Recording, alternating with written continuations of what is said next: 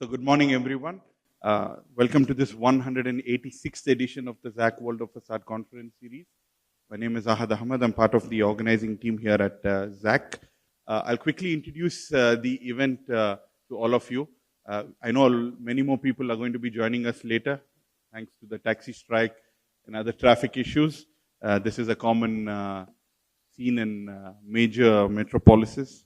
So, first time in Greece. This is the ZAC World of Facade Conference Series lineup for 2025. If you notice, we have events from New Zealand up until Canada. So we've been organizing these events since 2012. 185 editions completed in 46 countries. This is country number 47 for us. Yes, it took 46 countries to come to Greece, but a lot has changed in Greece from when we started in 2012 until now. And I think the future is super bright. You have a lot of new projects coming up over here. The high-rise boom will also soon start here. So you will have expertise coming from all across the globe. So like today's event, all these events are one-day events where we invite architects, consultants, contractors like yourselves to be in attendance and facade experts to talk about their stories, how they have designed, engineered, and installed facades. My team's made a slide in Greek too. So we went to a lot of new countries this year. We were in Georgia last week. We went to Uzbekistan the week before that. We were in Canada, Montreal last week. So a lot of events all across the globe, and no two events are same. Every region has its own challenges, has its own set of standards, codes, and the way they design. Like for example, the Middle East is all about giga projects. You're talking of projects of a massive scale. Europe is more about existing projects. How do you reclad? How do you renovate the buildings? Asia Pacific is more about cost. So we adapt our events to those local regions. And I think today's agenda is a reflection of that. We really wanted to put a high quality event today in Greece, and the speakers are not only from Greece. I know our speakers are from London, Barcelona, Amsterdam, Brussels, Hong Kong. What else am I missing? A few other places. Berlin, of course. How can I miss? So you have a wide range of people with different expertise talking on projects they are designing in Greece. So it's not case studies from another region, not the giga projects of the Middle East or the complex facades of China, which are being discussed over here. There is a local connect. There is a connection to this market, and I think today's agenda would be a reflection of that. It's a balanced mix of architects, facade engineers, material manufacturers, and other experts. So throughout the day, you will have a good time, I'm sure. At the end of the day, we have a post-event cocktail reception, courtesy Elwal Kala, who also happened to be our presenting partner. So our relationship with Elwal started 10 years ago, March 2015. That was at our event in Dubai. And out of the 46 locations, we've done at least 25 locations with Elwal Color across the globe. Again, I don't need to introduce Elwal Color, but again, for those who don't know, Elwal Color is a proud Greek company exporting aluminum composite panels globally. And for those who have followed recently, aluminum composite panel is a material which has faced a lot of flack globally because of poor choice of materials and poor specification. But it is still a very versatile material. It's being used very commonly across the globe. It is been one of the most popular material after glass and aluminum in the facades. And I think Elwal Kala have a phenomenal track record of not having major incidences with their composite panels, ensuring that the cladding with their products is safe and compliant. So we've had a great journey with them, almost 20, 25 countries. They have traveled with us. And then when we first worked with them, the question was, should we do an event in Greece? This was back in 2015, and the answer was no. But in 10 years, a lot has changed. As I mentioned earlier, a lot of projects are coming, a lot of high-rise projects are coming, and I think the time is right to bring an international level facade related conference here to Greece. So this is a great opportunity for us to come to Greece, thanks to our friends Elvalkala. And then along with Elvalkala, we've got a global association with many of our partners. I'll introduce them one by one. All of them have a booth outside, so please do meet with them in the networking break. Akzonobel, again, need no introduction, global leaders in powder coating and liquid coating solutions. Their powder coating solution is Interpon, and they are one of the the choice of powder coating for a lot of projects globally. Elvial is another Greek company. They have aluminum door, window, curtain wall systems. We've got Fasada Steel, which is a Belgian-Swiss joint venture. They have a hybrid steel curtain wall system, which they are debuting here, which you'll be hearing from later today. Illicon from Greece, they've got fire-rated solutions, fire-rated doors, windows, and facades. ISF, who is a partner of CalZip. CalZip is our global leaders in standing seam solutions, and ISF is their local partner here in Greece. Lydia Roda. So Lydia Roda is the partner of FlexBrick. They are from Spain.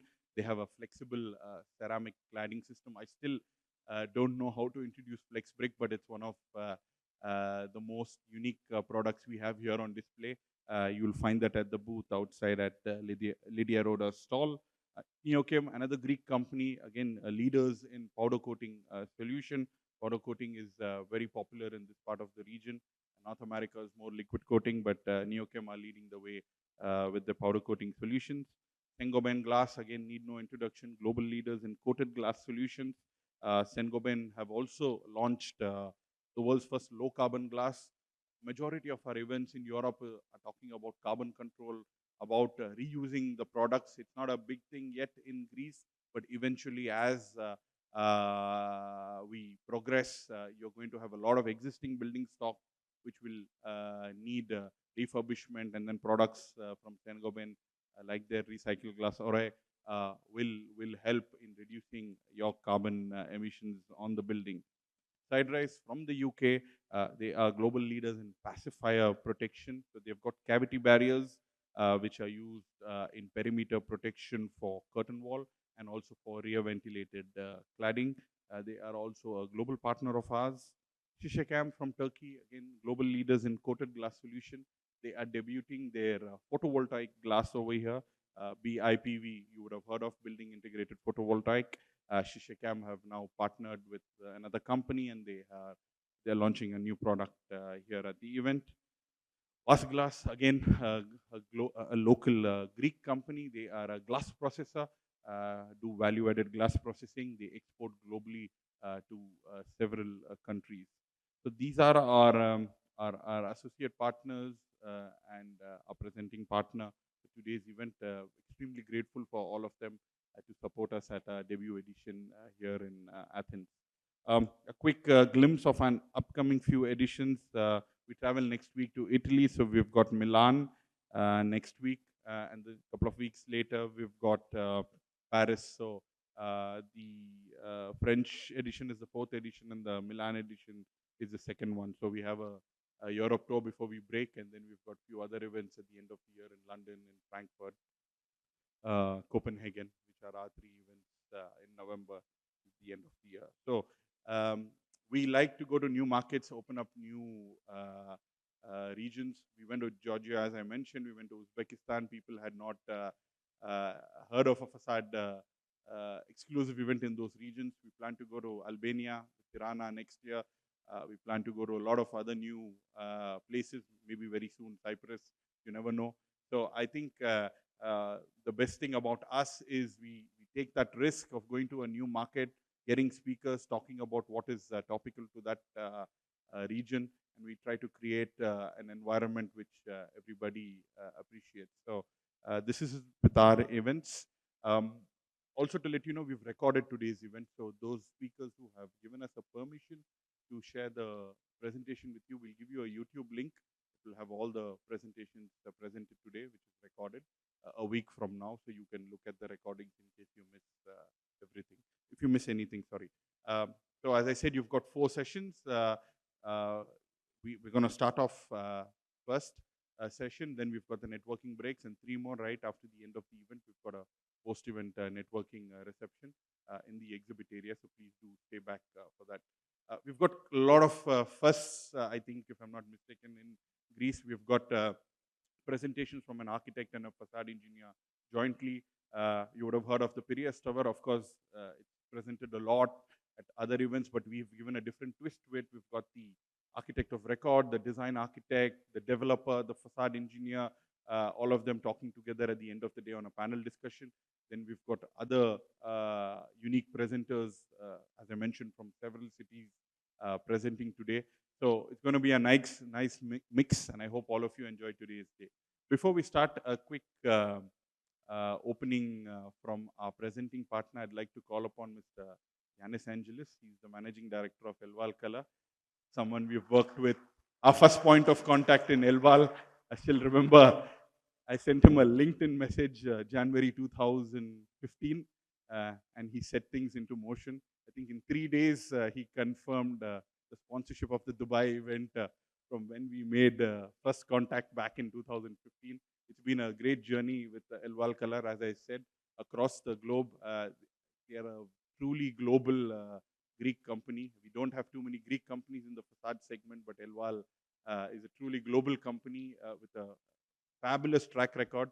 I'm not saying this because they are the sponsors of this event, but their track record speaks for themselves. As I said, composite panels are a very touchy subject in many countries. They have been misunderstood, and I think Elval has been leading the way for the same. So, Yanis Angelis for his opening note. Thank you.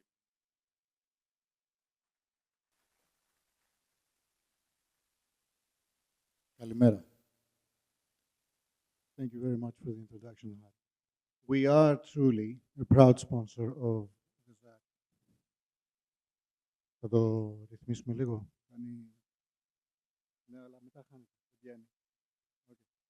So we are truly a proud sponsor of the ZAC World of Facades. Indeed, we did start 11 years ago, Ahad, on the very first conference you held in Dubai. I still remember the phone call from Sathya, whereby we chose to support you, and I think it's been a great journey. What you see in the world map that Ahad presented about their presence in the world is the outcome of 11 years of hard work. So congratulations to you and your team. You do hold, I think, by all measures, the largest and best facade conference in the world. A question of trivia for our guests. Who is Zach? Please, can we introduce Zach? Zach is the father of Ahad, and he's the backbone of the family and the concept behind the name of the conference. We are not only, as Elval Color, we're not only a composite panel producer, we are the 3rd largest aluminum foil coated product producer in Europe. We recently have been awarded a grant directly from the European Union for an innovation which replaces furnaces for the curing of coatings, and we are replacing it with radiation curing.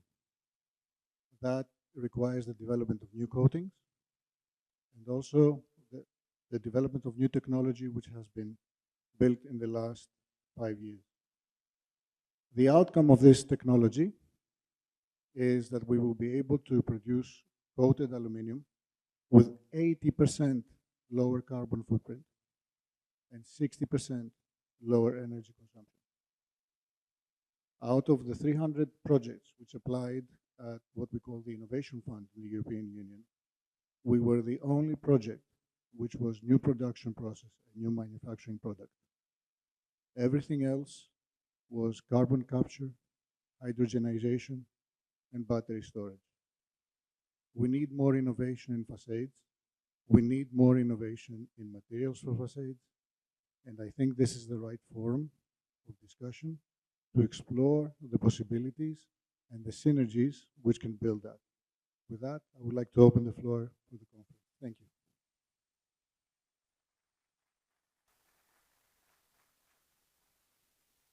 Thank you, Yanis. I think we'll get starting. I'd like to call upon today's event host, Vasilis from VIP Architects. He's going to be our event host for today, and he'll be taking you through until the end of the day. I hope you enjoy today's event. Thank you.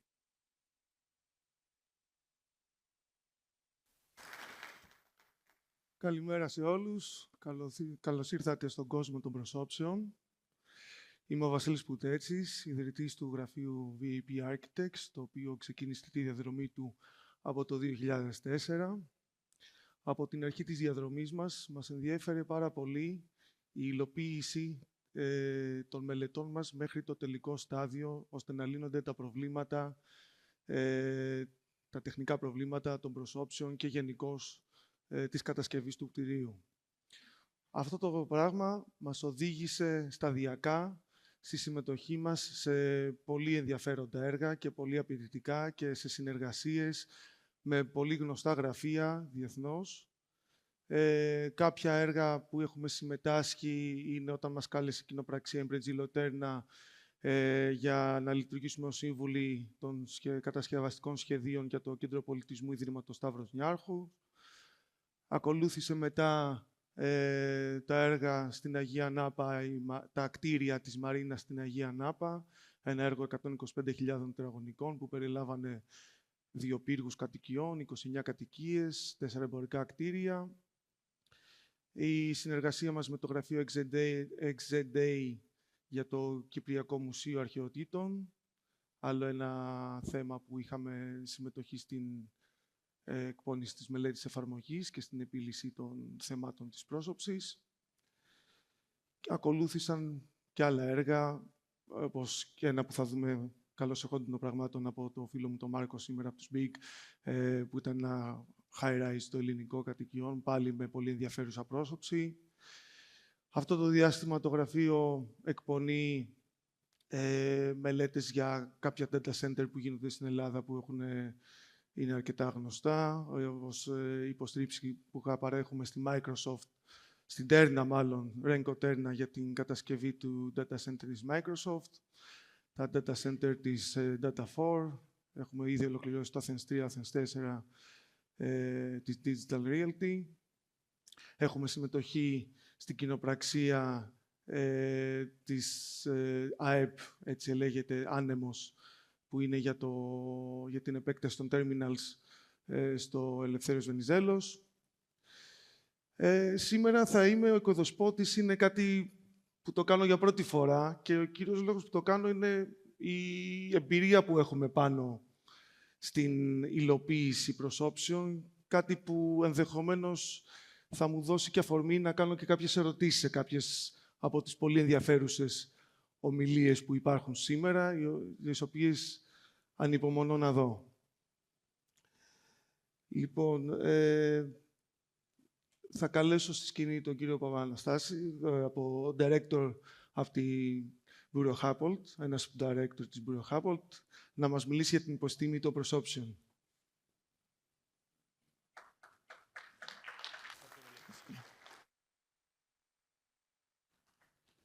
Καλημέρα σας. Καλημέρα σας. I'm going to do this presentation in English, if that's all right with you, in courtesy of the international guests that we have here in the room. And everyone speaks the language. But if you have any questions, you can reach out later. So speaking to Ahad and the team, the idea for my presentation was to give an introduction to the field of facade engineering, particularly since it's an emerging discipline and specialization in Greece. So I'm not going to talk too much about this project, which is the Riviera Tower. We've been working on this for 5 years, so no big spoiler alerts, unfortunately. But I hope the presentation is going to be interesting to you.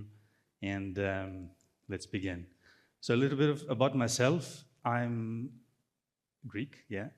I've been living in London for the past 13 years, and I've been working for Bureau Happold. I'm one of the directors of the London office, and I've done a few interesting, in my opinion, projects globally around the world. My interest and expertise lies mostly in complex elevations, complex facades, geometrically complex mostly, or facades with particular performance requirements. And some of the projects, I think the pictures are nice. We're working with very famous architects. Some of our collaborators are here in the room.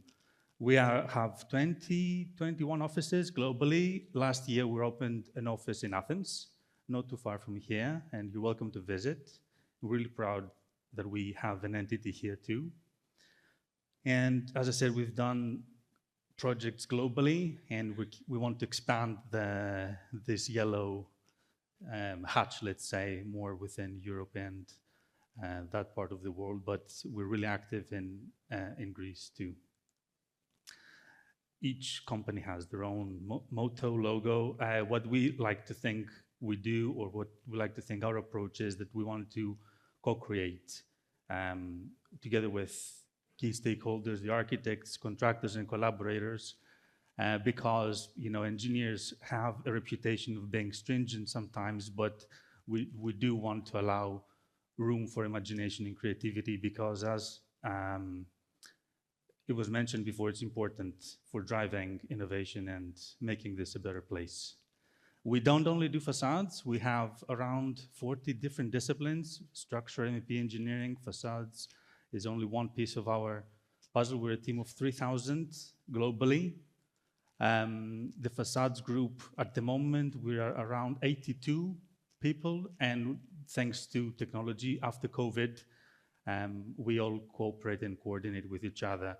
And what's interesting, and what we found was useful for our involvement with the Lincoln project, was the cross-pollination and the good influence of good practices around the globe that I think we brought in the project as a design team. We're active in the residential sector. You know this project with our friends at Foster's and our clients, Lambda Development. We did this project in Seville with BIG and government sector. We're looking at commercial offices. This is almost complete in Lithuania. We're doing a lot of work in infrastructure and airport projects. You might have heard of this new airport that we're doing in Poland with Foster and Partners. This is my current project, one of the biggest ones. It's a big hospital we're doing in the Middle East. Very interesting, because we're looking at how the microclimate that's created under this big shading affects the performance of the envelope, more of a holistic approach.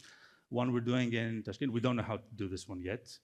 It's quite complex, but we'll find a way, I hope.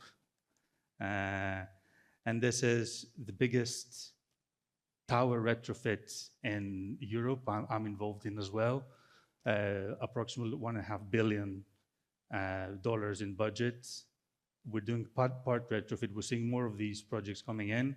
The facade package alone is around $50 million, so quite a big project.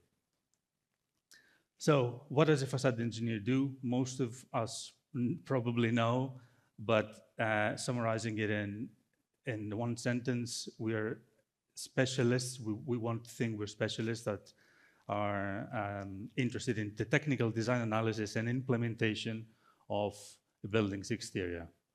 And that's something that's complex, because there are many aspects of influences that affect the design and performance of facades, from fire, security, and what have you.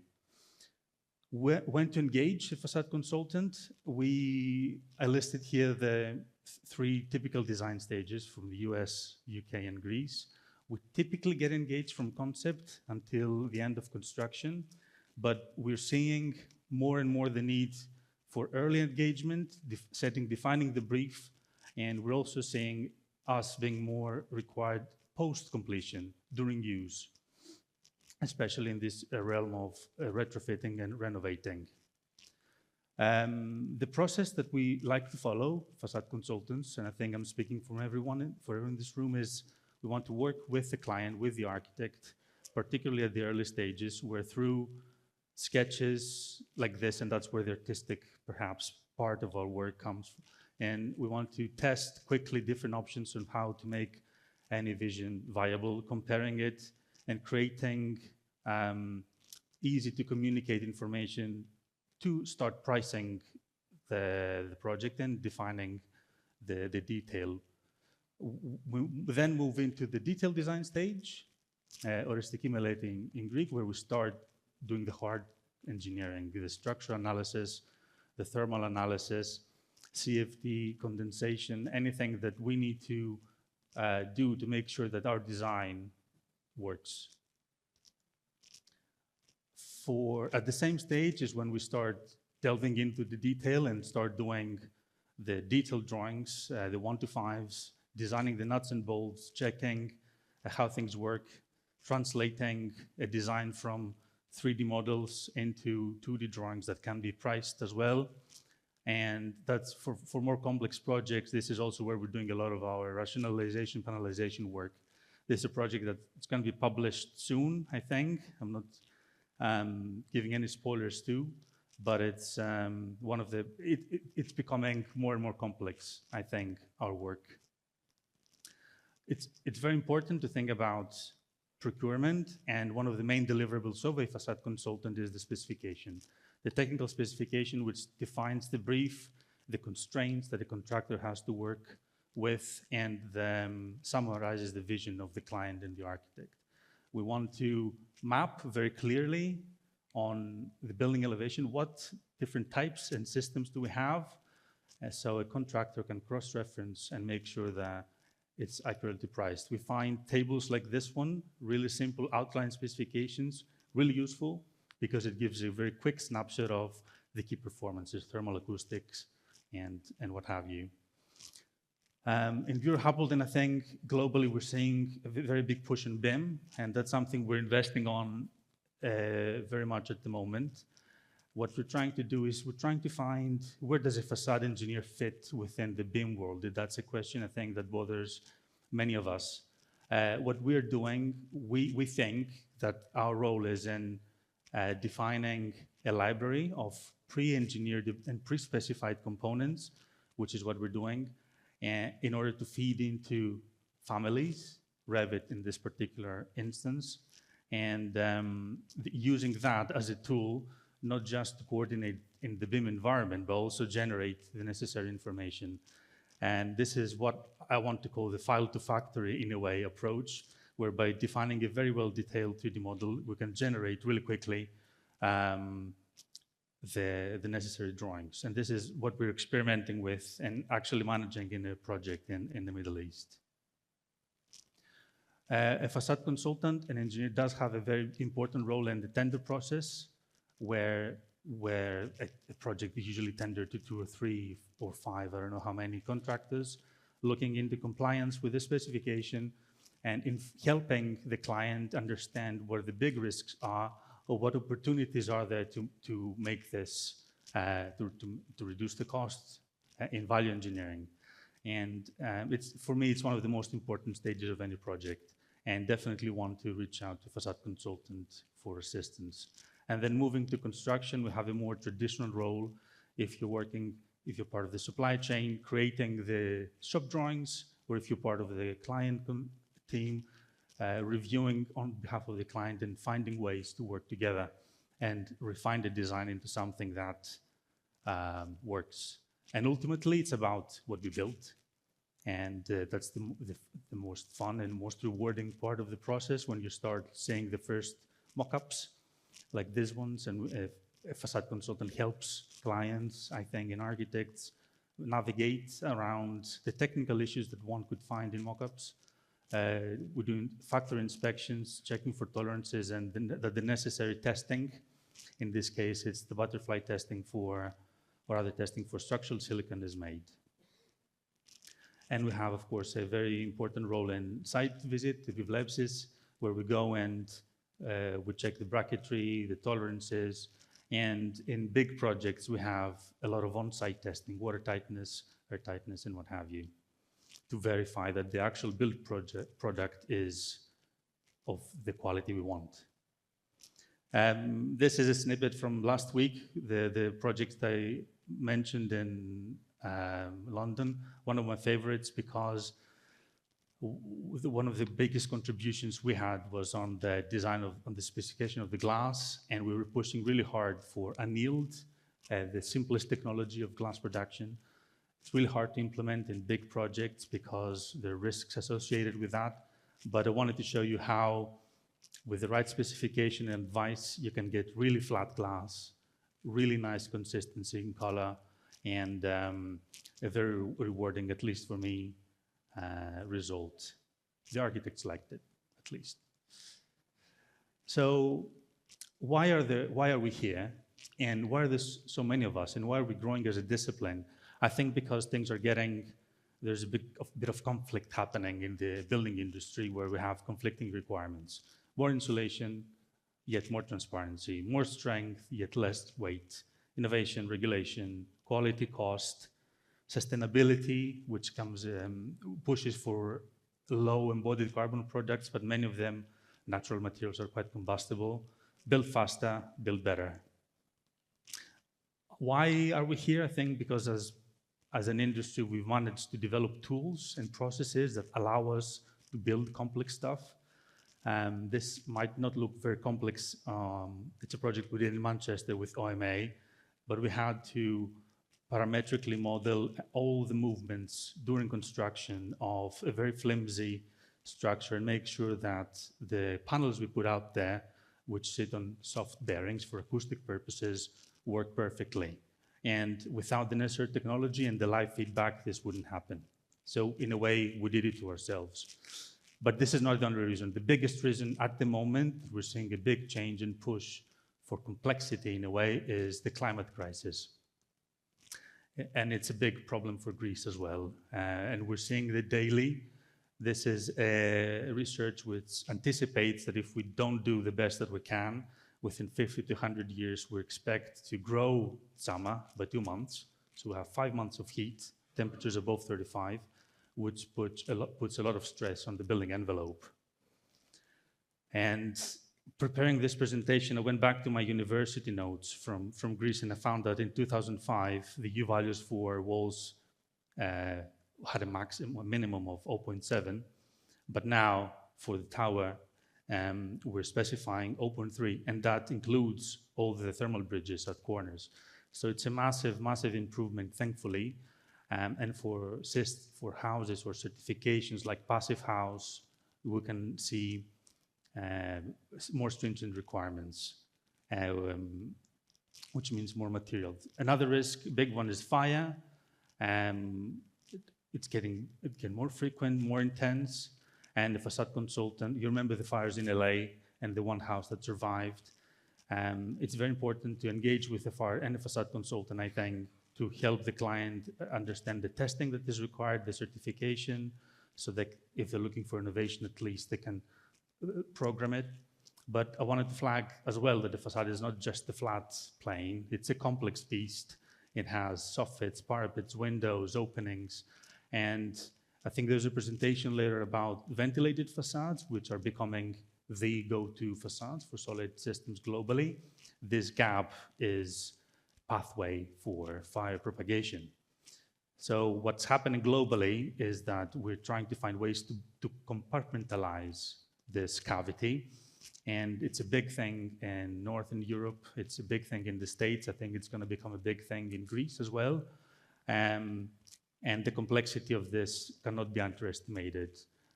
Looking at all the different interfaces, you have to think in 3D. And even more importantly, when you go on site and making sure that you have an eye and experience to spot the problems and make sure that you design a safe building. Greece is traditionally known for the seismic activity. We have one, I don't know, this is from last week, quite a big one. And of course, it was one of the big influences that defined the design of the tower. We talk about seismicity in facades, but I think there's more that needs to be done. We have seismic experts, and the thing we did on the tower, and I think needs to happen more, is understanding the real risk. How do you quantify? The main question is how much damage is too much damage on facades. And there's a certain process that needs to be followed and allows an efficient structural design. Buildings are always going to move, but maybe we allow them to move a little bit more within the allowances of the norm, but allowing the tolerances and movements to be taken within the systems. And such studies are those that a facade engineer can do. A hospital we're doing in Reykjavik, very seismic, needs to be operational after the largest earthquake, and we did the same design, but also verified it through testing. And you can see the displacement that you expect in the system. And I think this is the same system that was used, a similar system to what was used in the Piraeus Tower. Sneak peek, wind is another big one. The taller we build, the bigger the wind pressure, and it's what's governing the design. For the tower, we're expecting around 550 kilograms per meter squared of wind under serviceability, around 700 kilograms under safety. So wind tends to govern often against seismic. Air quality is another big problem. This is a picture from 2 days ago. We have the dust storms hitting all the southern Europe, and air quality is a very serious and direct threat to health. And the facade has a big role to play in controlling air quality, and the passive house is a great example of how this can be achieved. It's all about air tightness. With the right amount of prefabrication and quality control on site and detailing, you can get really, really nice results. This is the largest passive house building we've done, which has an exceptional air tightness of 0.6 ACH, which is very, very good. The more we insulate, though, the more we seal. I hope you haven't seen your own houses, the more we suffer from condensation and mold. And this is something we can more easily deal with in new buildings, but when we look at the existing ones, trying to insulate existing shells, it's a bit harder. We, at Bureau Hubble and other companies, we are more and more involved in retrofit projects. As I had said, it's becoming the norm in Northern Europe, and we have to deal with adjusting these technologies to suit. This is an example of a recent one where we had to insulate this building up in Liverpool. And stitching a bit of insulation to the back of the wall didn't do the trick. It wasn't a simple static analysis that showed that we were going to suffer from condensation. So what we had to do, and what a competent designer has to do, investigate more with more dynamic analysis, and it might even change your design direction. And we ended up, instead of putting actual insulation, putting insulated plaster as a means to enhance, because it was the safest way to avoid condensation in this building. We have many tools available to us, but you need someone who can also interpret the results of photographic tests and be able to advise you on how to use gauges. And we're doing as well a project, you might know, the Barbican in London. We have to do all this process for this very complicated brutalist building. And another one we're doing in north of England. And I put this image here because we have a lot of such building stock here in Greece. And I think there's a big remit for architects, clients, and designers to think about smart ways to better elevate the performance of such shells. 5 minutes left. We should talk more about carbon. I think is enough for me to flag what was already flagged, that we talk about other stuff. We should talk about natural resources. As you know, there are two types of carbon in the building industry: operational, what we burn to heat or cool our places, and embodied, what's around us and stored within the materials. What we burn is becoming less of an issue because Europe is decarbonizing the grid. Hopefully, we won't need to rely within 20, 30, 50 years on natural gas. We're hopefully going to have renewables, which puts the pressure on embodied carbon. And it's going to become more apparent, I think, in the future when scarcity of material is going to be apparent on cost. I think we're going to be paying more money in the future for getting the same amount of material. So building with less material should be the first thing to do, building with more efficient natural resources, less embodied carbon, definitely. The facades contribute up to 30% in embodied carbon, so they carry a lot of carbon stock in them. So it's a big thing, and becoming even more if you look at refurbishments, because if you keep the structure there, all the weight goes into the facades. So it's quite a big thing. It's not an easy one to calculate. This is one of our projects. We had so many components in a ventilated rain screen. It was a pain to do it, but it had to be done. And I think it will become regulated at one point in Greece, as it's becoming regulated in other parts of Europe, where a consultant should be able to identify how much carbon is there. For this facade, simple stone, we had almost half a ton of carbon per meter squared of facade. We didn't do great. That was 10 years ago. Quantifying it helps us understand the problem. It's the very first step. And we use that to reflect on what we did and think, could we have done better?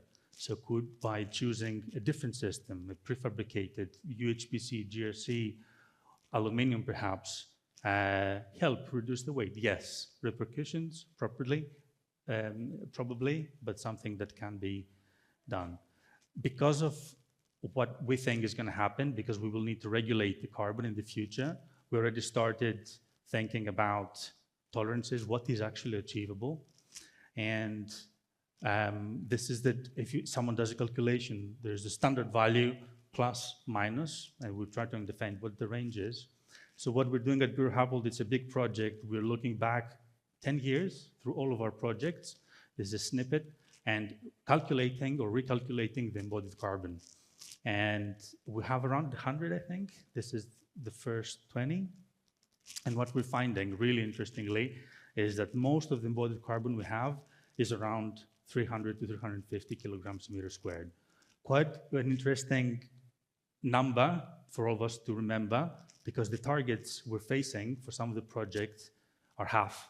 So we need to become 100% better in building, because in 5, 10, 20 years' time, we need to cut all these numbers in half. Build less, build with more efficient materials. And I'm really happy to see the industry presenting here today, looking at the program about ways to reduce embodied carbon. There is a way to calculate for those who have not done it yet.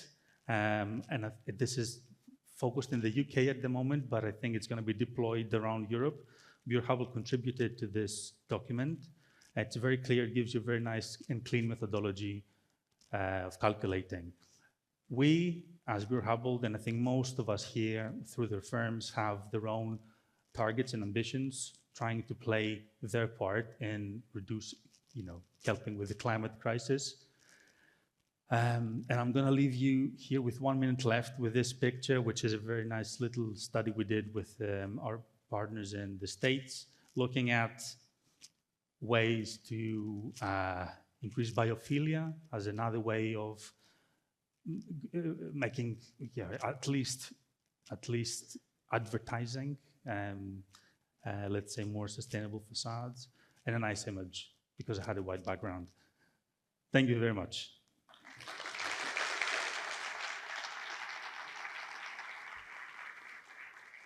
Thirty seconds. Παρακαλώ. Ελληνικά. Ανησυχούσα αν θα έχω ερωτήσει στο τέλος, αλλά φοβάμαι ότι θα ξεφύγουμε από τον χρόνο. Θα περιοριστώ σε 1-2. 1-2. Ναι.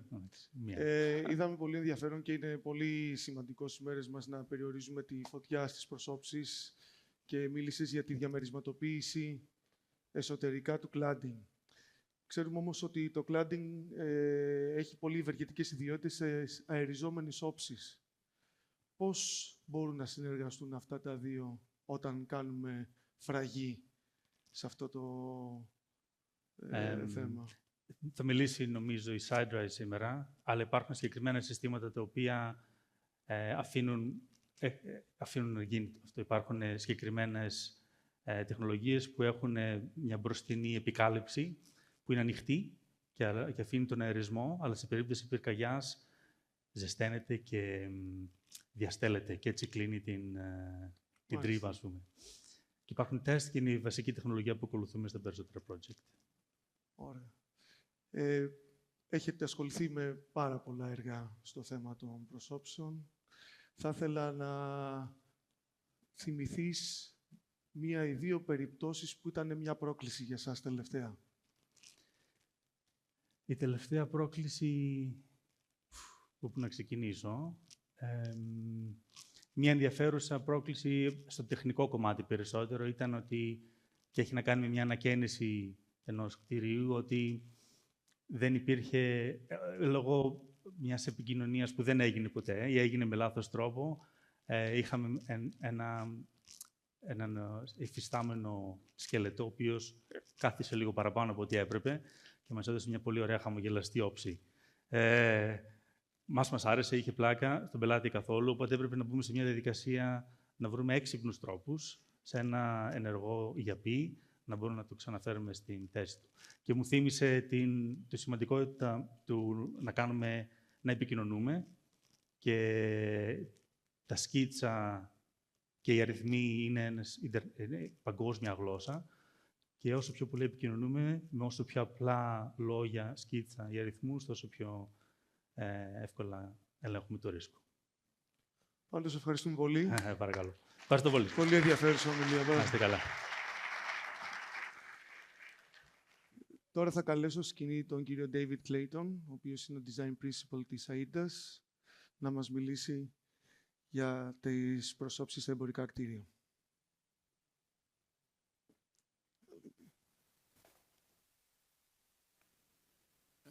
Okay, very good. Okay, so we're going to talk about retail facades, shopping mall facades mostly. Firstly, typologies, retail typologies. Secondly, the challenges of double skin facades. And then a little bit about dynamic single skin retail facades. So in order to do that, we're going to use some of our projects as references, so a brief introduction to those. This is Center 66 in Wuxi, in China. I'm based in Hong Kong, so you're going to see some China work coming up. This is a shopping mall and an office tower. Obviously, today we're focused on the mall itself. This is then Heartland 66. Again, this is in Wuhan. And again, we're focused on the shopping mall, but it's a 330-meter office tower and service department towers that go along with this mall. And most of the developments in China are this kind of mixed-use components. The Louvre Center in Xi'an, again, hotel, office towers, pure office, and then the retail that goes with that. And all of these retail buildings are kind of 5 to 6 floors tall. That kind of density of retail goes with the density of population that you get, obviously, in China. Yes, that's the facade of the Louvre Center. I'm going to talk a little bit about the Heilinikon Mall, and obviously that's the scheme that is unbuilt out of all of these, and that's the one that we're kind of most excited about. So a snippet of that towards the end. And then Olympia 66, up in Dalian. This is a pure retail building, 220,000 square meters again, 6-7 floors tall. So, some quite large projects, essentially. And we'll just briefly explain the concept of that one, because I'm going to refer to it later, and you're going to look at me funny when I start to talk about it. It takes the sort of concept of a Chinese New Year painting of 2 dancing carp. So you get the sort of 2 fishes swimming together. And then when I talk about the fish scale facade, you won't wonder what I'm talking about. Okay, yeah, that you can see what is quite clearly a sort of fish scale facade sat in there. So for topologies, really, you're looking at kind of 2 main distinctions. One is tenant facades, and the other is landlord facades. So tenant facades are essentially shop fronts, where we have retailers either displaying their signage or displaying their goods or their branding. And then we have landlord facade, which is either features or it's walls for signage, inevitably walls to deal with MEP, so the building can breathe, the rooftops, and the like. So you see the diagram to this, and you keep the kind of stratification. Shop fronts at the bottom, sort of landlord elements, some more shop fronts when you have terraces, and then inevitably some features and some sort of building identity. So, diagram. Shop fronts at the base, single story or 2-story. Some shop fronts occasionally at terrace levels, where we have, again, more F&B at these upper floors. and then some of the feature walls. And you're going to find I'm going to digress at certain points here, and this is one of these sort of digressions. So shop fronts at the base, we can see Center 66 at the top. To kind of put two other projects on the screen to kind of show diversity of that. We have Landmark in Hong Kong, and so this is 4 floors of podium, and this is all tenant facade. So the Chanel takes 4 floors. Actually, they have a 4-floor store, but some of the other tenants only have 1 or 2 floors of retail, but they have all 4 floors of the facade for their own branding. And then TOP is more of a mid-range product, and that has almost no tenant facade at all. It's all landlord branding on display. Okay, Center 66. So into shop fronts. This is 2 stories of shop fronts. This is a mock-up, a visual mock-up that's done. See, visual mock-up super important, and come back and talk about that process another time. Obviously, Panos touched on it already. Shopfront wants to be as clear as it possibly can be, and essentially one way of doing that was glass fin. So we're either a combination of either trying to make the mullions as small as possible or glass fin. And so this is top hung. We support the glass with the glass fin. The bottom piece of glass is supported by a spider, and all of that looks well and good. And we go through the drawing process. And we have a plate that supports the glass as it's hung, and a spider to support the bottom. And you think that looks neat enough, but the problem essentially is, when you see this mayhem on site and partly workmanship issues, what you get is a sort of a complete Kazi of bolts and fixtures and mess. So one of the things we learned, and this was designed back in 2006, 2007, one of the things we learned there very early on is it's best if you can combine as many things as possible into a single element. So we redesigned this into a plate that takes a load from above into one thing that then is also the bolt fixing. Early 3D prototyping at that point. And then it becomes this sort of cast aluminium element that is so much nicer and so much tidier. But then we learned another lesson. And when the name brand tenants turned up, they said, no, I'll rip all that out. I'm going to replace it with my own facade. Thank you very much. So as a lesson here, if you're dealing with luxury retailers, don't build your facade until you know they actually want it, because you're going to waste a lot of time and a lot of money. Okay, signage walls. Signage walls should be fairly obvious. Walls to contain signs. Put the signs in the wall. Now, this is up at Olympia. That's all about making it as clear as possible, and we'll talk about that a little bit later. And then, so evolution, this is a later signage wall in Wuhan, slightly cleaner, and just, ultimately the ability to do taller glass has grown over the years. So this, we can do 8 meters of glass in one span, so then we don't need all the bracketry and componentry you'll see. Again, as a note, for architects hate signage on buildings. Signage on buildings is something that spoils their nice facades.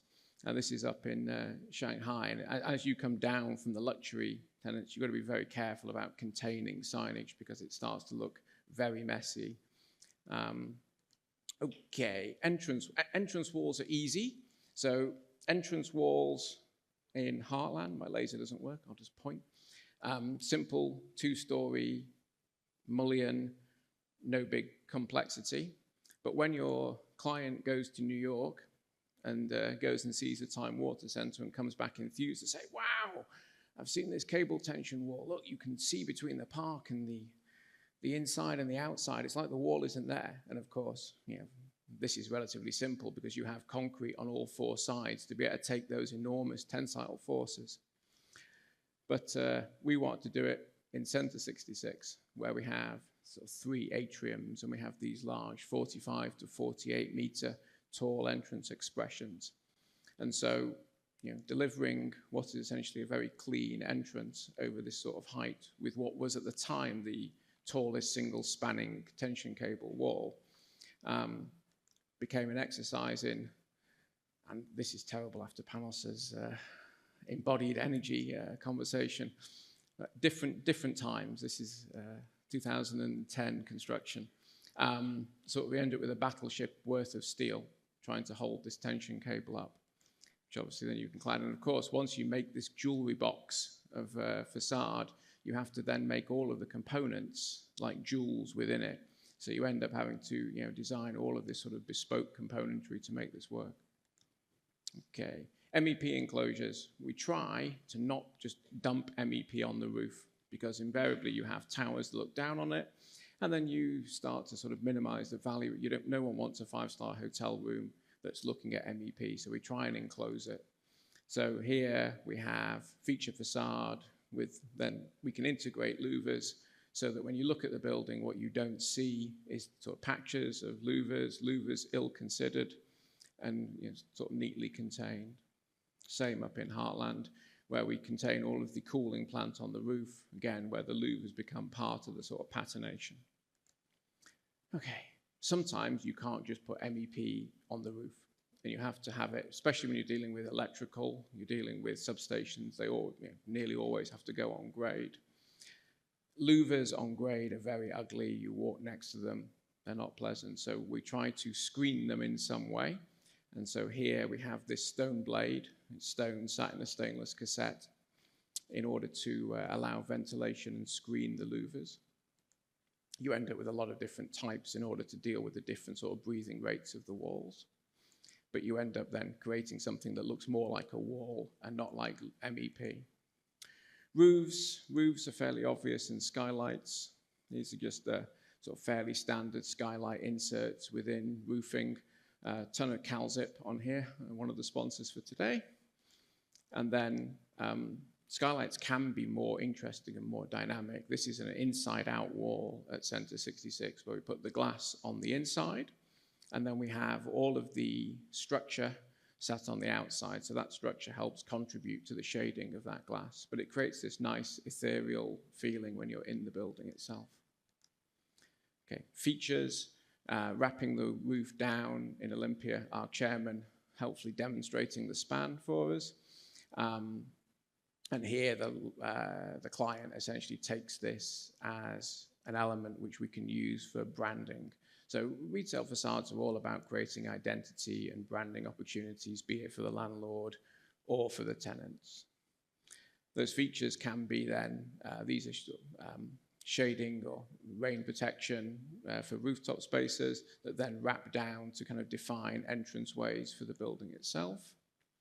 Okay, wall types. So typologies are exactly that, but wall types then become about systemizing the building, breaking it down so you can define it, specify it. And you know that can be relatively simple. This is Heartland's wall types. But then this is Heliniken's wall type. Once you start getting into inside and outside spaces, balustrade and different types, your wall types can, you know, grow and grow and grow. And you talk about managing complexity, this becomes about a sort of complexity management exercise. Okay. So double skin walls. Holding the skins apart is a challenge, obviously. Getting in that void for maintenance, creating lighting effects, and dealing with signage. So why do you do them? You can get some really nice daylighting effects with the sun and having the two skins and the interplay between the front and the back walls. You can obviously use that void to put signage or logos in. And of course, you can generate great lighting effects. So to start with, this is the wall, one of the walls at Center. Relatively small, we don't get in this one, 250 deep. Laminated glass both sides with LEDs in between. And go through, yeah. You can see that again during the day when you get the light hitting the glass, it's quite calm. And then at night with that interstitial light generates an effect. And this was an exercise of experimentation about, you know, looking at the LED spacing and then using this sort of rippled glass on both inside faces of the cavity to generate this effect. And a lot of this comes through experimentation. And then, you know, you get this amazing lighting effect at night. Okay. It's an exercise in the things we've learned along the way. We tried to do tension cable walls for signage elements, but you end up with these enormous sort of brackets and components. This is mock-up. So we changed the system. We'll show that in a second. In terms of spacing, you need 600 millimeters in order to get the BMU cradles within these double skin walls. So you always need to have that space as a minimum. We changed that tension cable wall ultimately to be a V-shaped outrigger to be much cleaner. And here, yeah, 600 actually from the back of the bracket, 700 to the mullion, 720 rather. Okay, let's go through. Another thing we've learned along the way, and it's really similar to the signage one, is about combining elements. So we have this V-shaped wall, and we ultimately looked at doing these kind of sticks to support it, but it gets very messy. And so in the end, again, we rationalize that to be this V-shaped fin. So the more you can reduce the elements that you've got, the neater and the more elegant your wall is going to start to look. Okay, the end results. Signage, again, this is at a time where we couldn't, because China has rules about how big glass can be per square meter. So we couldn't do this as a single spanning glass. So in the end, you want to see the signage, so glass fin became a good solution for that. And then, so we have vertical glass fin, horizontal glass fin with the prop in the middle for the wind, integrating the BMU rail at the top, submerged within the cladding. And that often gets overlooked, that once you define all the structural depths to support the wall, you also need the extra for that BMU rail to accommodate with your cladding. For lighting, simple front lights, both top and bottom, you do get some coning onto the signage, but it's the most sort of cost-effective way of generating that lighting within these walls. Maintenance, being able to put that BMU cradle in a back-of-house corridor, allowing you to both get to it but not having it on view all the time, and then thinking about where you put your outriggers. So you obviously need to put your outriggers in a way that you can drive your cradle over the top of it with someone in it to then be able to lower it between each of the outriggers to be able to erect the signs. Okay, yeah. Then onto the fish scale wall. So this double skin fish scale wall, again, an exercise in experimentation about how to best see that front glass surface, so applying fritting to it. At this point, looking at sort of patterns, looking at the depth of the wall, as well as then how we do the cladding of each of these elements so that it correctly catches the light. And the end result, we went to a dot frit, essentially a faded dot frit.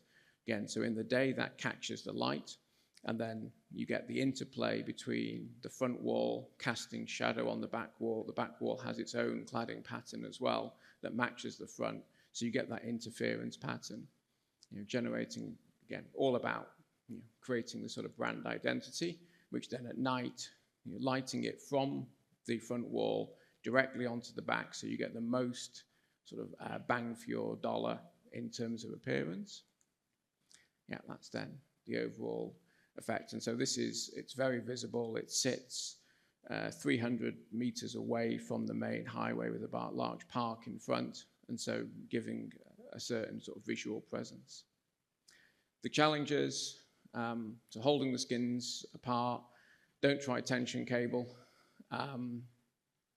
minimize the connections, minimize the componentry, make sure you think about the cleaning access, access for maintenance, 600 millimeters width minimum, thinking about how you deal with the rail, where does the cradle have to go. Lighting effects, again, directly light onto the back wall is a good sort of lighting solution. We've tried indirect lighting, many different things. This was essentially a very good way of doing it cost effectively. Signage walls, front light is fine, providing you accept some coning. Okay. Single skin walls, briefly at the end. So trying to sort of maximize the appearance and impact of single skin walls through texture, pattern, lighting, form, and a little bit of cheating, which we'll talk about. So this is Heartland's walls. We're talking about the diamonds. And here we needed a wall where we could have walls you could see through for space inside, as well as then walls that we can place MEP behind and would be completely hidden. So we had ultimately deal with different conditions, and those different conditions, we take this sort of super grid mega panel, which we then put 9 diamonds in, and the 9 diamonds have 3 different sets of frit pattern in order that we can have less fritting where we need more views out, more fritting where we don't need the views. At the other end of the building, where we have the cinema, we don't need any views at all, so we can then replace that glass with a stone facade. Again, just different layers of stone to be able to, and at some point I should come back and talk about how we managed to make this geometry work with stone, because that was an exercise in complexity in itself. Okay, the overall appearance of Heartland. For lighting, just as a note, one of the most effective ways to light a building in terms of appearance versus cost is external projection. So these are projection lights mounted on poles. You can start to see a few of them in the image. Obviously, different jurisdictions, different light pollution requirements, but it was a very, by far and away, the cheapest way of generating a lighting effect on the facade. For Loewe, again, we take these combination of kind of horizontal lines and then the vertical definition, and we have essentially a different requirement here. We have more tenancy spaces that require views out. So we get F&B at different levels. We get obviously shops at the lower level. So we don't have this kind of opaque facade wall happening. So instead we create this interplay of sort of horizontal curving fins and then these vertical features that are essentially different projections of vertical fin with then different widths of horizontal panels. So it becomes a much simpler facade, ultimately, stick system, and then the wrap to kind of unite the whole building together. Slide through that. Okay, and then getting your overall appearance just with some lighting effect and the wraps with the lighting on each of the nodes. And these ETFE wraps are single skin ETFE. The ETFE is here to essentially catch the light, as well as provide the shading and a little bit of rain protection on the rooftops. So we can see the overall extent of those, and we can see how they wrap down and sort of peel away to obviously create the entrances. So when you approach the building, you can understand how you're supposed to enter it. Okay, and then we can have fun by weaving these things together and allowing these skins to come down, with these projections, as well as then the sort of fin elements, with the overall lighting effects. Again, one day coming back to talk about how the inside of this building works as well. And we'll end with Hellinikon. So, with the Hellinikon Mall, right at the start, we wanted to break, it's an enormous building, and it's a building that is out of scale. Any mall is out of scale invariably with what it surrounds. So coming up with this kind of sequence of pavilions approach, and then defining shop fronts for our tenants, and then having this landlord wall that wraps all its way around the building.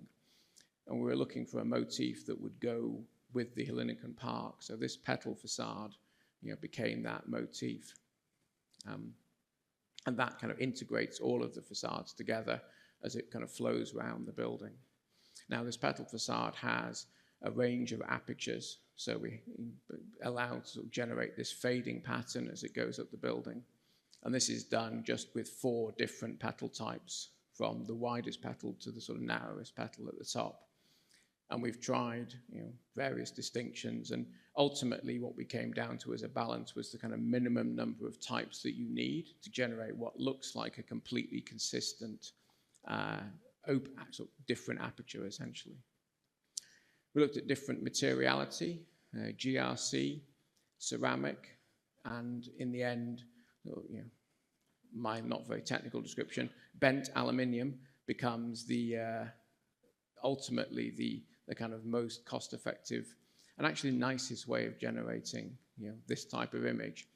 And we can end here with a little nod to Elval, our main sponsor. This is a mock-up prepared by them. And this is just a single element of the petal. And you can see even in the lit room how this is going to nicely catch the edge projection lighting that we've got. And so we're very much looking forward to seeing this get realized, seeing the lighting effects it can generate, and seeing what it brings to the Hellinikon. So thank you very much.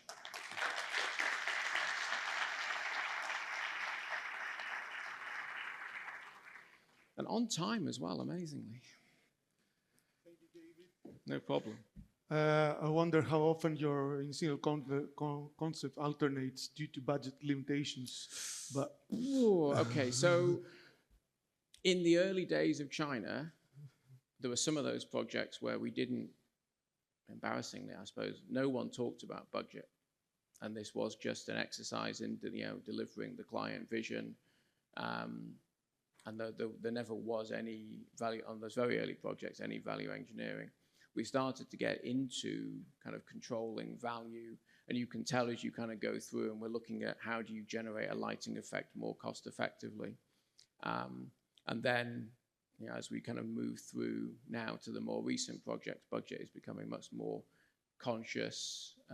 Even on our work in the Middle East, budget and cost of generating cost-effective facade. I think it comes down to, if you understand at the start of the project kind of what the aspiration is and what the budget is going to be, then you kind of design for that budget, and you can try then to kind of minimize the, what is essentially going to be issues later. If you just design something without worrying about the budget, inevitably you're going to struggle to deliver that when the reality of budget strikes. But of course, yes,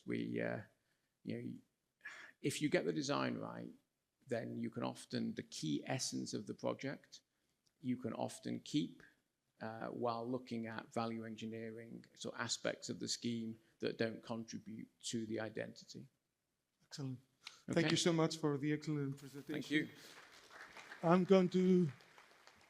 Θα καλέσω στη σκηνή τον κύριο Eric Leys, founding partner της Facada Steel, ο οποίος θα μας μιλήσει για χαλίδινα προφίλ και τη χρήση του στα curtain walls.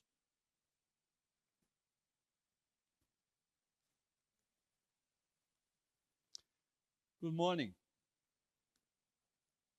My name is Eric Leys. I'm the founder of the group Facada, and I'm going to speak to you about a little bit, and I will try to limit my 15 minutes, about some disruptive technologies. My company is we are a system house. We are based in Belgium, but meantime we have subsidiaries all over the world. And the reason why it exists is twice. The first reason is my colleagues, they have been sleeping the past 50 years. They did nothing. The only thing they did is copying each other's catalogs. Strange, system house. There's a second reason. And the second reason is that their clients, the facade contractors, they go faster bankrupt than they can start. It's a joke. No, it's not a joke. It's reality, and it happens all over the world, even here in Greece. But when we look to Canada, Europe, Australia, it's everywhere the same. I made a study on that phenomenon 20 years ago.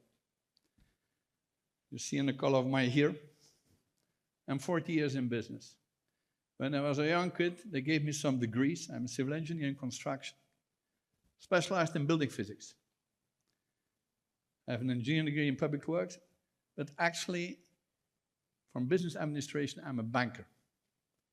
It's all about money. We have to be aware about this. We try to do this kind of business to make, at the end of the story, a profit. Most of them make losses, and then they go bankrupt. Very strange phenomenon. Maybe you are a white rave. So we developed a technology. We call that a hybrid technology, and we are now trying to patenting the whole name, hybrid worldwide. For the simple reason, everybody knows a stick facade and a unitized system. Stick and unitized. We made an in-depth study on that, starting from risks. I heard my colleague there from Hapit speaking about risks. You have to do a risk analysis and from a model, and from there you can start developing. And this resulted in a hybrid technology, which is not a stick, which is not unitized. It combines the best of the both and eliminates all the other problems. That's what we call hybrid. I'm speaking about steel because they asked me to speak about steel, cold-formed steel, as I see it as the product of the future. By the way, I'm an aluminium man. And why a product of the future? I heard here some topics.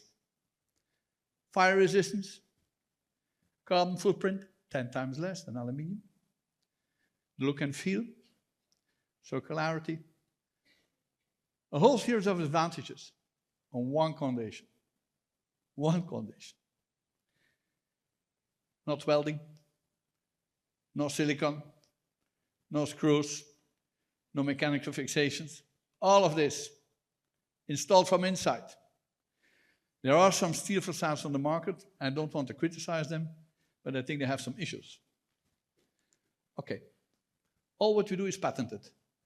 Our club have 800 patents all over the world, and we take our patents very serious. 2 companies, let them name them German, have tried to infringe. I think they won't do it anymore. We don't love patents, but it's the only way, unfortunately, to defend your technology. For steel, steel is very complex. And what we made in steel, managed to develop in steel, is high tech. Cold rolling steels with tolerances of 0.1 millimeter, even aluminum, is impossible. 1.5 years ago, maybe you know the group Mantanstahl, based in Switzerland, #1 in the world on specialized steel facades and specialized steel structures. They came to see us, and we made a 50-50 joint venture. It's a sister company of my mother group. This is called Facada Steel. We combined our knowledge with their steel knowledge. I'm going to speak about this. I have to look to my time. I'm going to take a sidestep. I'm a bit concerned. I see an evolution on the market, which is not okay. What's an envelope? What's a curtain wall? That's an envelope. And that envelope, facade skin, is installed or constructed around the primary structure. Okay? That's the basis. And to understand how this functions, it is based on 2 sciences. The first one is building physics, and the second one is structural engineering. And all over the world, I see that this knowledge is going away. You don't want to know it. Every day, the things I'm confronted with, it is amazing. I'm going to take a few examples. Sustainability. I heard here something about sustainability. I agreed with my colleague from Happold on all the risks and embodied and things, but I don't agree on his conclusion. I will explain later. Sustainability, carbon footprint. A glazed facade cannot be sustainable. It is nonsense. And why? It is impossible. You can do something on the embodied carbon, which is good for 20%, but the 80% is operation, and this is due to your glass with bad performances, and the best glass on the market has a G value of 0.2. And you need to keep the sun out, for sure here in this region. 0.2, you should reduce it at least to 0.01, 20 times less. By the way, what I'm telling you now is already one of the reasons why I don't agree. 20 times less means less need to energy, and even when you have sustainable energy, by whatever, it is better not to use it. So the most sustainable energy is the one you don't consume. And if you make it, generate it, use it for something else. That's sustainability. Structural engineering. I think most of the people here, you know about these American standards, the STM. Huh? inter-story tests. You know this? It's a joke. It's a joke. When I learned at school, it's the first year at university. Everybody knows how a building moves, how the movements are differential between two slabs. And I've never seen a building moving like that, like an elevator. And that's the way they do the testing. If they would do the testing as a representative for reality, I can tell you 90% of the systems, they would fail. And how I know it? We did it at university. It is a huge problem. In some of places, like for instance in the Middle East, they don't care. It rains, they see water, they say the day after it will be gone. Are they wrong? I don't know. No, it's good, it's an approach like another. But we are coming from Belgium and it rains every day, it's not gone, then you're bankrupt. So one example of structural engineering, one example of lack of knowledge on building physics. And by the way, structural engineering, I've known the time where you installed your facade at the edge of the slab, where it was stiff. Now you have buildings, it's like lasagna. Lasagna.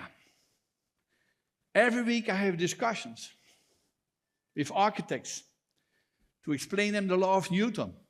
And by the way, my Greek friend here sitting at the corner, he told me that law was stolen from the Greek.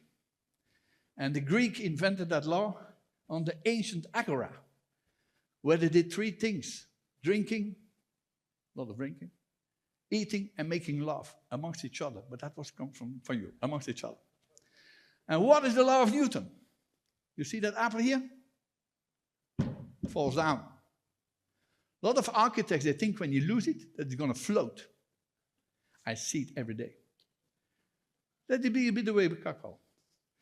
So that's a wake-up call. And second wake-up call, to say that a sustainable building is glazed, it is impossible. Now I'm going to fast do a few things I wanted to share you very fast, but I think everybody received this. The technologies we developed, we are now rolling out all over the world, and we have quite some feedback. All about money, disruption, innovation is nice. No, that's not true. You need to be disruptive. We have been sleeping too long. Completely review the whole business, the whole technology. Stick. Unitized. The guy who invented this is a friend of me. He's even older. He's 87, Mr. Fenzi. What he didn't do, there were a lot of, in the stick systems, you have quite a lot of disadvantages. That's all negative. We know all this. But what he didn't do, he didn't think about it, because he was a simple engineer, that he inserted a whole list of negative points. High material cost, astronomical transport cost, high and long pre-fines, and high storage cost. How can you compete? Money. All these players, facade contractors, they compete on the market with the same products. There is no other business on the planet where I know this. I have some of my colleagues, when they tell them when they do a quotation, there are 5 people that put the price on the table for the same product. And they can only fight on the price. Can you imagine? And you know what? They go bankrupt. And 3 weeks later, they start again. And 7 years later, they start again. And 7 years later, they start again, without stopping. It's almost a joke. So we have a hybrid technology which combines the both. It's installed from inside. You assemble it. It's a Meccano system. You glaze it from inside, and the glazing from inside is crucial also for sustainability. This I go fast over. I'm going to tell you the funny things. This here, at 80%, that's a challenge. I'm not saying it's coming sustainable energy. I give you 5 reasons. First of all, a lot of areas in the world they are not interested in. They have no interest. Secondly, it will take for dozens of years before we are so far. Thirdly, sustainable energy. Is that sustainability? No. Windmill energy. Did everybody read a real holistic study about this? That's not real sustainability. But the main one is sustainability is not consuming energy. That's sustainability. So this is the challenge.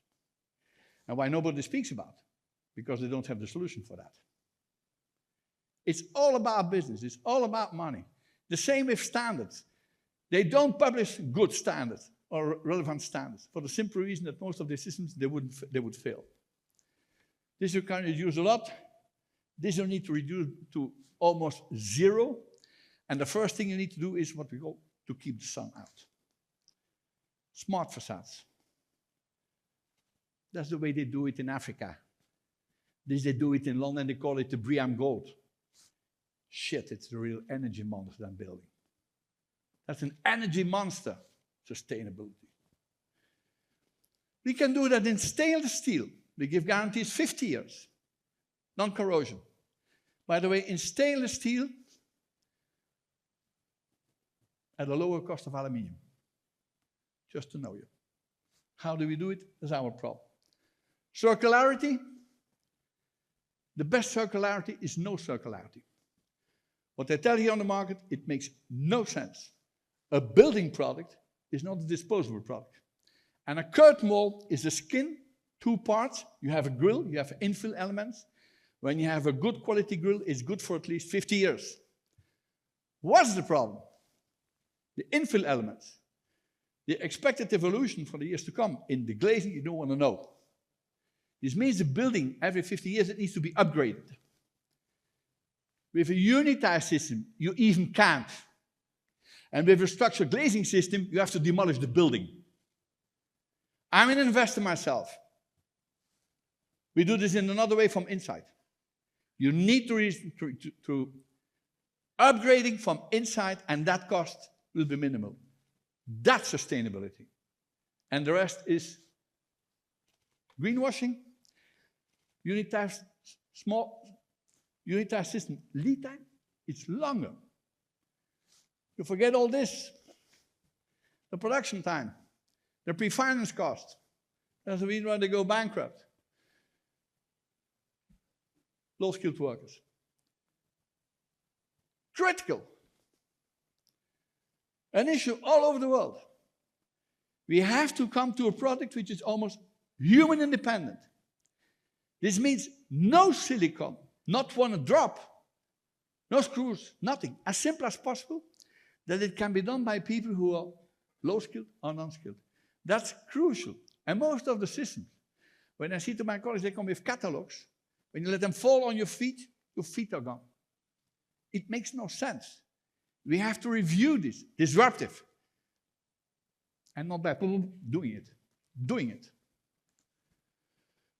Cladding outside. I go fast over this.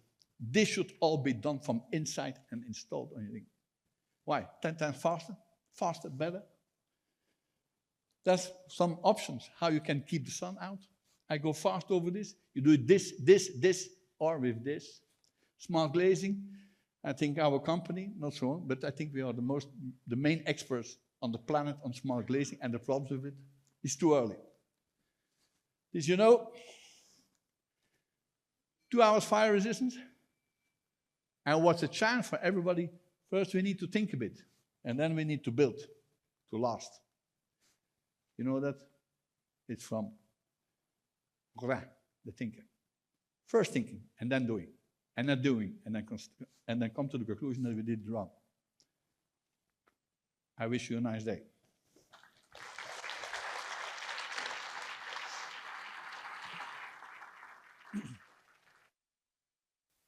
I know you have a booth outside, so everyone who's interested may ask you questions in the break. I know. If they want, I will be happy to buy them a drink. Okay.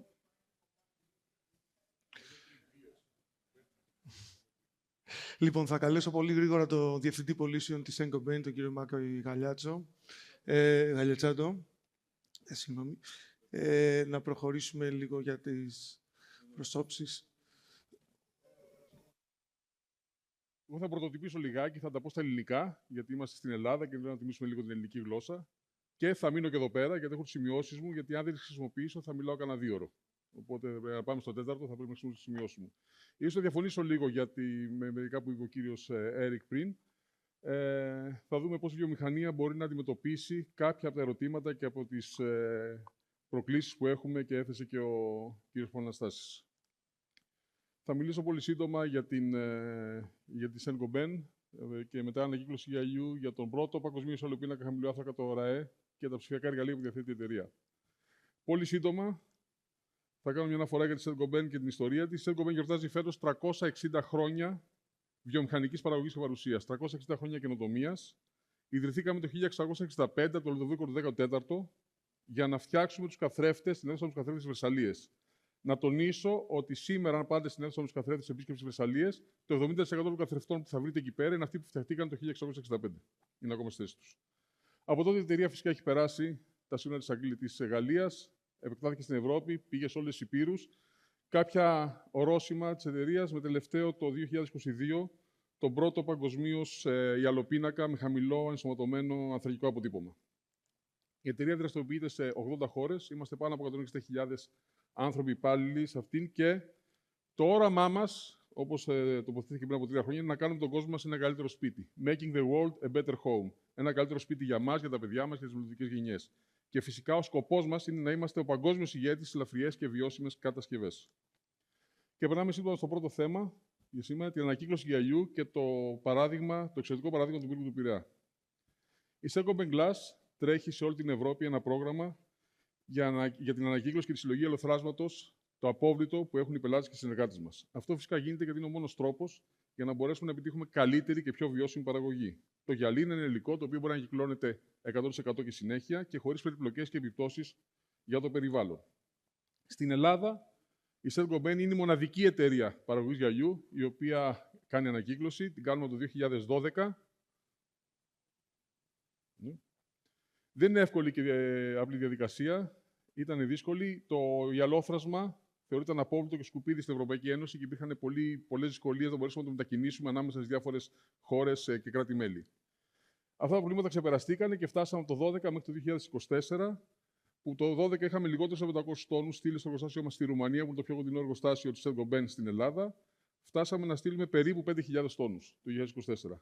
Αυτό σημαίνει ένας τόνος ελαιοθράσματος μειώνει κατά περίπου 670 κιλά τις εκπομπές διοξιδίου του άνθρακα κατά την παραγωγή του γυαλιού. Άρα, το 2024, με τους περίπου 5.000 τόνους που στείλαμε στο εργοστάσιο στη Ρουμανία, μειώσαμε κατά 3,2 εκατομμύρια κιλά τις εκπομπές διοξιδίου του άνθρακα του εργοστασίου.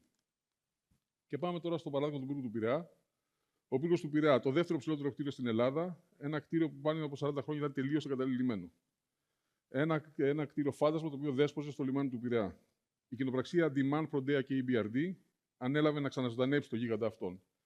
Η Saint-Gobain, σε συνεργασία με την Demand και την Terna, πρότεινε και ανέλαβε την ανακύκλωση του υφιστάμενου ιαλοπετάσματος. Δεν ήταν εύκολο και ήταν πάρα πολύ δύσκολο. Φυσικά. Ναι. Λοιπόν, γίνανε κάποιες αυτοψίες στον πύργο, είδαμε τα γυαλιά, κάναμε ανάλυση να δούμε τι αλοπίνακας είναι, γίνανε κάποιες προτάσεις για το πώς θα γίνει ο διαχωρισμός και ο καθαρισμός τους, ώστε να μπορεί να κυκλοθεί χωρίς προβλήματα. Φυσικά δεν ήταν εύκολα, είχαμε διάφορα θέματα να επιλύσουμε. Ένα θέμα ήταν η τοποθεσία του πύργου, που είναι στο λιμάνι, που είναι ένα πολύ λιμάνι με πολλή κίνηση. Ο τρόπος με τον οποίο θα καθαριστούν οι αλοπίνακες, που είναι διπλή αλοπίνακες τοποθετημένοι τη δεκαετία του 70. Και ίσως, όπως κάποιοι περιμένετε, η πρώτη προσπάθεια δεν ήταν πετυχημένη. Το πρώτο φορτίο που στάλθηκε στο εργοστάσιο στη Ρουμανία, δυστυχώς δεν ήταν αποδεκτό και έπρεπε να το απορρίψουμε. Δοθήκαν καινούριες οδηγίες, αλλάξαμε τον τρόπο που έγινε η διαλογή και ο καθαρισμός και μαζί με τη βοήθεια του Άγγελου του Έτμος από την Demand καταφέραμε και πετύχαμε. 125 τόνοι του παλιού ελαιοπετάσματος ανακυκλωθήκανε πλήρως, πήγαν στο εργοστάσιο, καθαριστήκανε, διαχωριστήκανε, πήγαν στο εργοστάσιο στη Ρουμανία και ανακυκλωθήκανε πλήρως. Και συνέχεια, φυσικά, ένα μέρος αυτών γύρισε πίσω και ξανατοποθετήθηκε στο κτίριο, δημιουργώντας ίσως ένα τρανό παράδειγμα του τι σημαίνει κυκλική οικονομία. Πολύ γρήγορα θα σας δείξω ένα βίντεο που δείχνει το πώς έγινε η ανακύκλωση.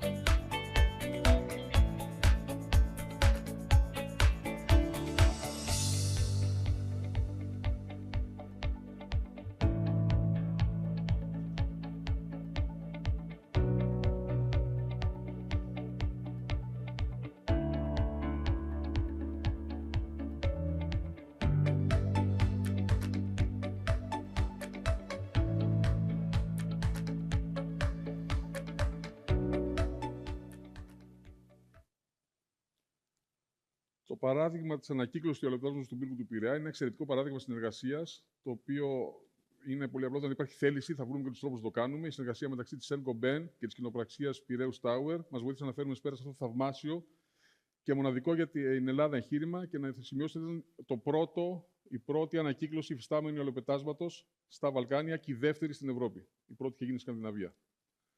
Συνέχεια θα μιλήσουμε για τον πρώτο παγκοσμίως υαλοπίνακα χαμηλού εμπεριεχομένου άνθρακα, το ΟΡΑΕ. Το όνομα ΟΡΑΕ σε κάποιους να θυμίζει κάτι.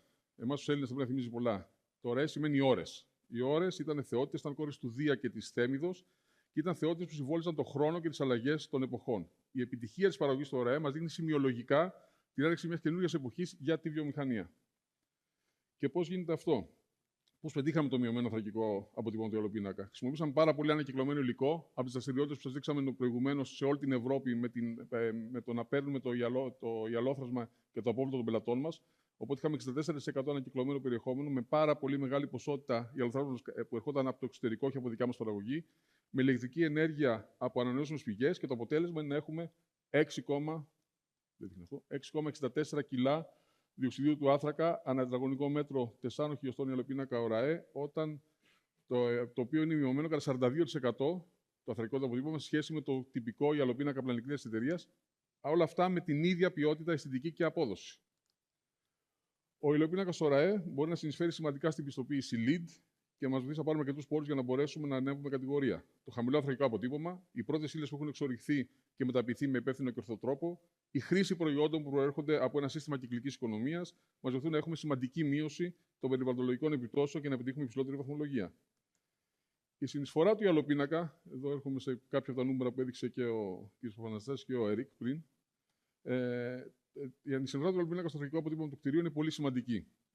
Έχει υπολογιστεί ότι οι προσώπους του κτηρίου συνεισφέρουν κατά 10 με 20% στο συνολικό ανθρακικό αποτύπωμα, το embodied carbon, ενώ ο υαλοπίνακας αμόνος από 4 έως 12%. Σήμερα, στο συνολικό αποτύπωμα του κτηρίου, το μεγαλύτερο μέρος είναι κατά τη φάση χρήσης του, operational carbon, περίπου κατά 3/4. Αυτό στο άμεσο μέλλον θεωρούμε ότι θα μειωθεί αρκετά, θα φτάσει να είναι περίπου 50-50, με την εξέλιξη των επιστρώσεων και τη χρήση καλύτερων και πιο μονομένων υλικών σε όλη την πρόσωψη του κτηρίου. Εδώ λοιπόν έχετε τη Saint-Gobain Glass και ανακοινώνει τη δημιουργία του πρώτου παγκοσμίως υαλοπίνακα με χαμηλό περιεχόμενο ανθρακικό αποτύπωμα, το ΟΡΑΕ, και φυσικά με επιστοποιημένη περιβαλλοντολογική δήλωση επίδοσης, Environmental Product Declaration. Ο πίνακας ΟΡΑΕ έχει πιστοποίηση Cradle to Cradle στην έκδοση 4, bronze, λόγω του υψηλού ανακυκλωμένου περιεχομένου του. Η Saint-Gobain είναι η πρώτη εταιρεία παραγωγής γυαλιού, η οποία έχει πιστοποίηση και στις 5 κατηγορίες του Cradle. Φυσικά, όλα αυτά μόνος δεν μπορούν να είναι, θα παντρεύονται με τις επιστρώσεις της εταιρείας, με τις οποίες μπορεί να συνδυαστεί ο υαλοπίνακας ΟΡΑΕ. Δεν θα πω σε λεπτομέρειες, αλλά όλοι οι πολέμικες Coolite, ελέγχου ηλιακής ακτινοβολίας, η γνωστή Extreme και SKN, σε διαφορετικά πάχη και διαστάσεις είναι διαθέσιμοι και επιτυχάνουμε φυσικά και εξαιρετικές επιδόσεις οικονομίας κατά τη διάρκεια χρήσης του κτηρίου. Όχι μόνο στο embodied carbon, αλλά και στο operational carbon.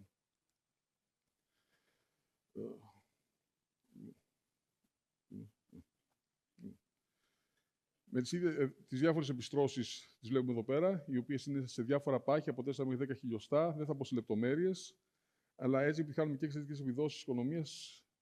Συνέχεια.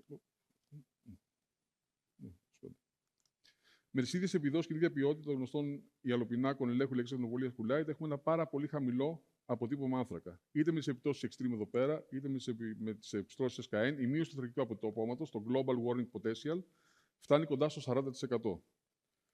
Λόγω του χαμηλότερου ανθρακικού αποτυπώματος των υαλοπινάκων ΟΡΑΕ, πετυχαίνουμε μείωση του αποτυπώματος της διπλής ή της τριπλής υάλωσης 30 με 40% αναλόγως με τη σύνθεσή της. Και όλα τα παραπάνω φυσικά πιστοποιημένα από τρίτους φορείς και με όλες τις περιβαλλοντολογικές πιστοποιήσεις που σήμερα είναι απαραίτητες.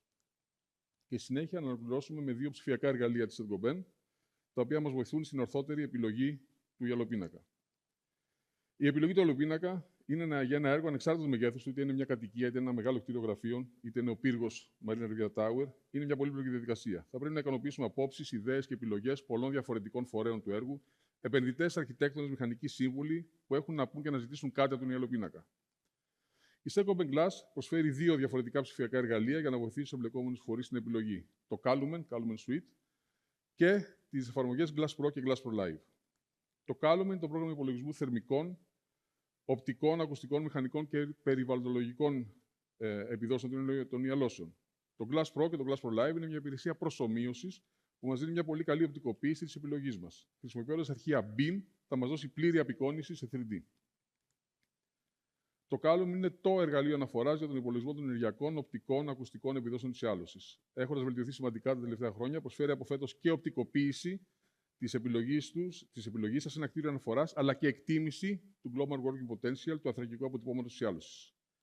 Η εφαρμογή είναι διαθέσιμη στο διαδίκτυο και πάνω από 45.000 συνεργάτες μας τη χρησιμοποιούν παγκοσμίως. Σημαντικό να πούμε ότι το 90% αυτών συνιστά το Calum ως το εργαλείο για τον υπολογισμό επιδόσεων ή άλωσης. Το πρόγραμμα φυσικά δίνει πιστοποιημένα αποτελέσματα και παρέχει πληροφορίες για πολλαπλά κριτήρια και επιδόσεις.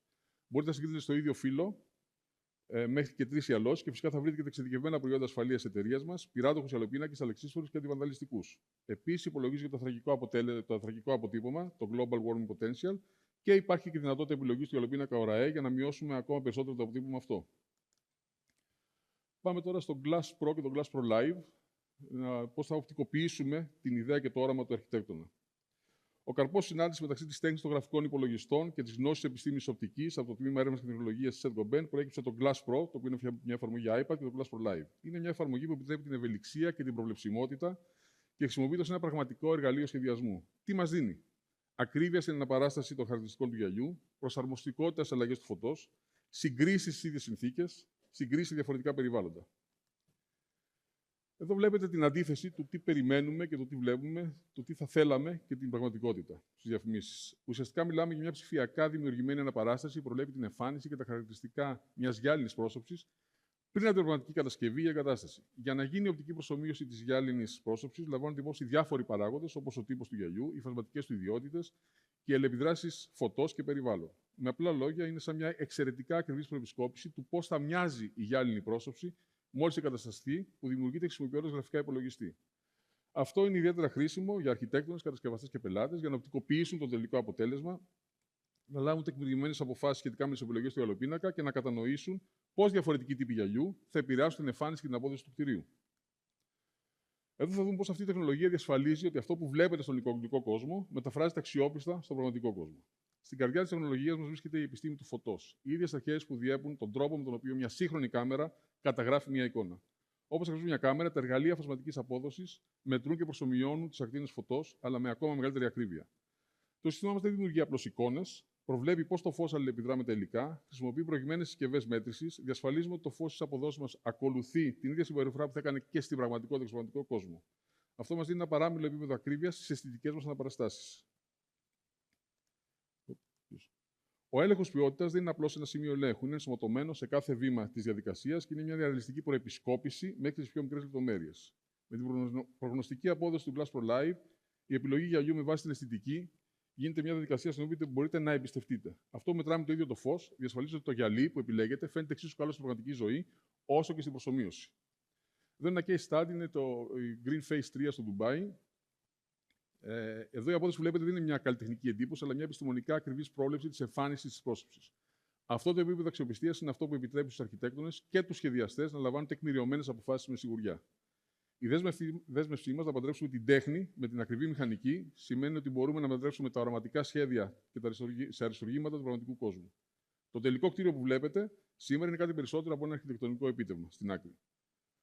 Είναι μια απόδειξη της δύναμης και της αξιοπιστίας της προγνωστικής απόδοσης. Συμπερασματικά, η φωτορεαλιστική φασματική απόδοση του Glass Pro Live γεφυρώνει το χάσμα μεταξύ του εικονικού και του πραγματικού. Είναι ένα εργαλείο που διαβεβαιώνει τους αρχιτέκτονες και τους κατασκευαστές προσώψεων ότι η αισθητική που επιλέγουν δεν είναι μόνο όμορφη, αλλά είναι επιστημονικά εγγυημένη και ότι θα αναπαραχθεί στην πραγματικότητα. Όμως, μπορεί κάποιος να ρωτήσει, γιατί τόσα βήματα, γιατί το κάνουμε απλό? Έχουμε την εφαρμογή σε iPad που είναι το Glass Pro, το οποίο έχει ένα ψηφιακό κατάλογο που χρησιμεύει για να πάρουμε γρήγορες απαντήσεις σε αισθητικά ερωτήματα. Χρησιμοποιήστε την εφαρμογή και έχετε τις απαντήσεις σας γρήγορα και αποτελεσματικά, επιταχύνοντας τις διαδικασίες λήψης αποφάσεων.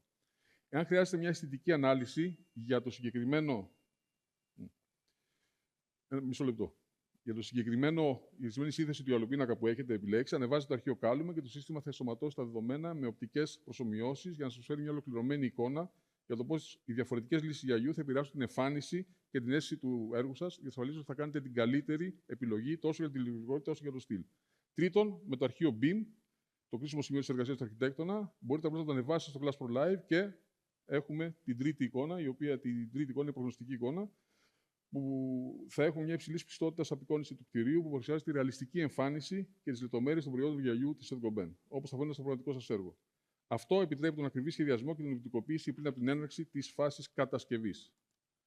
Ευχαριστώ πάρα πολύ για την προσοχή σας. Ένα λεπτό. Έλα. Okay. Ένα λεπτό άργησα. Εντάξει. Πες το κι εγώ. Θα πάμε σε διάλειμμα. Έχουμε μείνει λίγο πίσω. Κανονικά έπρεπε να ξεκινάει ο δεύτερος κύκλος τώρα. Παρακαλώ να μείνουν οι ομιλητές του πρώτου κύκλου εδώ, να πάρουν ένα αναμνηστικό πακέτο και να βγάλουν κάποιες φωτογραφίες.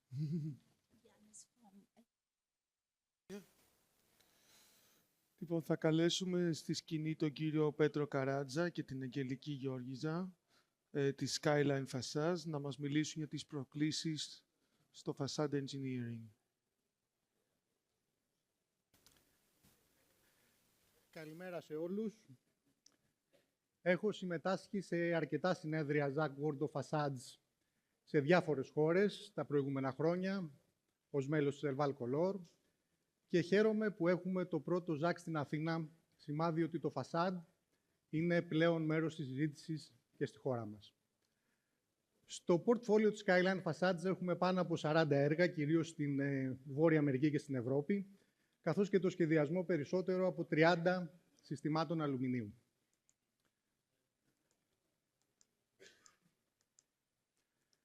Ένας συνάδελφος με ρώτησε το πρωί πριν μπούμε στην αίθουσα για την πρώτη ενότητα του συνεδρίου γιατί τα περισσότερα έργα μας είναι στο εξωτερικό και όχι στην Ελλάδα. Υπάρχουν δύο λόγοι γι' αυτό. Ο πρώτος είναι ότι ιδρυθήκαμε μέσα στην οικονομική κρίση, όπου οι κατασκευές στην Ελλάδα ήταν σχεδόν ανύπαρκτες. Ο δεύτερος λόγος είναι διότι μέχρι πρότινος δεν υπήρχε ουσιαστική ζήτηση για τις υπηρεσίες ενός facade engineer στη χώρα μας. Αυτό μόλις τα τελευταία χρόνια βλέπουμε να αλλάζει, καθώς πλέον χτίζουμε ψηλότερα κτίρια, πιο σύνθετα, πιο περίπλοκα, πιο πολυτελή και το κυριότερο ίσως το λάθος στην κατασκευή, το κόστος του λάθους έχει αυξηθεί. Πολύ γρήγορα θα δούμε κάποια από τα έργα μας στο εξωτερικό. Εδώ είναι το Arches Tower στο Bronx της Νέας Υόρκης, 2 πύργοι 25 ορόφων, η μελέτη μας του Facade για την εταιρεία CCI. Το κυρίως υλικό της πρόσωψης είναι τα πάνελ τερακότα, σε 2 χρώματα, τα βλέπουμε εδώ από πιο κοντά. Το Beam on Farmer στο Phoenix της Αριζόνα, η μελέτη μας για 2 custom συστήματα Window Wall και Curtain Wall και το ACP Cladding. Το lobby του κτηρίου από πιο κοντά, σε όλες τις μελέτες του Facade Design, το lobby είναι ένα από τα πιο σημαντικά σημεία, γιατί είναι το πιο εμπορικό σημείο του κτηρίου και πολύ σημαντικό για το revenue.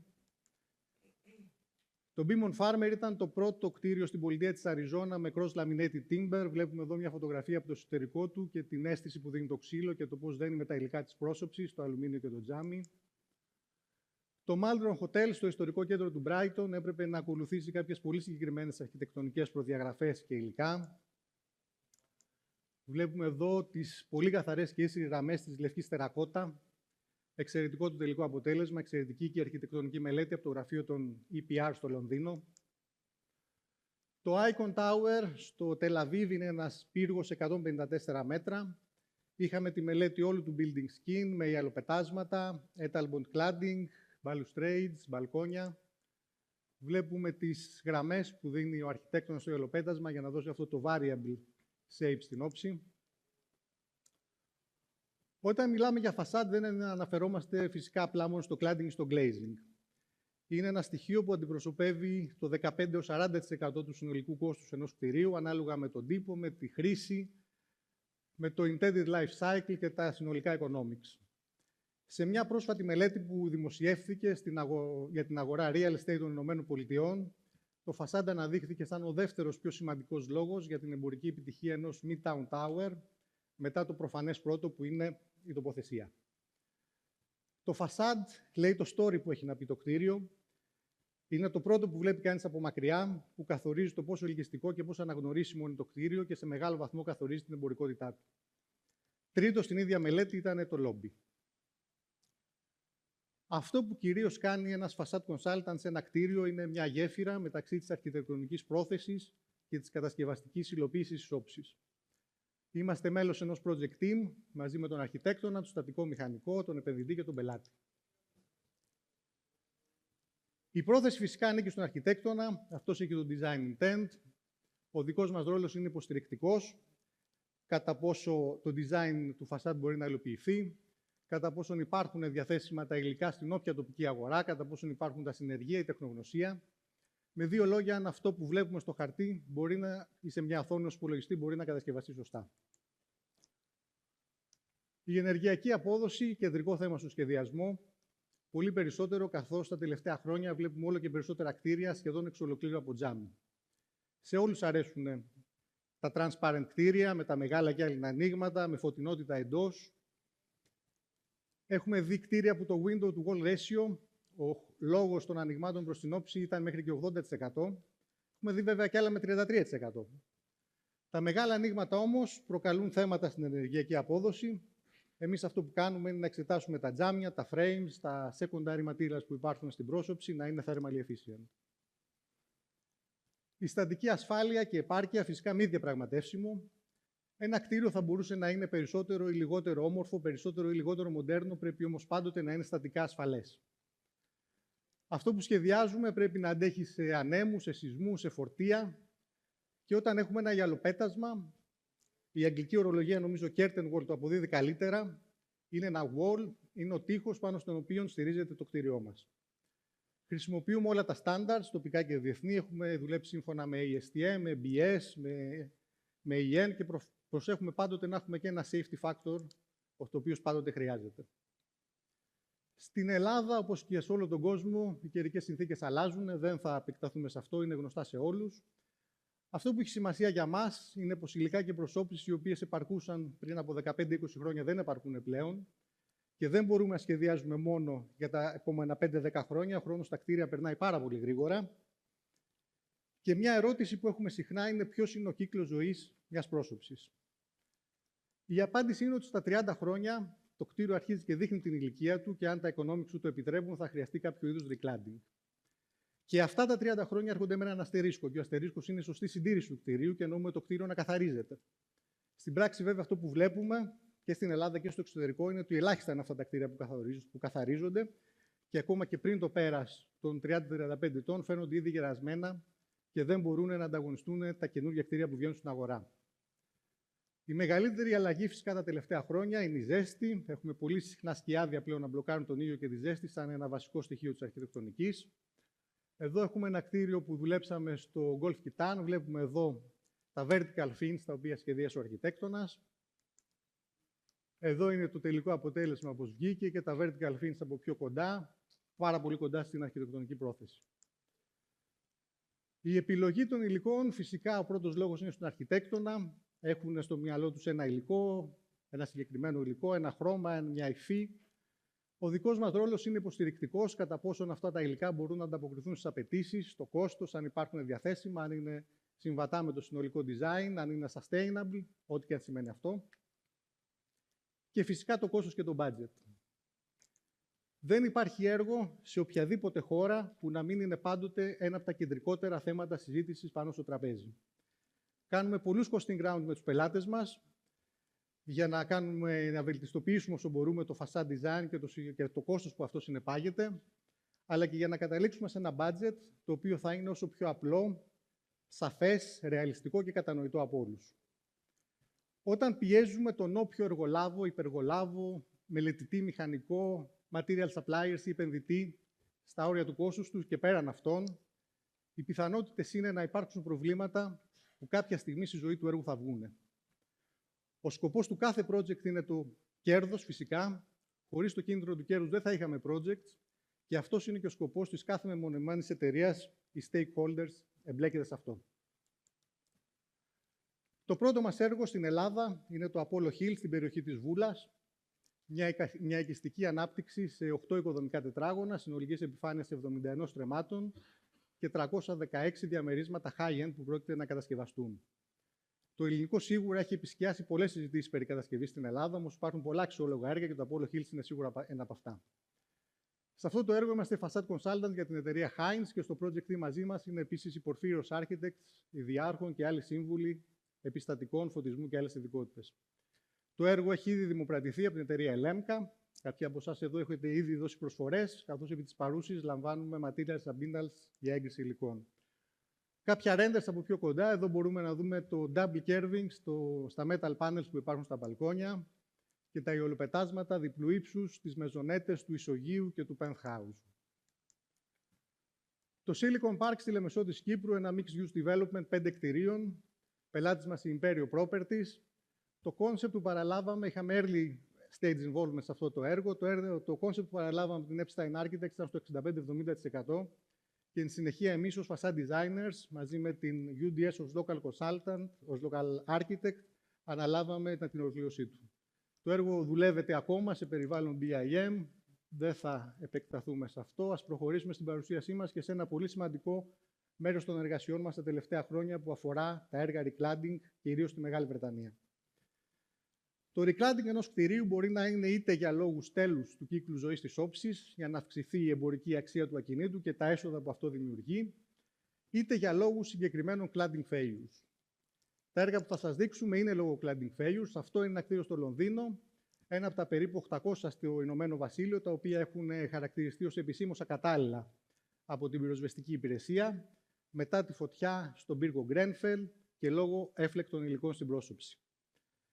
Τα έφλεκτα υλικά στην πρόσωψη φυσικά δεν ήταν μόνο τα ACP κλάσης Β2, τα οποία συγκέντρωσαν σχεδόν το σύνολο της αρνητικής δημοσιότητας. Υπήρχαν Hanicom κλάσης Β, HPL, έφλεκτες μονώσεις, seething boards και πολλά άλλα. Τα cavity barriers, που θα σας δείξει ο συνάδελφος από τη SideRise αργότερα, γίνανε υποχρεωτικά στην κείμενη νομοθεσία μαζί με τα fire strategies και υπάρχει μια πολύ συγκεκριμένη διαδικασία η οποία πρέπει να ακολουθηθεί, όπου τα shop drawings που εμείς ετοιμάζουμε μαζί με τα fire strategies κατατίθονται στον αρμόδιο δημόσιο οργανισμό, το BSR εν προκειμένου, για να πάρθει το approval. Τα θέματα που έχει να λύσει ένας facade engineer σε ένα κτίριο, recladding είναι αρκετά και το κυριότερο αφορά την έλλειψη πληροφορίας.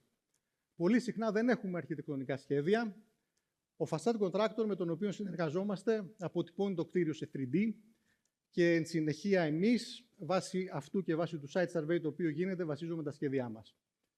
Μία παράμετρος που λαμβάνουμε υπόψη είναι να μπορέσουμε να επαναχρησιμοποιήσουμε όσο περισσότερα στοιχεία από την παλιά πρόσωψη. Στο προηγούμενο κτίριο χρησιμοποίησαμε πάνω από το 80% του παλιού substructure μαζί με το σύνολο των terracotta panels. Δεν γνωρίζουμε βέβαια τι βρίσκεται πίσω από την πρόσωψη που βλέπουμε και σε τι κατάσταση είναι αυτό. Γίνεται κάποιο cladding removal σημειακά, οπότε γνωρίζουμε τι βρίσκεται πίσω από μια συγκεκριμένη περιοχή και εν συνεχεία η ομάδα μας με το αρχιτεκτονικό υπόβαθρο που έχει κάνει assumption με το τι θα μπορούσε να βρίσκεται στις άλλες περιοχές. Τα κτίρια παραμένουν operational, παραμένουν λειτουργικά. Στο προηγούμενο κτίριο υπάρχουν πάνω από 90 διαμερίσματα. Αδύνατον φυσικά να μετακομίσουμε 90 οικογένειες για όσο διάστημα διαρκούν οι εργασίες. Οπότε είναι κάτι που λαμβάνουμε υπόψη μας στο sequence of works. Ένα άλλο έργο recladding που είχαμε πρόσφατα, το Intercontinental Aurora Hotel, δίπλα στην O2 Arena στο Λονδίνο. Εδώ δεν ήταν περίπτωση με flammable materials. Το κτίριο αυτό είχε επένδυση από φυσικές πέτρες, οι οποίες έσπαγαν και έπεφταν από την πρόσωψη. Οι πέτρες έπρεπε να αλλάχθουν. Για τις καινούργιες πέτρες χρησιμοποίησαμε δύο συστήματα, ένα με prefabricated stone unitized panels και ένα με handset σύστημα για κρεμαστές κασέτες. Πριν από λίγες εβδομάδες το κτίριο παραδόθηκε. Πήραμε κάποιες πρώτες φωτογραφίες από τον πελάτη μας ίσα. Βλέπουμε εδώ τις καινούργιες πέτρες. Πολύ ικανοποιητικό το αποτέλεσμα για όλους. Αγγελική, ο λόγος εσένα. Ακούγομαι. Καλημέρα και από μένα.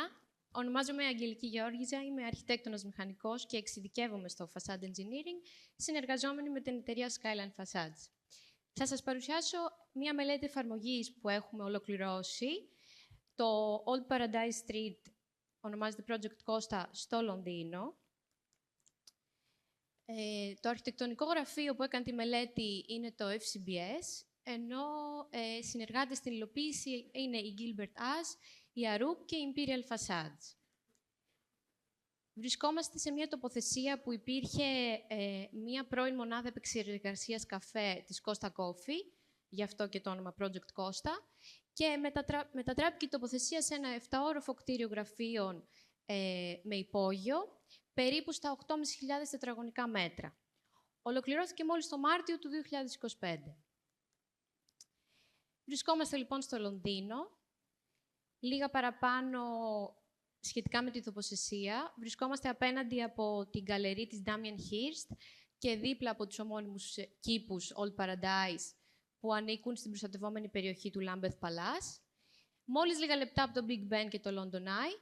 Και ένα βασικό χαρακτηριστικό είναι ότι γειτνιάζουμε στην ανατολική όψη από ενεργές σιδηροδρομικές γραμμές τρένου που ενώνουν το σταθμό Waterloo με το Vauxhall.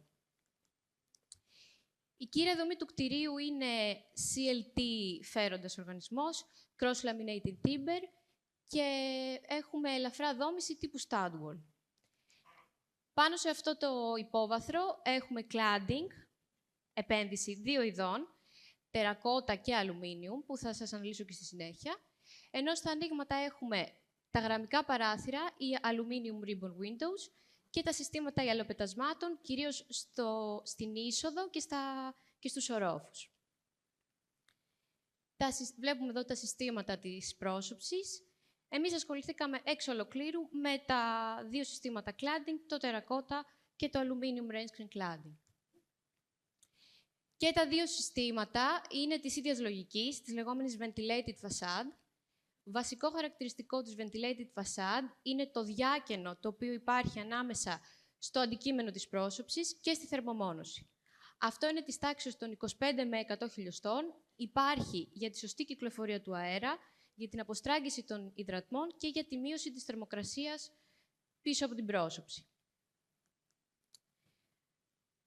Σε αυτό το σύστημα, λοιπόν, έχουμε τη γενική λογική του substructure, που ξεκινάει με τα στηρίγματα, τα helping hand brackets, που αγκυρώνονται πάνω στο φέροντα οργανισμό, πάνω σε thermal pads για να επιτυχάνει τη θερμοδιακοπή. Πάνω στα brackets τοποθετούνται κατακόρυφα rails. Τα κατακόρυφα είναι οι κύριοι φορείς των φορτίων της πρόσωψης. Πάνω στα rails τοποθετούνται είτε οριζόντια rails, είτε κάποιο άλλο στοιχείο ανάρτησης, για να παραλάβει το στοιχείο της πρόσωψης, το skin. Βασικά πλεονεκτήματα. Εύκολη και γρήγορη συναρμολόγηση και αποσυναρμολόγηση όταν και όπου χρειαστεί. Υψηλή αισθητική και μεγάλη ποικιλία σε φινιρίσματα και υψηλή θερμική άνεση. Εφαρμόζοντας λοιπόν αυτό το σύστημα στο κτίριο, το μεγαλύτερο ποσοστό του κτηρίου, όπως βλέπετε πάνω δεξιά, καλύπτεται με τερακότα πλακίδια κύλα προκατασκευασμένα της εταιρείας Solandrillo. Βγαίνουν σε 5 διαφορετικά μεγέθη από 200 με 500 χιλιοστά. Είναι κατασκευασμένα για το συγκεκριμένο έργο και τοποθετούνται στο κτίριο ακολουθώντας ένα κατακόρυφο μοτίβο, όπως έχει ορίσει η αρχιτεκτονική πρόθεση. Με τη λογική ventilated facade βλέπουμε μία κάτωψη χαρακτηριστική και μία τομή. Αντίστοιχα, το δεύτερο είδος πλακιδίων τερακότας βρίσκεται σε 2 οριζόντιες ζώνες κατά μήκος σχεδόν όλης της περιμέτρου του κτηρίου. Εδώ έχουμε μιας διαφορετικής λογικής τετράγωνα πλακίδια της εταιρείας Τσίπο. Με τον ίδιο τρόπο, επίσης, με τη λογική ventilated facade, η βασική διαφορά υπάρχει στο οριζόντιο φορέα ανάρτησης για την αντίστοιχη ανάρτηση των πλακιδίων. Τέλος, το aluminium cladding με κρεμαστές κασέτες αλουμινίου σε υποκατασκευή της Cladfix, χωρίς εμφανείς βίδες. Επίσης, όλα τα οποία σας δείχνω μέχρι τώρα δημιουργούν ένα πακέτο το οποίο το ονομάζουμε shop drawings. Αυτό το shop drawings κατατίθεται και πηγαίνει για approval. Μόλις πάρει approval, προχωράμε στη φάση της παραγωγής και της επεξεργασίας, στο construction issue. Κάποια βήματα επόμενα, visual και performance mockups για την τελική όψη των υλικών και την απόδοση των συστημάτων. Material take-off, υπολογισμός των υλικών και παραγγελίες. Fabrication, σχέδια παραγωγής για πανέλα, γωνιακά στοιχεία, copings, custom στοιχεία, ό,τι χρειαστεί. Και τέλος, φυσικά, installation, που δείχνει πώς θα τοποθετηθεί τι ακριβώς πάνω στο κτίριο, με σκοπό να φτάσουμε στο τελικό αποτέλεσμα, το οποίο στην προκειμένη περίπτωση είναι αυτό. Έχει λάβει πιστοποιήσεις BREEAM, Excellent και Well Gold, ενώ έχει κερδίσει το βραβείο στην κατηγορία Working στα New London Awards. Κλείνοντας, και συμπερασματικά με αυτά που σας ανέφερε και ο Πέτρος, θα ήθελα να τονίσω ότι στο συγκεκριμένο project υπήρχε facade consultant και ο ρόλος του μπορεί να ήταν πολύ καθοριστικός για τη σωστή και τεχνικά άρτια υλοποίηση του έργου. Ο facade consultant μπορεί να είναι εκεί από την αρχή της αρχιτεκτονικής μελέτης, να λύσει κρίσιμους προβληματισμούς, ώστε να έχουμε μια ολοκληρωμένη μελέτη και μια σωστή αρχιτεκτονική πρόθεση για να φτάσουμε όσο το δυνατόν πιο ομαλά στο constructability και στο τελικό αποτέλεσμα. Αυτά. Ευχαριστώ πάρα πολύ για τον χρόνο σας και οι δύο.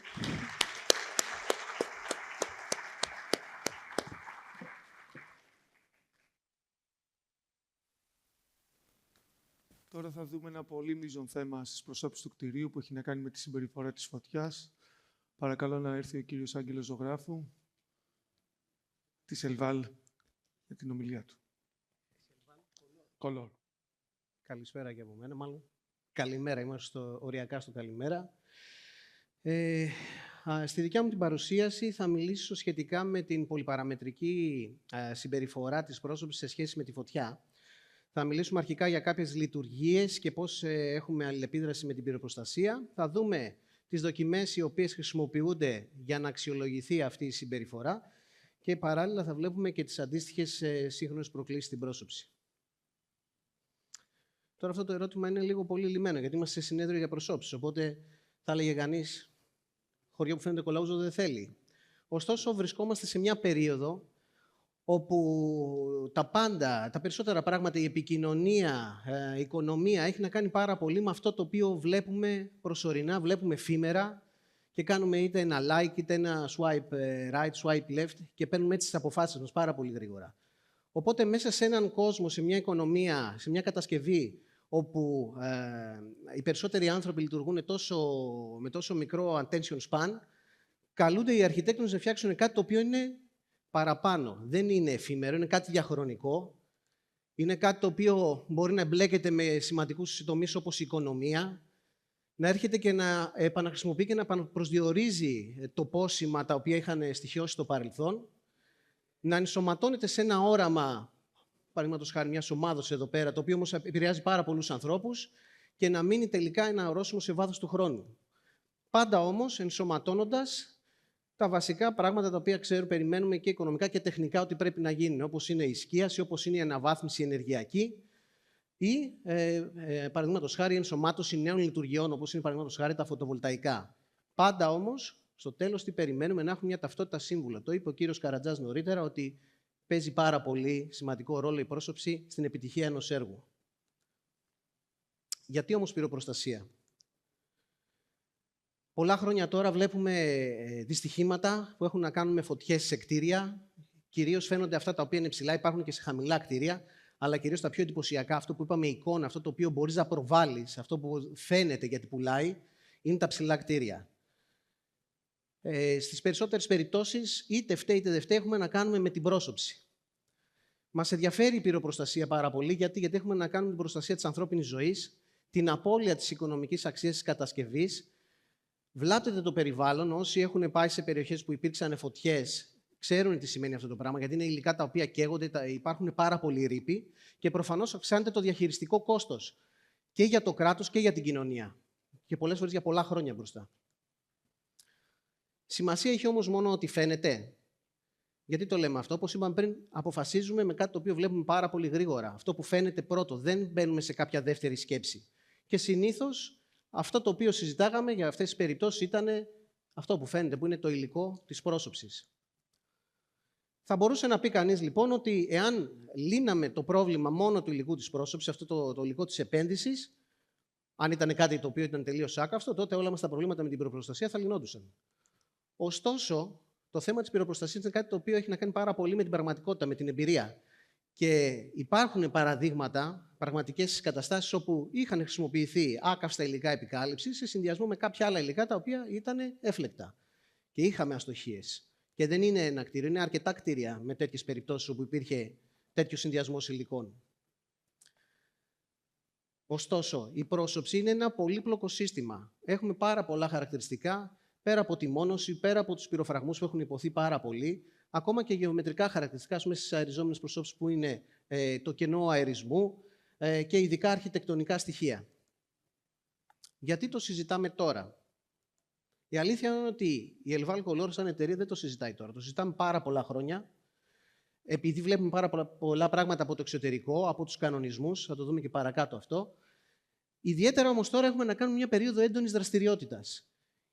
Βλέπουμε από τους άλλους μηχανικούς αυτά που είπαν νωρίτερα, ότι υπάρχει συμπίεση χρόνου, υπάρχει συμπίεση κόστους, υπάρχει δυσκολία στο να μπορέσει να αναγνωρίσεις τι είναι καλό ή τι είναι αξιόπιστο. Υπάρχουν κάποιες πιστοποιήσεις, η δειγματοληψία είναι πάρα πολύ δύσκολη, ειδικά όταν παίρνουμε υλικά από το εξωτερικό. Δεν μπορούμε πάντα να πηγαίνουμε στο εργοστάσιο να εξακριβώνουμε τα πάντα. Οι καθυστερήσεις των έργων προφανώς βάζουν επιπλέον πίεση, οπότε πάνω στην πίεση μπορούν να γίνουν λάθη. Κάτι που δεν έχει υποθεί ακόμα είναι η έλλειψη εξειδικευμένου εργατικού δυναμικού. Πώς μπορείς να πας να κάνεις κάτι πολύ εξειδικευμένο με ανθρώπους που θα πρέπει να το εφαρμόσουν και δεν έχουν προλάβει καν να εκπαιδευτούν, ή με το που εκπαιδεύονται φεύγουν και πάνε και κάνουν κάποια άλλη δουλειά γιατί μπορούν να βγάλουν περισσότερα λεφτά. Και κάτι επιπλέον, οι παλιές προδιαγραφές που πρέπει να επικαιροποιηθούν. Γιατί βλέπουμε ότι τώρα που υπάρχουν λεφτά και γίνονται οι κατασκευές, υλοποιούνται έργα τα οποία είχαν σχεδιαστεί με παλαιότερη νοοτροπία, με παλαιότερους κανονισμούς. Και πρέπει να πας να πείσεις και τον ιδιοκτήτη του έργου και τους κατασκευαστές να μπορέσουν να σωματώσουν κάπως αυτό το κόστος και να βάλουν κάτι το οποίο είναι σωστό σύμφωνα με τον κανονισμό και σύμφωνα με την ορθή πρακτική. Επιπλέον, έχουμε το νέο εισαγωγικά, γιατί είναι από το 2018, το νέο κανονισμό πυροπροστασίας. Σαν μηχανικοί προδιαγραφών, παρατηρούμε ότι υπάρχει πολλές φορές άγνοια της σημασίας. Δεν δίνουν την αντίστοιχη βαρύτητα. Δεν γνωρίζουν τις έννοιες. Μπερδεύουν την πυραντίδραση με την πυραντίσταση. Και κάποιες φορές, δυστυχώς, βλέπουμε και χαλαρότητα στην εφαρμογή. Ενώ οι προδιαγραφές λένε κάτι το οποίο είναι σύμφωνα με τον κανονισμό, είτε με καλή θέληση είτε με κακή θέληση, ίσως για να υπάρξει μεγαλύτερο κέρδος, υπάρχει η λογική ότι δεν πειράζει, ας βάλουμε κάτι χαμηλότερης κλάσης που βαθμίσουμε την προδιαγραφή. Το οποίο δεν είναι σωστό, γιατί πάνω απ' όλα αγνοούν ότι υπάρχει ένα σύστημα και κάπως αλληλεπιδρά αυτό, κάπως λειτουργεί. Γιατί όμως μιλάμε εμείς σαν Elval Color για αυτό το θέμα? Η Elval Color είναι μια ελληνική εταιρεία, μέλος του ομίλου Βιοχάλκο. Ουσιαστικά παράγουμε επίπεδα βαμμένα προϊόντα αλουμινίου για το κέλυφος του κτηρίου. Και με απλά ελληνικά είμαστε γνωστοί για το σύνθετο πάνελ αλουμινίου, το Etalbon, και το αλουμίνιο, το προβαμμένο μασίφ αλουμίνιο για προσώπηση, το Elval NF. Επειδή κατά κανόνα η πλειοψηφία μάλλον των προϊόντων μας που πουλιέται στο εξωτερικό, είμαστε υποχρεωμένοι να ακολουθούμε διεθνείς πιστοποιήσεις. Είμαστε υποχρεωμένοι να ικανοποιούμε προδιαγραφές από τα μεγαλύτερα γραφεία του κόσμου. Είμαστε μέλη σε όλους τους αντίστοιχους οργανισμούς, όπου είτε εφαρμόζεται είτε παράγεται νέα γνώση, παράγεται νέα νομοθεσία. Και μαθαίνουμε από τους καλύτερους. Αλλιώς δεν μπορούμε να επιβιώσουμε. Γι' αυτό και μπορούμε και μιλάμε για όλα αυτά, γιατί τα βλέπουμε καθημερινά στη δουλειά μας. Πώς γίνεται λοιπόν η αξιολόγηση συμπεριφοράς της πρόσωψης στη φωτιά? Κάτι που ανέφερα νωρίτερα, πρέπει να καταλάβουμε ότι δεν μας ενδιαφέρει τόσο η αντίσταση στη φωτιά στην πρόσωψη, όσο μας ενδιαφέρει η εξάπλωση της φωτιάς. Να μην φύγει από το σημείο που έχει ξεκινήσει η φωτιά και να πάει σε έναν όροφο παραπέρα, να πάει σε άλλα κομμάτια της πρόσωψης, δεξιά-αριστερά, ή να φύγει και να κάψει διπλανά ή κτίρια που βρίσκονται χαμηλότερα. Υπάρχει λοιπόν, είναι γνωστό αυτό το διάγραμμα, φάνηκε λίγο νωρίτερα, αλλά πολύ μικρό σε κάποια άλλη παρουσίαση. Υπάρχει διαδρομή διάδοσης φωτιάς, όπου αναλόγως των χαρακτηριστικών είτε η φωτιά θα περάσει παράλληλα, είτε θα πηδήξει από παράθυρο σε παράθυρο, είτε θα περάσει από μέσα, από τα, ας πούμε, αν έχουμε διπλοκέλυφη πρόσωψη. Όλο αυτό έχει να κάνει με τα διάφορα συγκεκριμένα χαρακτηριστικά. Σκεπτόμενοι λοιπόν πώς μπορεί κάποιος να αξιολογήσει την συμπεριφορά της φωτιάς, πρώτα τι κοίταζε την επιφανειακή εξάπλωση. Η επιφανειακή εξάπλωση ουσιαστικά παίρνει το υλικό και το καίει σε έναν οριζόντιο θάλαμο, βλέποντας εάν θα προχωρήσει η φωτιά, πόσο γρήγορα θα προχωρήσει. Αυτό αναφερόταν και στον παλιό κανονισμό πυροπροστασίας στην Ελλάδα. Ωστόσο, έχει αποδειχτεί ότι πάρα πολλά υλικά τα οποία είναι έφλεκτα εξορισμού αποτυγχάνανε λόγω κάποιων συγκεκριμένων χαρακτηριστικών που υπάρχουν στο τεστ αυτό και καταφέρουν και βγαίνουν ότι η φλόγα δεν διαδίδεται, ενώ ήταν λάθος αυτό. Για το λόγο αυτό, γίνεται αξιολόγηση των υλικών σύμφωνα με το 13501 Παύλα 1, όπου τι έχουμε? Έχουμε την πυραντίδραση του υλικού και εκεί πέρα βλέπουμε την αναφλεξιμότητα, πόσο συνεισφέρει σαν πυρικό φορτίο, και επιπλέον έχουμε φλεγόμενα σωματίδια τα οποία μπορούν να δημιουργήσουν δευτερογενείς φωτιές, Μπορούν να τραυματίσουν τους ανθρώπους που βγαίνουν, τους ανθρώπους οι οποίοι έρχονται να σβήσουν την πυροσβεστική, πρέπει να τους σκεφτόμαστε αυτούς πάρα πολύ. Και πάνω απ' όλα τον καπνό. Γιατί περισσότεροι άνθρωποι δεν καίγονται, πεθαίνουν από ασφυξία και δηλητηρίαση. Οπότε, σύμφωνα με αυτό το κανονισμό, με αυτό το πρότυπο, το παίρνει ο ελληνικός κανονισμός και λέει ότι πρέπει τα υλικά, αναλόγως στις αποστάσεις, αναλόγως το είδος της κατασκευής, στην πρόσωψη να έχει συγκεκριμένες κατηγορίες στην αντίδραση, στα φλεγόμενα σωματίδια και στην παραγωγή καπνού. Και αντίστοιχα, βλέπουμε εδώ πέρα μια κατηγοριοποίηση που έχει να κάνει με συνήθη υλικά πρόσωψη, όπως είναι τα στήθα πάνελ αλουμινίου και άλλα υλικά. Στη σύγκριση των αξιολογήσεων σχέση με αυτά τα δύο πρότυπα, βλέπουμε ότι εδώ πέρα προτερεί το 13501-1. Γιατί βγάζει πάνελ τα οποία όλα είχαν την ίδια κατηγορία, δηλαδή ήταν τα καλύτερα σε σχέση με την επιφανειακή διάδοση της φωτιάς. Βλέπουμε ότι υπάρχει η διαφοροποίηση που περιμέναμε σε σχέση με την πυραντίδραση. Γιατί επιπλέον έχουμε και την έκκληση θερμότητας και τα σωματίδια και τον καπνό. Άρα, είναι πολύ καλύτερο σαν τεστ και αυτό εφαρμόζεται και έχει ληφθεί και στον κανονισμό. Όμως, επαρκεί το 13501-1 όταν θέλουμε να αξιολογήσουμε την πρόσωψη? Η απάντηση είναι πως όχι. Γιατί το συγκεκριμένο πρότυπο κοιτάζει ένα μεμονωμένο υλικό. Δεν καταλαβαίνει τι γίνεται με την αλληλεπίδραση, δεν καταλαβαίνει τι γίνεται με τις γεωμετρίες, δεν καταλαβαίνει τι γίνεται με την ποιότητα κατασκευής. Ευτυχώς όμως το έχουν καταλάβει πάρα πολλές χώρες στο εξωτερικό. Και τι κάνουνε? Κάνουν αξιολόγηση συστήματος. Το πώς είναι το κάθε σύστημα, αυτό είναι παραδείγματος χάρη στις ΗΠΑ και στα Ηνωμένα Αραβικά Εμιράτα, έχει να κάνει και με την μορφολογία του και με την γεωμετρία του, αλλά και με τα κριτήρια. Κάθε χώρα αναλόγως της κουλτούρας που έχει, της κατασκευαστικής, των υλικών τα οποία χρησιμοποιεί. Αλλάζουν παραδείγματος χάρη ακόμα και το είδος της καύσιμης ύλης, το οποίο επηρεάζει πώς κατανέμεται η θερμότητα καθ' πρόσωψης. Και κάθε ένα από αυτά τα τεστ, αυτό που βλέπει είναι αν διαδίδεται η φωτιά από το σημείο της πηγής σε άλλον όροφο. Μετράνε, παραδείγματος χάρη, πόσο ψηλά πηγαίνουν οι φλόγες. Πάντα έχουμε εδώ πέρα αυτή την περίπτωση, είναι η προσομοίωση ταυτόχρονης καύσης όλων των υλικών. Όπως είπαμε, διαφορετικές προσεγγίσεις ανάλογα με την κουλτούρα της κάθε χώρας και με την εμπειρία της, γιατί είπαμε είναι κάτι το οποίο είναι πάρα πολύ εμπειρικό. Και το facade engineering, είπαμε, είναι τέχνη και επιστήμη μαζί. Δυστυχώς δεν υπάρχει ακόμα ενιαία ευρωπαϊκή νομοθεσία, οπότε είναι λίγο δύσκολο να μπορέσεις να κατευθυνθείς μέσα σε αυτό το περιβάλλον, αναλόγως αν πηγαίνεις σε διαφορετικές αγορές.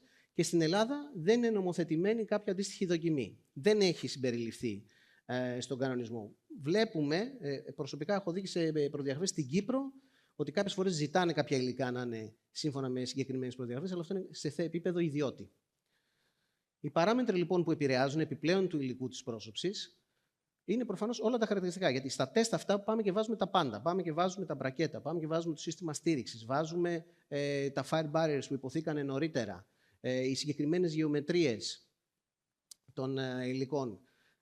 Έχουν γίνει, για να καλυφθεί, να μελετηθεί αυτή η αλληλεπίδραση των υλικών, έχουν γίνει στο πεδίο της έρευνας για τον Grenfell αξιολογήσεις υλικών με πρόσωψης κατηγορίας Β, σε συνδυασμό με διαφορετικές μονώσεις. Κάποιες οι οποίες ήταν εύληκτες, κάποιες που ήταν μη εύληκτες.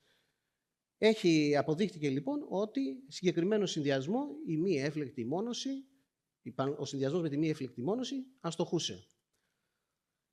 Σε αντίστοιχη περίπτωση που γινόταν αναβάθμιση του υλικού της επικάλυψης, έμπαινε ένα υλικό κατηγορίας Α2, πάλι με εναλλαγές όμως της μόνωσης, και τα δύο τεστ περνάγανε. Δηλαδή, πέρναγε ακόμα και ο συνδυασμός με την εύληκτη μόνωση. Και σύμφωνα με αυτό, θα μπορούσε να πει κανείς σε άλλη μορφολογία τεστ, όμως αυτό εδώ προσέχτε το, αυτό είναι το NFPA 285, ότι αν βάζαμε ακόμα καλύτερη πρόσωψη, υλικό επικάλυψης μάλλον, τελείως άκαυστο, θα είχαμε ακόμα μεγαλύτερη βελτίωση αν βάζαμε σε συνδυασμό με την εύληκτη μόνωση, το οποίο όμως τελικά δεν ισχύει. Δεν ισχύει γιατί δεν είναι μόνο τα δύο υλικά, είναι και άλλες παράμετροι που παίζουν μέσα και είναι και κάποιες ιδιαιτερότητες των συγκεκριμένων τεστ. Υπάρχουν διαφορές μεταξύ τους. Μας ενδιαφέρουν οι πυροφραγμοί. Γιατί αναλόγως πώς τοποθετούνται, αν υπάρχουν ή δεν υπάρχουν, υπάρχει η δυνατότητα, εάν αστοχήσει το παράθυρο, η λεπτομέρεια εδώ πέρα, και δεν υπάρχει κάποιος πυροφραγμός, υπάρχει δυνατότητα σε αριζόμενες προσώψεις να ανέβει πάνω η φωτιά και να κινηθεί με μεγαλύτερη ταχύτητα, γιατί υπάρχει το φαινόμενο της καμινάδας.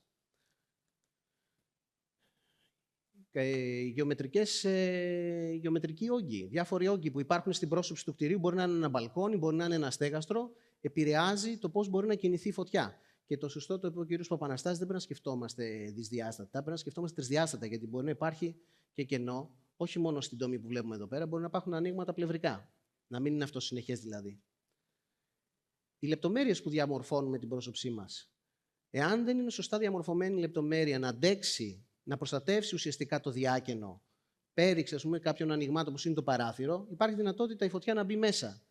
Και κάτι που έχει να κάνει και με τα τεστ που είδαμε νωρίτερα, πολλές φορές τεστάρονται τα τεστ, γίνονται τα τεστ με κάποιες συγκεκριμένες διαμορφώσεις, αλλά στην πραγματικότητα δεν μπαίνει συγκεκριμένη διαμόρφωση, το οποίο όμως στις χώρες που εφαρμόζουν αυτά τα πρότυπα δεν ισχύει, δεν είναι το ίδιο σύστημα. Πρέπει αυτό το οποίο έχεις μελετήσει, αυτό να μπει. Και προφανώς έχει να κάνει και με την ποιότητα που θα το κατασκευάσεις. Και λέγοντας για ποιότητα, μια τάση που βοηθάει πάρα πολύ και την ταχύτητα αλλά και την ποιότητα είναι η προκατασκευή. Αφού μπορείς να φτιάξεις κάποια πράγματα στο εργοστάσιο, με ελεγχόμενες συνθήκες και να πάνε να τα τοποθετήσεις στο κτίριο. Ωστόσο, πρέπει να έχει γίνει σωστή αποτύπωση. Πρέπει να ξέρεις ότι αυτό το οποίο είναι as-built έχουν πάρθει τα σωστά μέτρα, ότι ξέρεις σωστές αποστάσεις, έτσι ώστε κάτι το οποίο έχει φτιάξει σαν σύστημα σε έναν υπολογιστή, ότι έχει λάβει υπόψη του τις διαφορές, παραδείγματος χάρη στο πόσο βαθιά βρίσκεται κάτι σε σχέση με την πρόσωψη. Ιδάλλως μένουν κενά και τα κενά μπορούν να δημιουργήσουν αστοχίες. Προφανώς και σε κατασκευαστικές ατέλειες, αλλά μιλάμε συγκεκριμένα για την πυροπροστασία. Ειδικές γεωμετρίες των διαφόρων τεμαχίων και κυρίως των υλικών επικάλυψης. Καθώς δεν μπορούμε να τα μελετήσουμε όλα, είναι αδύνατον. Προφανώς δεν μπορούμε να περιορίσουμε την αρχιτεκτονική δημιουργία, όμως μπορούμε να το έχουμε υπόψη μας ότι μπορεί να επηρεάσει. Τα νέα υλικά. Νέα υλικά, όχι μόνο γιατί δεν τα γνωρίζουμε, οι κατασκευαστές, οι τεχνίτες, οι εργάτες μπορεί να μην τα γνωρίζουν επακριβώς και να έχουμε κάποιες ατέλειες, αλλά δεν ξέρουμε και πώς συμπεριφέρονται επακριβώς σε μια φωτιά. Και γιατί το λέμε αυτό? Πούμε, παράδειγμα είναι τσιμεντοειδή ή ακόμα και πέτρες, που είναι παλιό υλικό, αλλά τα τσιμεντοειδή σαν υλικό επικάλυψης είναι λίγο πιο καινούριο, λίγο πιο fancy, ας πούμε, της μόδας, όπου σε αντίστοιχα τεστ, όπως είπαμε νωρίτερα, έχουν παρατηρηθεί εκρηκτικές αποφλοιώσεις, spalling. Στα αγγλικά, διορθώστε με άμα δεν το είπα σωστά, στην προφορά. Ουσιαστικά τι είναι η αποφλίωση, όταν έχουμε, όσοι είναι πολιτικοί μηχανικοί και ξέρουν ότι γίνεται θλίψη, που έχουμε κομμάτια τα οποία πετάγονται, ειδικά στα πετρώματα, στη συγκεκριμένη περίπτωση δεν είναι από τη θλίψη, είναι από παγιδευμένη υγρασία η οποία θερμαίνεται κατά την καύση και προσπαθεί να εκτονωθεί και ουσιαστικά πετάει κομμάτια. Και αυτά τα κομμάτια είτε σε τραυματίζουν όταν πας να βγεις ή να μπεις στο κτίριο, είτε δημιουργούν κενά και έχεις μεγαλύτερη παροχή αέρα. Εκεί δηλαδή που η φωτιά σου έχει μια συγκεκριμένη συμπεριφορά, ανοίγουν τρύπες, μπαίνει παραπάνω οξυγόνο, δυναμώνει φωτιά. Πάρα πολύ τα θέματα με τα φωτοβολταϊκά ή ποιος ξέρει τι άλλο μπορεί να βγει στο μέλλον. Δεν είναι ότι είναι άκαυστα ή έφλεκτα, έχει να κάνει με το πώς συμπεριφέρονται σε βάθος χρόνου αυτά και ότι υπάρχουν δυνατότητες για ηλεκτρολογικές φωτιές. Υπάρχει περίπτωση για ηλεκτρολογική φωτιά. Πώς αντιμετωπίζεις αυτόν τον επιπλέον κίνδυνο, με κάποιο ειδικό σενάριο? Οι αρχιτεκτονικές τάσεις που βλέπουμε επηρεάζουν πάρα πολύ τη συμπεριφορά. Πολλές φορές δεν ξέρουμε πώς ακριβώς, γιατί παραδείγματος χάρη τα Λούβρα βλέπουμε εδώ πέρα ότι είναι ουσιαστικά μια κατεύθυνση της φωτιάς. Δεν σημαίνει ότι είναι καλό ή κακό, απλά λέμε ότι αλλάζει η συμπεριφορά, οι διάτρετες επιφάνειες, γιατί μειώνεις το υλικό, αυξάνεις τη δυνατότητα παροχής αέρα, αλλά μειώνεις και την πίεση. Γιατί πριν είπαμε ότι με το φαινόμενο της καμινάδας που προϋποθέτει αυτή τη διαφορά θερμοκρασίας για να κινηθεί πάνω, δεν ισχύει πια, άρα λίγο λειτουργεί ευεργετικά. Και οι εφελκυόμενες κατασκευές, οι προσωρινές κατασκευές και κάτι που είπε ο κύριος από τον ΑΕΝΤΑΣ, ειδικές κατασκευές διαφήμισης, οι οποίες μπορούν να έχουν πολύ ειδικά χαρακτηριστικά. Ας πούμε, οι εφελκυόμενες κατασκευές, άμα δεν έχει ληφθεί υπόψη η αλλίωση του εφελκυόμενου υλικού, που είναι συνήθως μια μεμβράνη PTFE, μπορεί να έχει κατάρρευση. Γι' αυτό πρέπει να υπάρχουν δευτερογενείς στηρίξεις από πίσω, όπως είναι δίκτυα καλωδίων. Οι μετατροπές είναι πάρα πολύ ενδιαφέρουσες περιπτώσεις. Καθώς έχουμε καινούργια συστήματα, πρέπει να δούμε καινούργιο κανονισμό, τι μπορούμε να χρησιμοποιήσουμε, σε τι κατάσταση βρίσκονται τα παλαιότερα υλικά. Και, είναι άσχημες φωτογραφίες, αλλά είναι φωτογραφίες πραγματικότητας, τροποποιήσεις, κάτι φτιάχνεις, κάτι κατασκευάζεις και μετά από χρόνια πηγαίνει ένας ιδιοκτήτης και ανοίγει τρύπες. Θέλει να βάλει μια συσκευή, θέλει να βάλει έναν κλιματισμό. Το έχεις μελετήσει αυτό το πράγμα? Έχει διαμορφωθεί εκεί πέρα η περιοχή? Οι δύο αυτές οι περιπτώσεις είναι αστοχίες. Βλέπουμε μπροστά είναι πέτρωμα, το οποίο είναι άκαυστο, και μέσα είναι έφλεκτη μόνωση. Προφανώς και δεν έχει ληφθεί αυτό υπόψη, και αυτό είναι και πολλά χρόνια το συγκεκριμένο. Και η συντήρηση, ότι πρέπει να υπάρχει η νοοτροπία της συντήρησης. Στην Ελλάδα δυστυχώς δεν έχουμε νοοτροπία της συντήρησης. Το είπε ο κύριος Καρατζάς, μιλάμε για 30 χρόνια. Μία αστοχία μπορεί να γίνει φέτος και να έχεις τη φωτιά σε 1 χρόνο. Μπορεί να την έχεις και σε 1 μήνα. Πρέπει να υπάρχει περιοδική αξιολόγηση. Βιωσιμότητα, που δεν μπαίνουμε στη διαδικασία να την κρίνουμε ή όχι, αλλά μπορεί για το καλό ουσιαστικά να μπούμε σε κάποια μονοπάτια λίγο περίεργα. Γιατί ζητάμε περισσότερες εγγυήσεις, με περισσότερα χρόνια, μεγαλύτερη αντοχή. Και αυτό πώς γίνεται στη δικιά μας περίπτωση, που ουσιαστικά αυτό που ενδιαφέρει τον αρχιτέκτονα είναι η βαμμένη επιφάνεια, στα δικά μας υλικά σύνθετα πάνελ αλουμινίου. Για να πετύχουμε καλύτερη συμπεριφορά μέσα στα χρόνια, βάζουμε μεγαλύτερες τρώσεις, περισσότερες τρώσεις βαφής ή περισσότερες. Και κάποια χρησιμοποιούν, όπως εμείς, τεχνολογίες οι οποίες είναι μικρές τρώσεις. Όταν πας σε άλλα βαφικά συστήματα τα οποία, και άλλες τεχνολογίες που προσθέτουν ακόμα μεγαλύτερο πυρικό φορτίο, υπάρχει ο κίνδυνος από εκεί που έχεις προδιαγράψει ένα υλικό που θα κρατήσει 20-30 χρόνια και νομίζω ότι είναι κατηγορίας Α1, να είναι στην πραγματικότητα κατηγορίας Α2 ή κατηγορίας Β. Γιατί έχεις επηρεάσει την επιφανειακή διάδοση της φωτιάς ουσιαστικά. Και αρκετοί δεν το λαμβάνουν υπόψη τους αυτό στα πιστοποιητικά, γιατί πιστοποιούν ένα βασικό προϊόν και όλα τα άλλα που είναι εξειδικευμένα και πιο advanced λύσεις τα αφήνουν λίγο στο σκοτάδι. Όπως είδαμε, οι παράμετροι είναι πάρα πολλές για τη συμπεριφορά έναντι της φωτιάς. Αρκετά έχουν μελετηθεί, αρκετά άλλα δεν μπορούν να τα μελετήσουν. Δεν μπορούμε να τα μελετήσουμε ή δεν μπορούμε τουλάχιστον να τα προβλέψουμε. Επιπλέον, θα έλεγα ότι έχει να κάνει η θέση της φωτιάς. Είναι αλλιώς να πιάσει φωτιά σε ένα μπαλκόνι ή να πιάσει εσωτερικά σε ένα δωμάτιο. Αυτό δεν μπορούμε να το προβλέψουμε, αλλά μπορούμε να το έχουμε υπόψη μας στη διαμόρφωση. Συνολικά, σαν κτίριο, έχουμε να κάνουμε την προσβασιμότητα για την πυρόσβεση. Γιατί μπορούμε να φτιάξουμε το καλύτερο δυνατό κτίριο και να μην μπορεί να πάει η πυροσβεστική να σβήσει τη φωτιά. Γιατί μπορεί να υπάρχουν κάποιοι περιορισμοί που να μην μπορούν να μπουν οχήματα. Και η μορφολογία του εδάφους, αυτό το έχουμε βάλει πρόσφατα. Όπως είδαμε στον κανονισμό για την αλληλεπίδραση της φωτιάς με το δομημένο περιβάλλον και το δάσος, προφανώς παίζει και η γεωμορφολογία, γιατί έχεις μεγαλύτερες ταχύτητες ανέμου και μπορούν να επηρεάσουν τη φωτιά. Τα τεστ, τα περισσότερα, αν εξαιρέσουμε το γαλλικό, όλα τα άλλα γίνονται σε κλειστό περιβάλλον, χωρίς να έχεις άνεμο. Πώς λαμβάνεται υπόψη περιβαλλοντικές συνθήκες?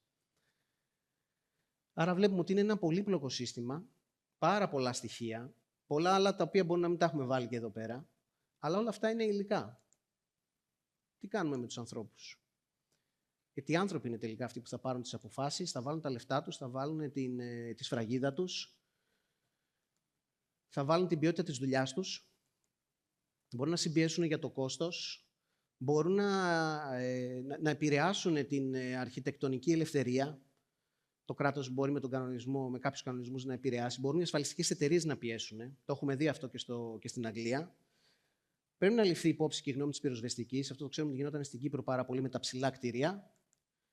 Και τελικά οι χρήστες. Οι χρήστες είναι αυτοί οι οποίοι θα αποφασίσουν, ψηφίζεις με τα λεφτά σου. Και οι χρήστες τις περισσότερες φορές δεν ξέρουν τι γίνεται. Γιατί το είπε ο κύριος Καρατζάς, το ένα από αυτά που θέλουμε στο real estate, οι 3 χαρακτηριστικά λένε που επηρεάζουν την τιμή του real estate. Property, property, property. Αλλά κανένας δεν ρωτάει τι συμπεριφορά έχει στη φωτιά, τι σεισμική αναβάθμιση έχεις και πολλά άλλα σχετικά. Σε όλη αυτή την αλυσίδα, εμείς σαν κατασκευαστές υλικών είμαστε υποχρεωμένοι να εμπλεκόμαστε για να ενημερώσουμε, για να υποστηρίξουμε όποια πληροφορία χρειάζεται, για να μεταφέρουμε τη γνώση που έχουμε και την εμπειρία. Και προφανώς υπάρχει και μια εξωγενής πίεση, είναι κοινωνικές ομάδες που ελπίζουμε ότι πηγαίνουν για το καλύτερο, ομάδες επιρροής, ας πούμε, για την βελτίωση του κανονισμού, για την εφαρμογή των νόμων και τα μέσα μαζικής ενημέρωσης. Πολλές φορές δεν γνωρίζουν τα θέματα αυτά και δεν έχουν και τον χρόνο να ασχοληθούν. Άρα βλέπουμε ότι δεν είναι ένα μόνο στοιχείο, είναι ένα σύστημα πολλών παραμέτρων. Σαν προτάσεις, εμείς θα θέλαμε να σημειώσουμε ότι πρέπει να γίνει ένα τεστ από την ελληνική νομοθεσία για μεγάλη κλίμακα, να αντιλαμβάνονται υπόψη τους όλα αυτά τα χαρακτηριστικά που είπαμε. Πρέπει να υπάρχει συνεχής εκπαίδευση και ευαισθητοποίηση για το θέμα αυτό. Δεν είναι κάτι το οποίο να το αφήνουμε έτσι στην τύχη. Προφανώς συνεχής έρευνα, γιατί είπαμε τα νέα υλικά, είπαμε τις νέες μορφολογίες. Πρέπει όλα αυτά να λυθούν, να αξιολογηθούν, να βελτιωθούν. Να υπάρχει φορέας πιστοποίησης για την πυρασφάλεια και να ελέγχεται τι μπαίνει στα κτίρια. ποια είναι τα πιστοποιητικά τους, όχι μόνο τα πιστοποιητικά, αλλά και τι μπαίνει στην πραγματικότητα στα κτίρια και πώς φτιάχνεται. Να γίνεται αξιολόγηση του τελικού προϊόντος σαν πρόσωψη, έτσι ώστε κάποιοι να αναλαμβάνουν ευθύνες για αυτό το πράγμα. Αυτά από μένα και εντός χρόνου. Άμα έχετε οποιασδήποτε ερωτήσεις, είμαστε μέσα με την Elval Color. Σας περιμένουμε. Ευχαριστώ.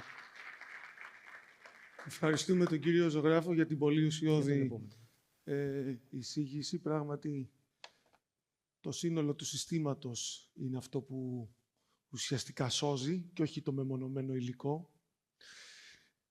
Μακάρι αυτή η ομιλία να ήταν διαθέσιμη σε όλα τα τεχνικά γραφεία, αλλά και σε ευρύτερο κοινό.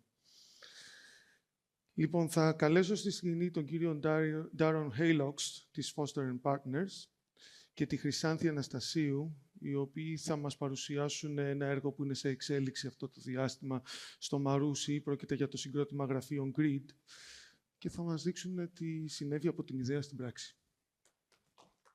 Hello, everyone. My name is Chrysanthi Anastasiou. I'm a facade engineering associate with Ethnos, and I'm here today with Darren Haylock from Foster & Partners. We're very happy to be amongst all the facade enthusiasts of Greece, but also international. And we'll share with you our project, The Grid, both about its architectural uniqueness and on its smart and bespoke modern facade design approach. We'll share a brief storyline of the project. We'll discuss the facade design philosophy, its engineering and execution, and we'll start with a few general information about the project. The Grid is an office building. It's currently under construction. It's here in Athens. It's following the anticipated program, and the facade is being installed as we speak. It comprises of 4 modular buildings around the plot, connected with each other with link bridges, forming a central courtyard in the middle. And more about the architecture in a minute, directly from the lead architect. Our design team has been, Foster & Partners have been the lead architects. YAP, Yorgos Andreadis and Partners are the local collaborating architects. Terna is the general contractor. Hill is the project manager. From concept stage to προκαταρκτική μελέτη to detailed design, so μελέτη εφαρμογής, Aventec has been the facade consultant, and from construction design stage, Ethnos, Ethnos has been the facade contractor to completion. An interesting fact about the project is that there are actually 7,000 square meters of glass around the Grid facade and 20,000 square meters of cladding, which makes it one of the largest square meter area projects of the country. The Grid is located in a major business district in Marousi, in a district that's connecting the central Athens with the airport, as you can see on the map, through a major ring road. So let me take you a bit more through the design of the project. So as most of you will know, this is absolutely a prime site in Marousi. It's around about 16,000 square meters as a site area. And the project consists of just short of 50,000 square meters of development, 26,000 square meters of office above ground. So the challenge was to design a spec office building in this location. And I think the next slide here will show you the kind of the design process and some of the ideas that really inform the design. So creating a destination, I think, was really important. The majority of this design was designed through or just after the COVID period. I think we learned a lot from that in terms of creating a place for people to go back to work and enjoy work. And the idea of creating a central courtyard seemed to be a very strong and very common theme for this idea, creating a kind of a biophilic, a landscape, an oasis for people to enjoy, not only during their work hours, but after work hours. So you can see from the slides here and the sketches, the idea of a green space in the center quickly formed, and the idea of creating these routes through the center. Again, really trying to respond to the need of the different requirements for the different office users. And again, trying to design a speculative office building, designing for a mixture of tenants, whether it's a single tenant per building or multiple tenants per buildings, was one of those challenges. And trying to create some identity in the sense of scale for that facade was also important. So the drawings on the bottom there start to show how that mass of that 26,000 square meters of office building started to break down, and creating these different identities, creating a destination, creating different entrances and so forth, and routes, throughs and vistas was very important. I'm pleased to say that it's looking fantastic on the site today. So working very closely with Jaap and the client team, Naval and Brook Lane, we really did optimize the local regulations and really optimize and maximize the availability of the area on the site. One of those kind of ideas came about creating a habitable roof, really embracing that idea. And that started to inform the thinking of how the facade should look. Then taking that massing and the idea of creating a habitable roof, we then looked at how to wrap a facade around. Using an 8.1 meter structural grid, how do we break that down, creating a facade that is responsive, it's flexible, it's adaptable, started to inform how the facade looked. And the idea of a grid or an egg crate on the outside of the facade that can then respond to those different needs, different vistas, different aspects was a very strong idea. So as the sun moves around this facade, we can then develop the facade to respond to those different needs. And then you can see also in the courtyard, creating these terraces that also respond to that idea of that green biophilia in the center of the building. These are some of the other CAD models, just going to simplify to demonstrate the different articulations of the different facades. So on the south facade, obviously the sun is pretty high, and the idea to protect it from the horizontal aspect was created by the shelf. But then on the east and the west facades, the verticality then came into play to protect the glazing from the solar gain. And conversely, on the north facade, where we don't necessarily need a great deal of shading, we maximized that opening. So on the north facade, we have an 8.1 meter grid, which is really embraced and celebrated. And then on the other facades, in particular the west and the east, slightly more closer module, 2.7, and certainly where we have the overlooking on the red here, where the two buildings are overlooking, we'd increase that again to 2.7 to reduce that sense of overlooking and increase that privacy between different buildings. The next slide then just shows that north facade, how it really does embrace that idea of maximizing the views and the daylight into the spaces.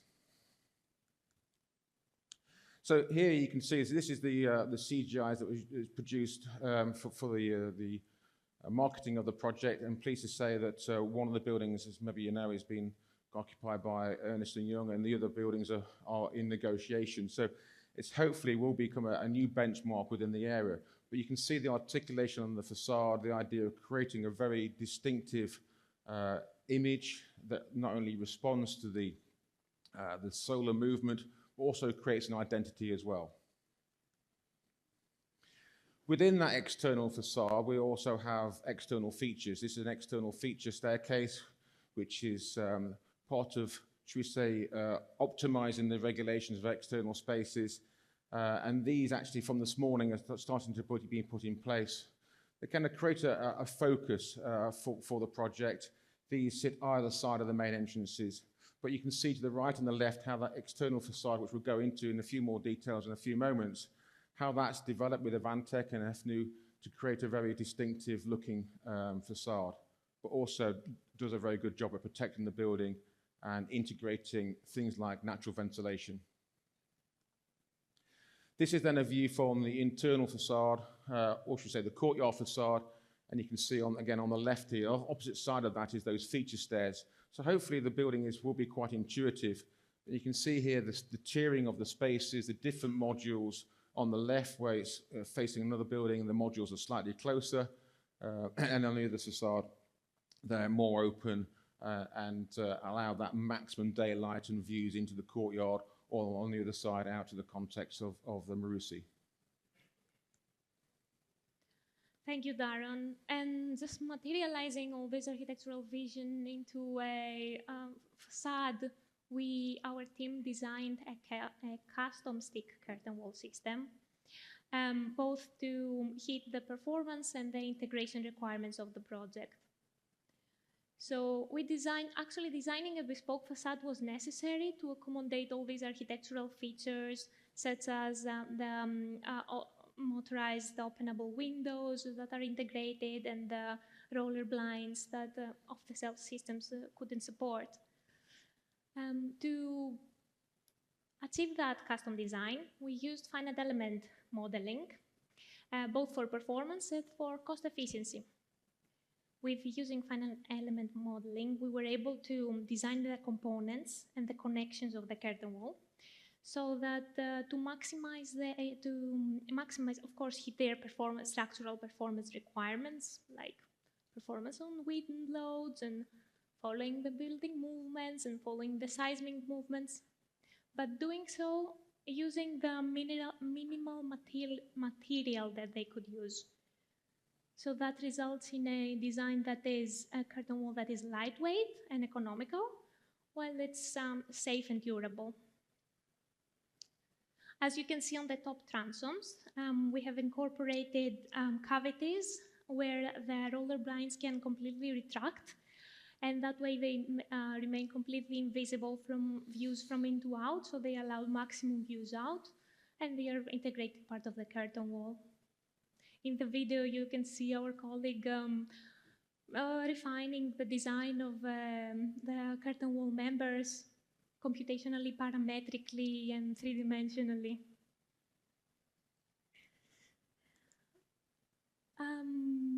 It's actually interesting the large-scale glazing that we had on the grid. We have up to 2.6 by 2.7 large glazing panels that are DGUs, double laminate, so you can imagine they are quite heavy. And we had a short space to deal with those heavy loads in the transoms, so we only had 150 millimeter deep transoms. So we needed to deal with that, and we addressed that challenge by reinforcing the transoms. Everything on the steel is concealed, so we don't have any visible steel reinforcing members. And again, we did that using finite element modeling. An integrated design needs to address both natural ventilation and shading through solar shading, while maximizing views and maximizing natural air intake. So our design incorporates openable openable motorized windows that are placed in every level of the curtain wall. They each incorporate motors and actuators that are concealed within the frame, and they each have their own insect screen.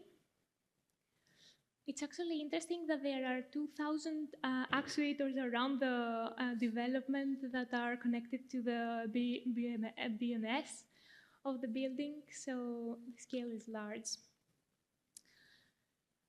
Placing those openable windows high on the top of its curtain wall at every level ensures that we have those natural exhaust of the hot air and intake of fresh air.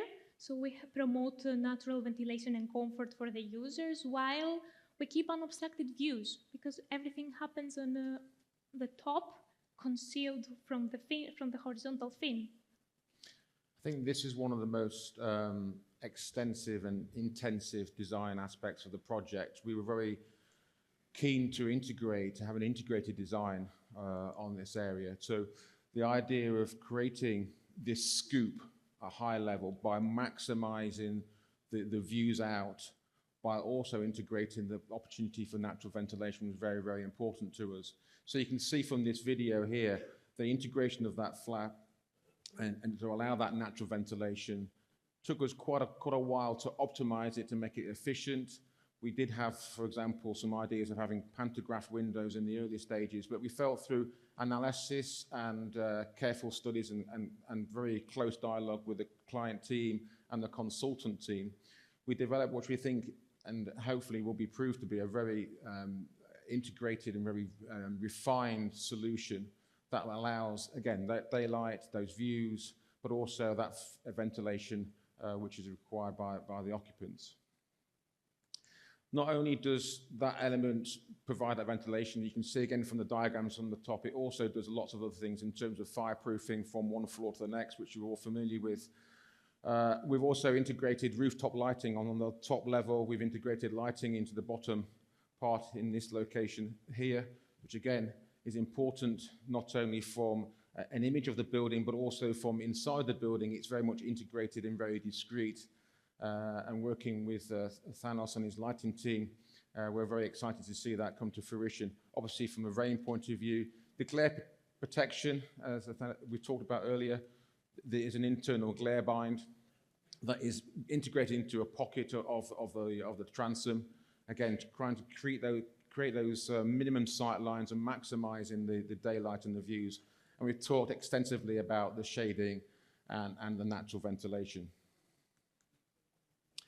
So let's talk a bit about the composition of, well, maybe should we say the aesthetics of the facade. With Yanis and his team, we had some good fun kind of selecting many different colors.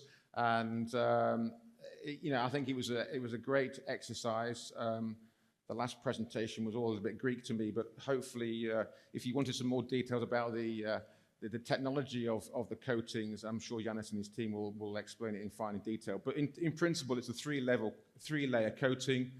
There's a lot of high reflectivity. We were very conscious and mindful that we wanted the building to have a very distinctive look and feel about it. But obviously, with a dark material, it's absorbing the heat. So there was a lot of conversations and a lot of analysis and working very closely with industry, in this case, Elval, to make sure that the technology that we used for the coating had a high reflectivity. So we reduced the amount of that absorption on that coating. So that then is on, you know, the fins, both top and bottom and on the sides, and in some locations also on the vertical aspects to kind of integrate the columns. And then really then to accentuate that, we felt it'd be really nice to have our anodized nosing. So the idea, you really do express that grid. So the main body of that facade is a gray metallic. And then on the nosing, we have anodized metal nosing, which is a kind of clip-on, again, just to kind of give that definition. So this is a kind of composition assembly. We have large-scale vertical and horizontal fins throughout the development that are used for shading. Here, our team during the design was using actually VR as well, virtual reality technology, so we were able to really inspect how the one-on-one would look during the design while we were designing, so that was something we enjoyed playing with. Those large-scale fins are mainly used for shading, but let's have a closer look on the vertical ones, because we have some profiles where we have down to 60mm thin sidelines on the vertical fins, and that made it really challenging to address, okay, the rest of their performance requirements, like following the building movements and thermal expansion, but basically, you can appreciate it's a large cantilever, the very large lateral wind loads and how we deal with that. So we designed a support methodology that was basically made these fins behave like simply supported elements and minimize their bending moment, while limiting their structural performances within the limits of a 60mm profile.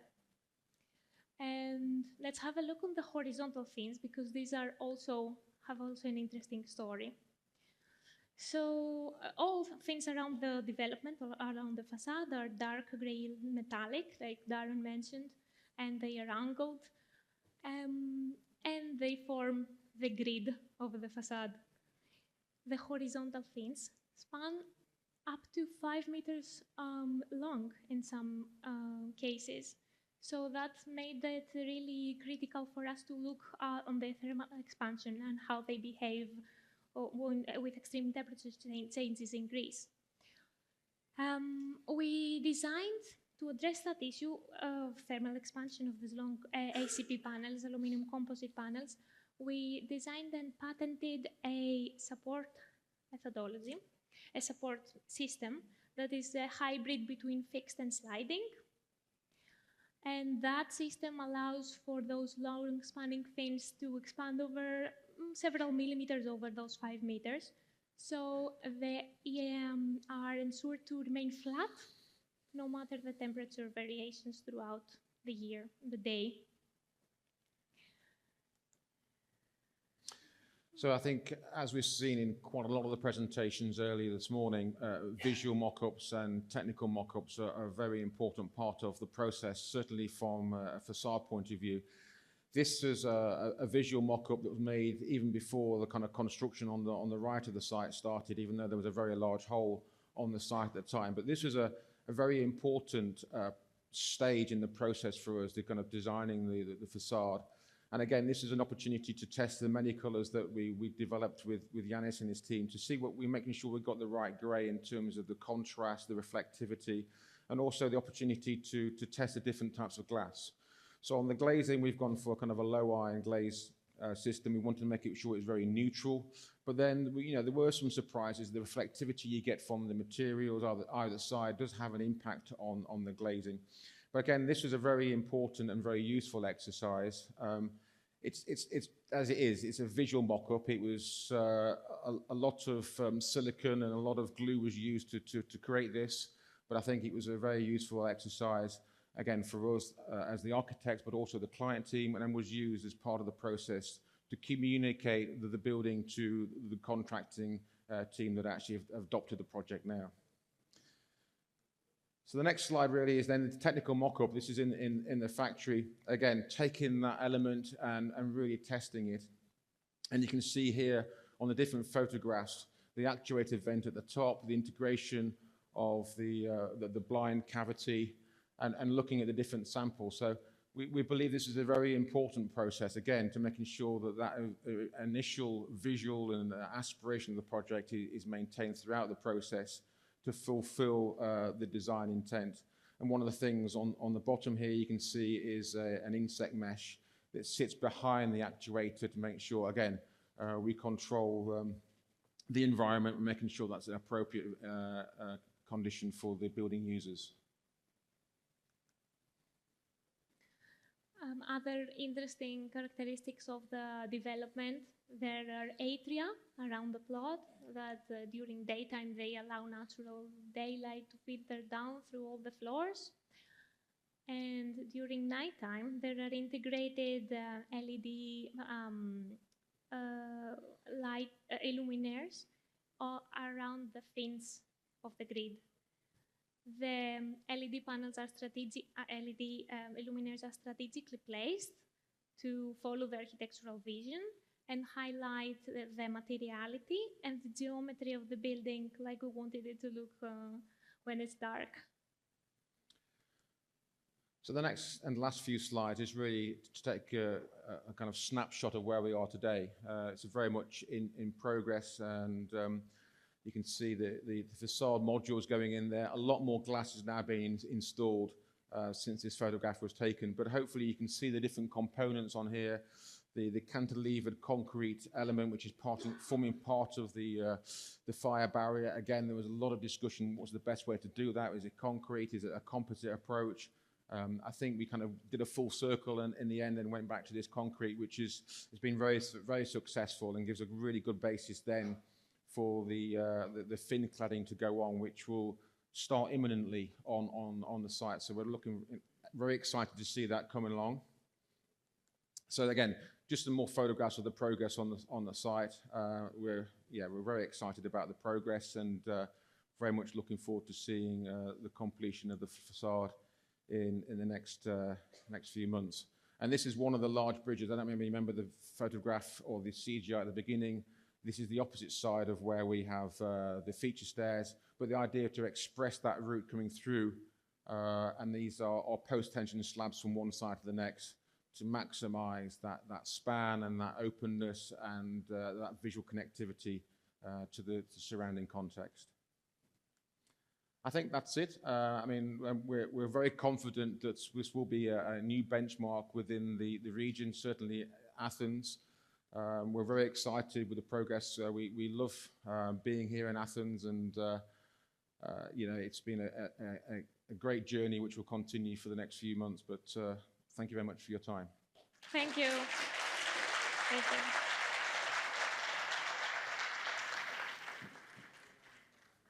Darren, and for this very sophisticated facade design. Can I ask you some Sure. questions?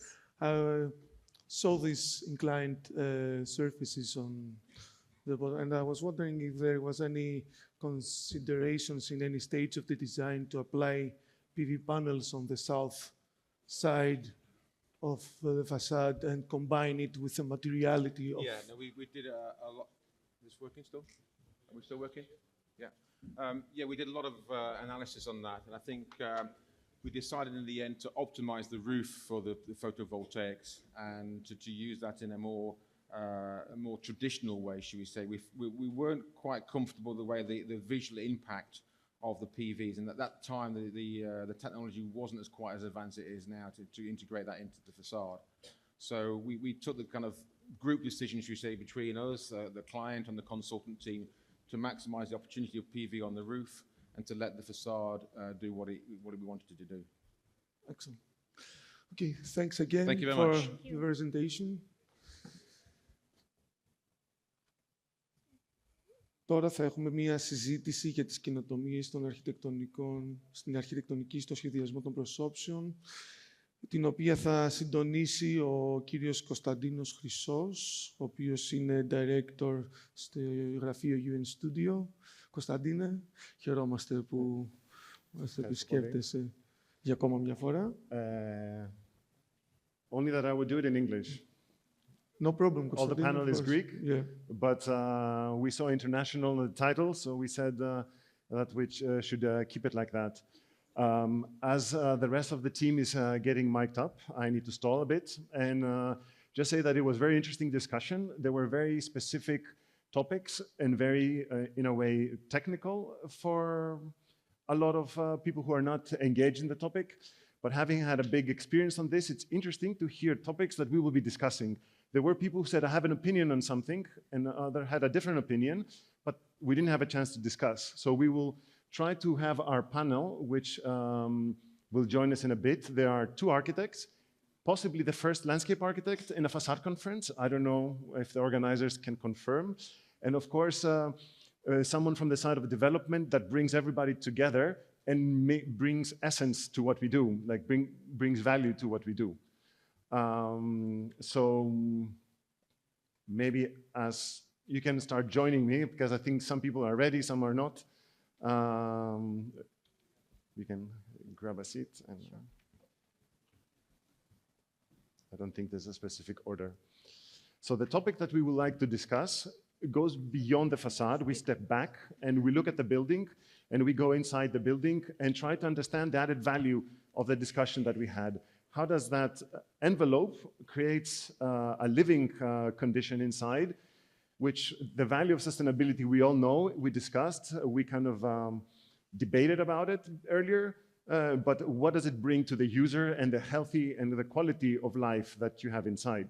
So the discussion that we will have now is running around the topic and looking in a different scale and a different envelope.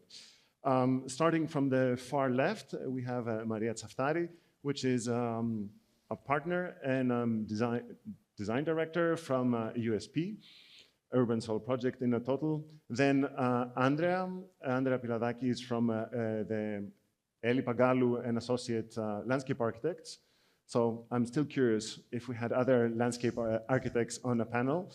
And then we have Tina Tsagaratu from ASPA KST, also an architect. And of course, Nasos Fatseas, who is part of Lambda Development, which most people in Greece now know. But he's working as a senior development manager, director, if I'm mistaken. So we discussed about facades and how they perform and how they're sustainable. Very often we come into a dialogue with our clients. How can we prove what we heard earlier? What is the quality? What is the performance? What is the added value? But at the same moment, there is a budget. For example, 8 years now, I was working in a project in Frankfurt which had 110,000 square meters of facade. It was a big challenge to convey a design and a performance that that facade needed to be, which you use all your data-driven tools to convince, and then being challenged from the client. And maybe starting off with Tina, maybe it's interesting to hear such similar experiences that you've come across, and how do you kind of balance around them? Absolutely. I mean, the most important thing is, first of all, to identify who the client is, because when you're dealing with the owner of the building versus the developer, the points are very different, and how you convince them to go for something is very different. So let's say we start with the actual owner. In that case, for example, in the oncology building of the Diavalkanikon Hospital in Thessaloniki, we worked very closely with a client who was very invested both in the sustainability aspect and also in the user experience. Obviously, it's a hospital, it's a cancer ward, emotions run high, it's difficult for people. So how you experience the space while you're inside it, or how you approach it, is extremely important. There, they were interested in making a building that is a landmark, that is a new kind of approach for the medical aspect. So that was easy. They were on board from the beginning. Now, when we talk about developers, it's a different concept, because obviously this becomes less about the life cycle assessment of the building and more about the upfront cost. And then it becomes more challenging, and it becomes more about how do you present the idea of increasing the value of the building and of creating additional value, which is not, it's not a luxury anymore, it's a need, and it makes your building sell or rent for better. And then at the end of the day, it's about mitigating risk, because our world keeps changing. So the more sustainable a building is, then the best it's going to fare in the long run. Thank you. Now we talked about our landscape architect. I think it's becoming more common to introduce them in an engineering world, where we want more green buildings that perform as a building should do, with all the stringent regulations that we heard before, from fire and everything. But at the same time, we start recognizing the quality of biophilic design. So a very common discussion lately is, where are we balancing between greenwashing and biophilic design? And I think that's a topic that we kind of touched upon and struggled, I have to say, with our project in Frankfurt Neon, where it has a green vertical facade, and Germans don't shy away from their regulations. And how does this imply in Greece, which is a much more welcoming, let's say, climate, and can support possibly that? So how do you see it in the developing later years now, Andrea? If you allow me to start from the greater image, I would say that as architects and landscape architects, we are called to design for the future. So having that in mind, we have to realize that this is a great responsibility, and at the same time an opportunity to respond to the challenges, social and environmental, that we're already facing. And again, the response to that is biophilic design. And the reason is that biophilic design is based on sustainability principles and the principles of resilience. That's the only way to build a strong environment that will endure and thrive in time.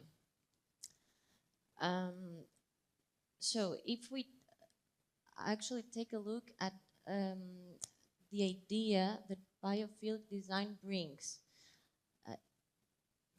that is that the nature and the landscape is not perceived as something that exists in specific areas.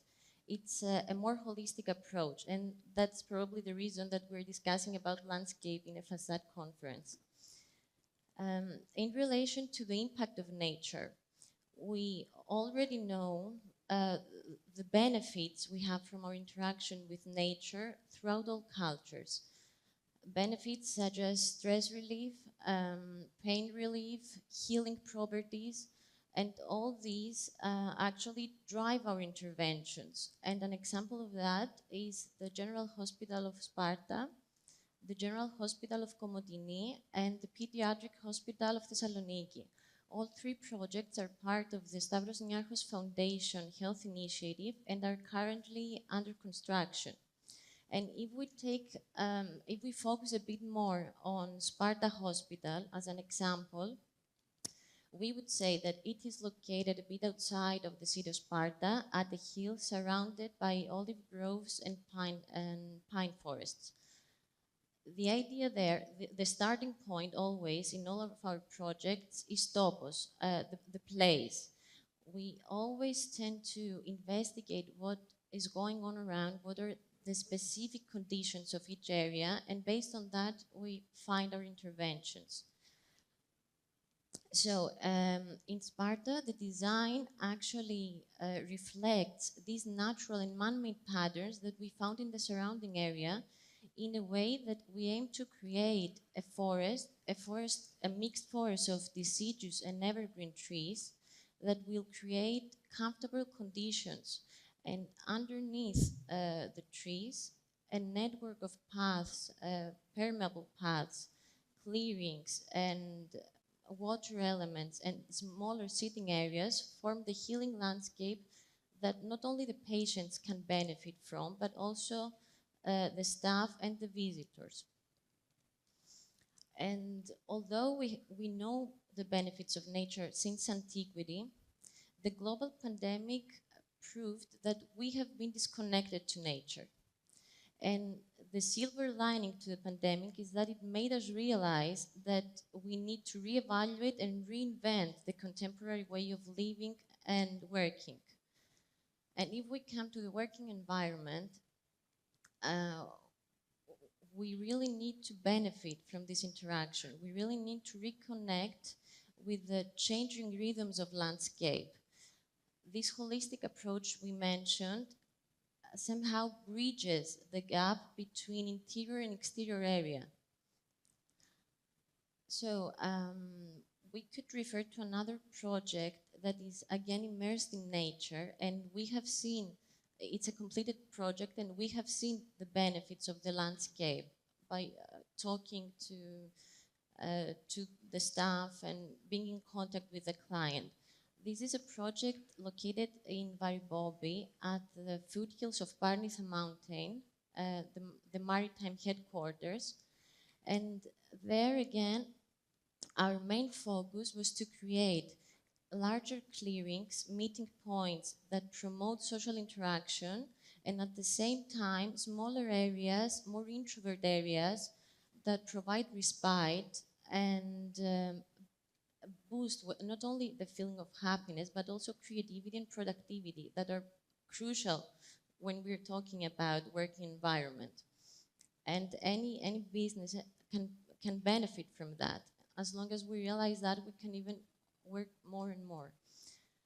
And now, if we go back to sustainability, we can focus on selection of species, native and adapted, drought tolerant. We don't need to waste water, using existing soil to minimize environmental impact, permeable materials to maintain the water cycle, and through these principles, we manage to create strong ecosystems. Maybe taking the opportunity at this moment, because what is interesting is that the facade envelope benefits from that relation, and to see there was also an image earlier from Panos where he kind of demonstrated the quality of that envelope and how that kind of encloses also what is inside. We heard how this kind of starts being related to the landscape, and it would be interesting to also understand how we perceive the facade from the inside and organize the space in a flexible way, because part of sustainability is not only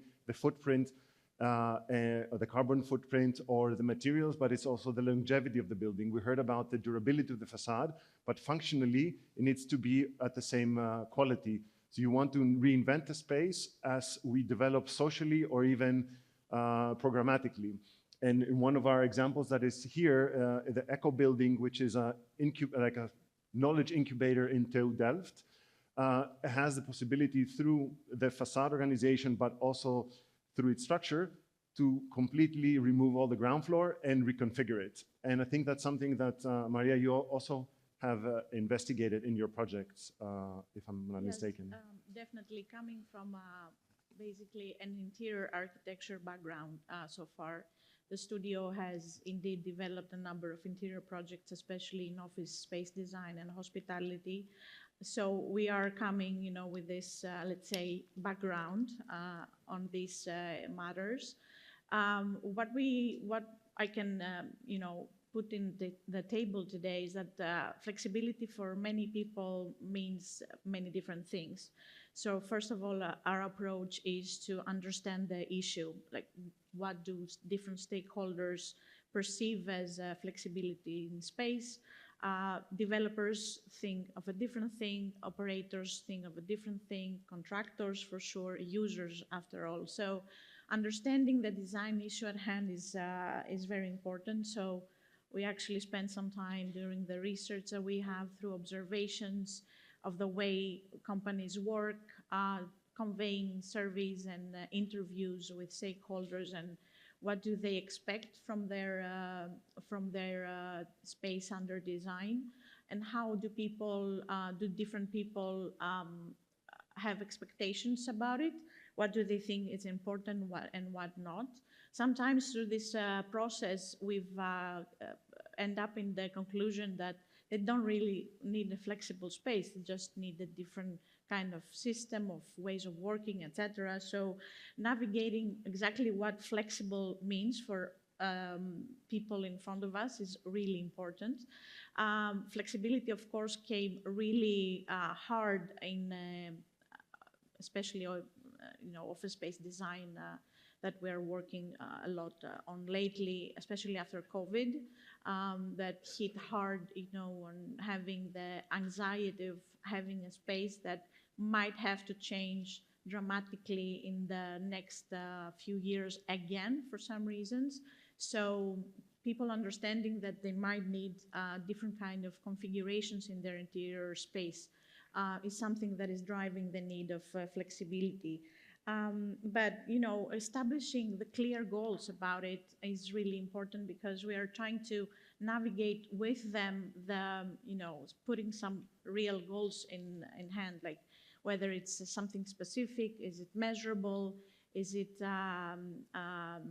relatable,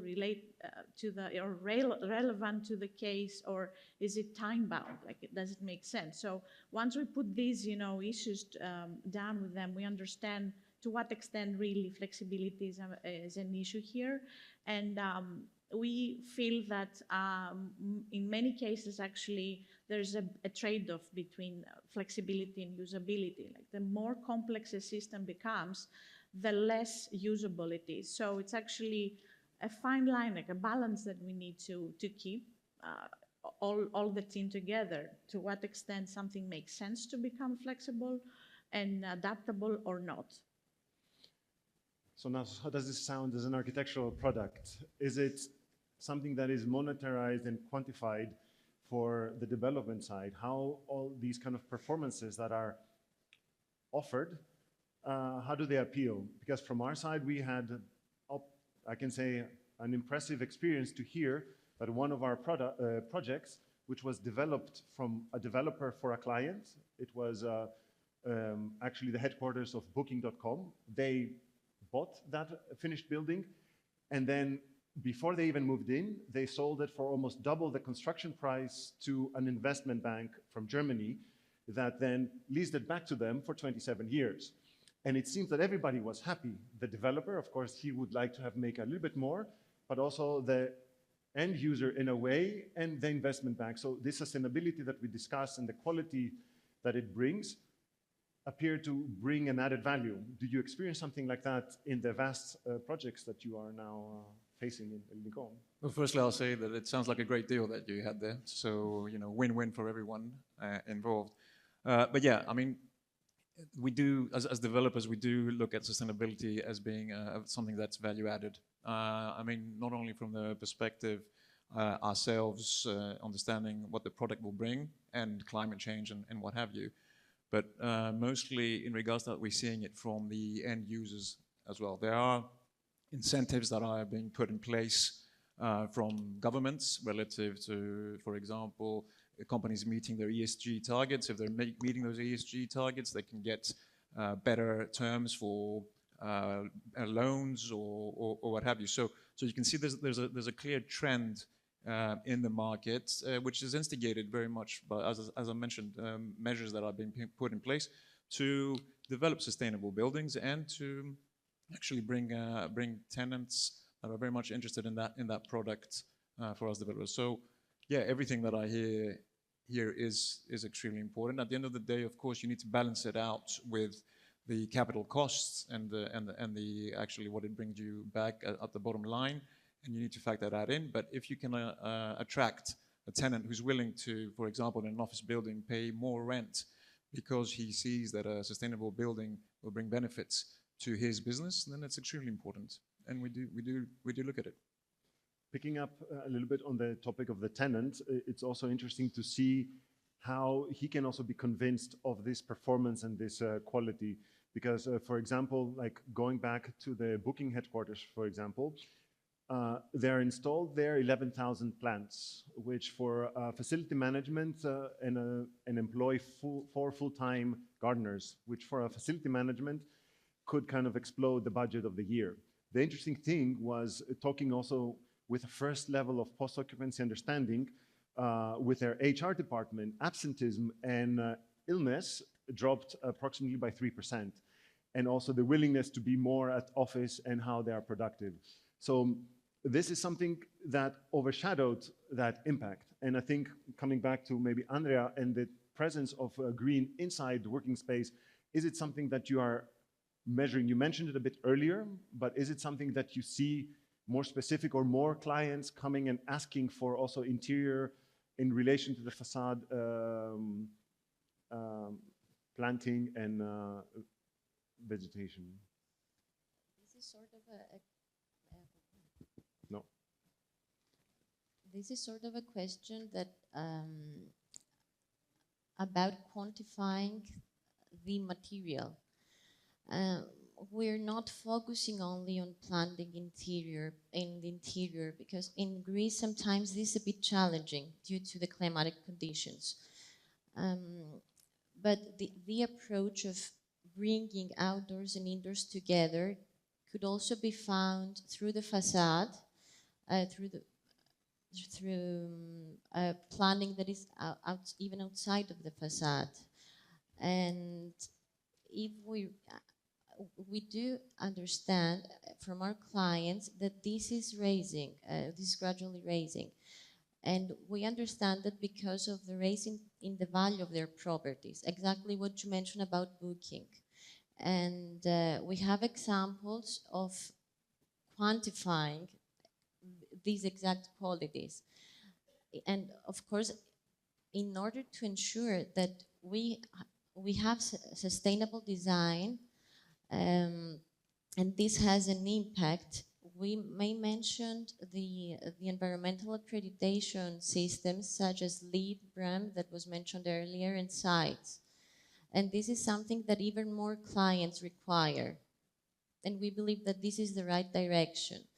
But of course, in order to measure all the benefits, we need to go beyond and focus not only on the economical aspect, but also on people and on the environment. And we can get, since we have science, we can get information on both of these sectors. Of course, the scale of Booking is not exactly interior, but it is inside because it's an atrium, but because of the weather, it cannot be open. And understandably, like in Greece, we have the opportunity not to really talk about just planters, but it's actually the outdoor space that, because the weather is good, it allows us to have this comfort. And again, looking at the facade as this kind of permeable skin, it's not only that it encloses a space, but it also connects you to the outside. So again, like the example of Echo and the discussion earlier about glass being sustainable or not, the fact that it connects the inside to the outside socially, it brings it a different value, and you get more students wanting to spend more time there. So in a way that you use something more, it brings, again, a value. So that's something that I think, Tina, you also had discussed earlier. And how do you see this envelope becoming not a border, but actually a connector in a way, and also in a social level, which is part of sustainability as well. It's not only a carbon footprint and material use. Yes, for sure. I mean, first of all, as an office, we really believe that the facade belongs to the city and the interior belongs to the users. So then it becomes social by definition. It's part of the city, it's part of the environment that we have. And in Greece especially, that we live outside, the facade really becomes this connection you mentioned between the interior space and the exterior. And to Andrea's point, like sometimes it's not just about checking a checklist. It's also about the soft points and the user comfort, the small interventions, the landscaping coming inside and outside. And that also goes a bit to the previous question about the cost, so I'm going to circle back there quickly. Because when it comes to sustainability and budget, it's not about maximizing the performance necessarily, but it's about optimizing. So sometimes it's worth considering the long-term effect and the embedded carbon that the extra points are going to give you, and finding this balance between what is actually important for the building to become passive versus the cost and the overall life cycle cost of the building. So when we talk about facades and how they connect the exterior and the interior, facades and geometry also go together, like the balconies, the terraces, the atriums, then all of these common areas become the life of the building, and the level of permeability versus privacy that you need depends significantly based on the use. But objectively, in Greece, we live outside. So this connection becomes so much more important. And the kind of materiality, what do we use on the facades, what colors, the level of reflectiveness, how friendly and easy it is to stand next to, that really defines the success of the life of the building. And then, you know, like, may that be the neighborhood or the interior atrium, the exterior space, the landscape. It's all about how close can you get to the facade, how comfortable you are, how easy it is to access the interior. And then with all that together, having buildings that are sustainable and affect positively the microclimate, not just of the building itself, but of the area, if we're talking about a larger development or multiple buildings located close to each other, then it is also our social responsibility for better cities to create buildings that are green and can affect positive change. Thank you. And continue a little bit on this added value, on this quality that we try to develop inside. There is also the use of waste and how we are more responsible in the materials that we use on the facade, but also in the interiors, that allows in a more kind of conscious way to use low impact materials, and how that doesn't compromise the everyday life and still maintain the high quality. Again, in one of our projects, the academic one, there's 90% of the furniture reused, and all the partitions and everything for the sound insulation, for example, used leftovers from a denim company industry in order to try to improve the circularity in the totality of the building, apart from the envelope. Are such things in interest, and are they monitored or discussed with clients here in Greece, Maria? Yeah, definitely. The issues of renewable or recycled materials is becoming more and more pertinent with clients. And actually, they're everywhere nowadays. Like most of the companies, I would say, across the board. Even in the smallest material that is going to be used in the tiniest surface in a project will have some kind of specification, or will try to belong to a certificate, or be measured and measurable in these kind of features. So you will see that nowadays more and more, and in very interesting ways, even conceptual ways, like reusing fishing nets, plastic bottles for sure, but there's a whole full cycle of life in many projects and products, and it's interesting to see how clients as well are willing to actually push sometimes in order to use these kind of materials, and in fact they are starting to be even renounced and shown in their marketing companies as well. Hotels, for example, do that, having green let's say, directions in their design and in their spaces. We ourselves are using those strategies, even though sometimes are not needed per se from the design briefs. However, back in 2018, where we first became acquainted with the LEED certificate protocols, I was for our one of our first and very favored projects that we did with Prodea for their own headquarters, actually, where it was a listed building in Athens, downtown Athens, with all the burdens that we all know that listed buildings have. And they both wanted to run with a LEED certificate and a well-being of employees certificate at the same time. And I don't know how many of you have worked at the same time with those two protocols, but sometimes they are conflicting with each other, not going hand by definition. However, it's something that has stayed with us as a heritage, a state of mind actually as designers, because of course the LEED certificate and the BREEAM certificate is always mandatory somehow nowadays in new developments for sure. However, the well-being of employees is also very important, and it's not always mandatory, thank God. However, it's very interesting to see the notions and the features that puts in the table, such as air quality and not having odor in the construction site, or choosing materials that are not producing odor, or working for neurodiverse users, and really nice paths that we take actually into consideration in our design, although not needed anymore.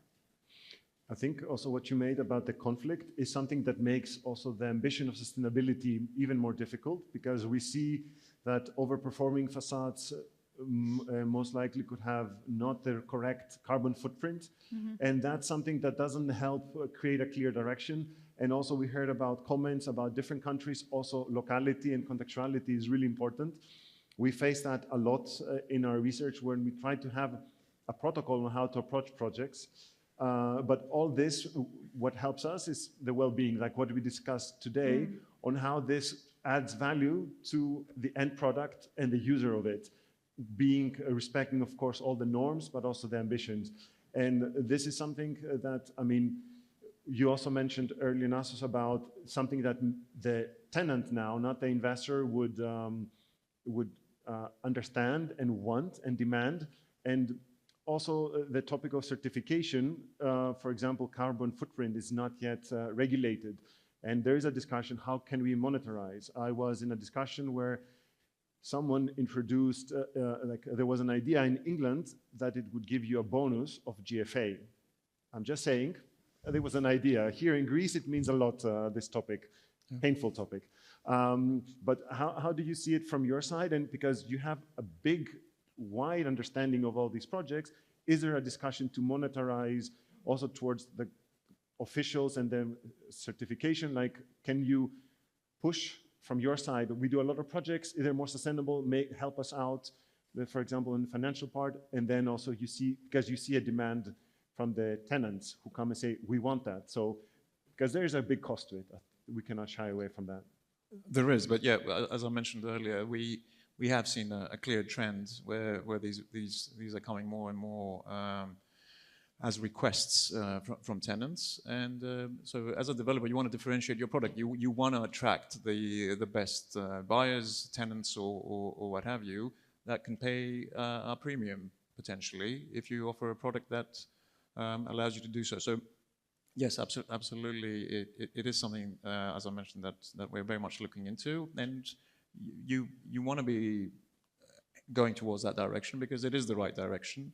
And as I said, and I will reinforce again, there are incentives that are being put in place. There's EU taxonomy that is extremely important, selecting the materials from the design perspective and then subsequently, or even the construction period.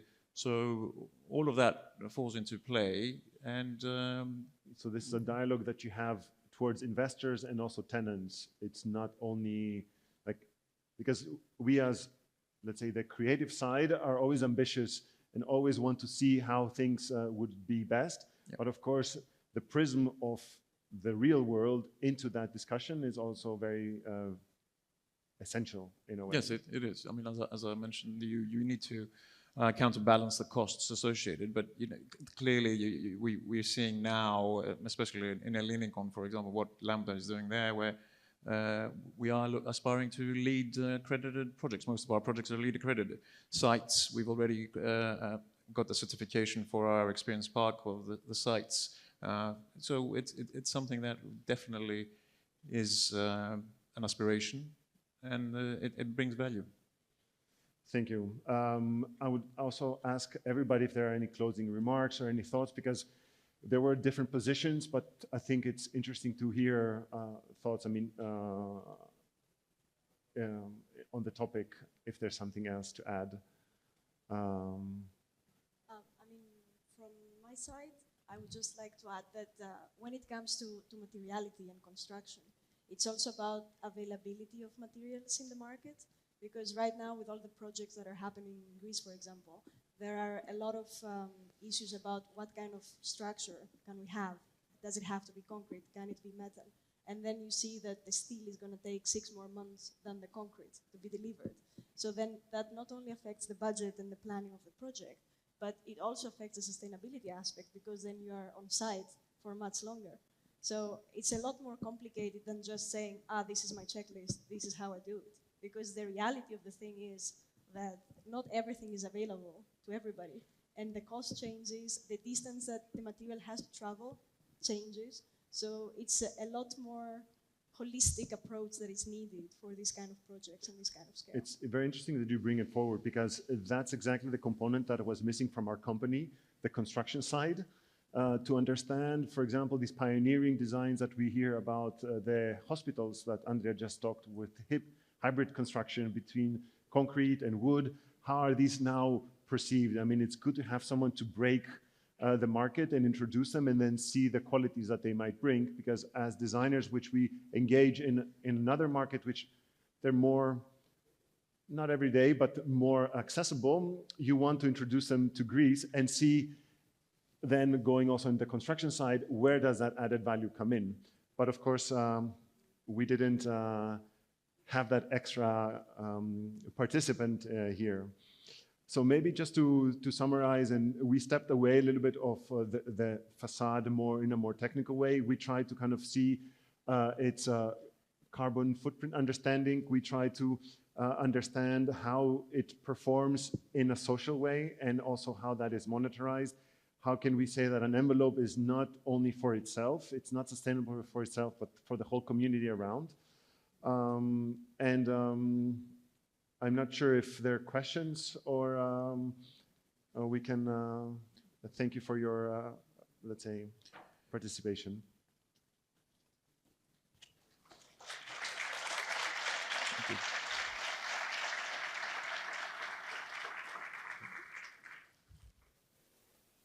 Okay, we're about to start the first speech of the third round. And it is a moment I was really looking forward to, because we have Mr. Marco Dell'Aglia Valetti, who I personally know for quite a long. We have collaborated in a project which we are very proud of. And Marco is going to speak about various projects of Big Architects. Today he's a senior architect in Big. And yeah. Λοιπόν, να το πω και στα ελληνικά. Ο κύριος Βαλέτη είναι αρχιτέκτον στο γραφείο Big στην Ισπανία, στο γραφείο της Βαρκελόνης. Τυχαίνει να έχουμε και συνεργασία τα γραφεία μας τα τελευταία 2 χρόνια για ένα έργο, και θα σας παρουσιάσει διάφορα έργα που τρέχουν αυτό το διάστημα στο γραφείο των Big.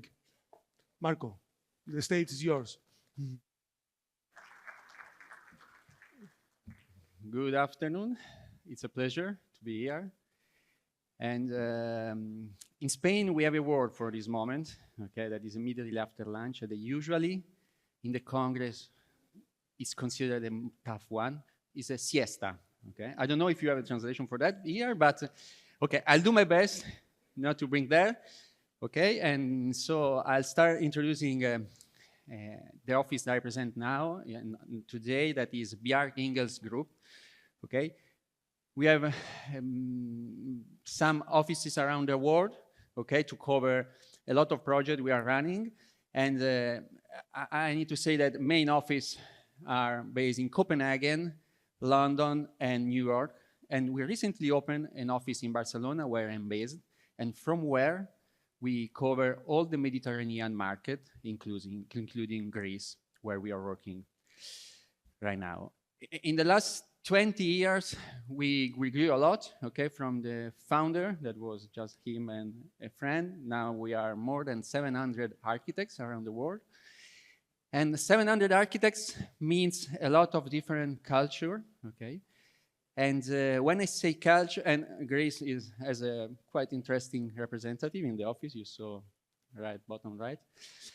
And this mixture of culture, okay, brings new ideas, brings really the power of trying to envision the new architecture for the future that comes from the mix of different experience and different backgrounds.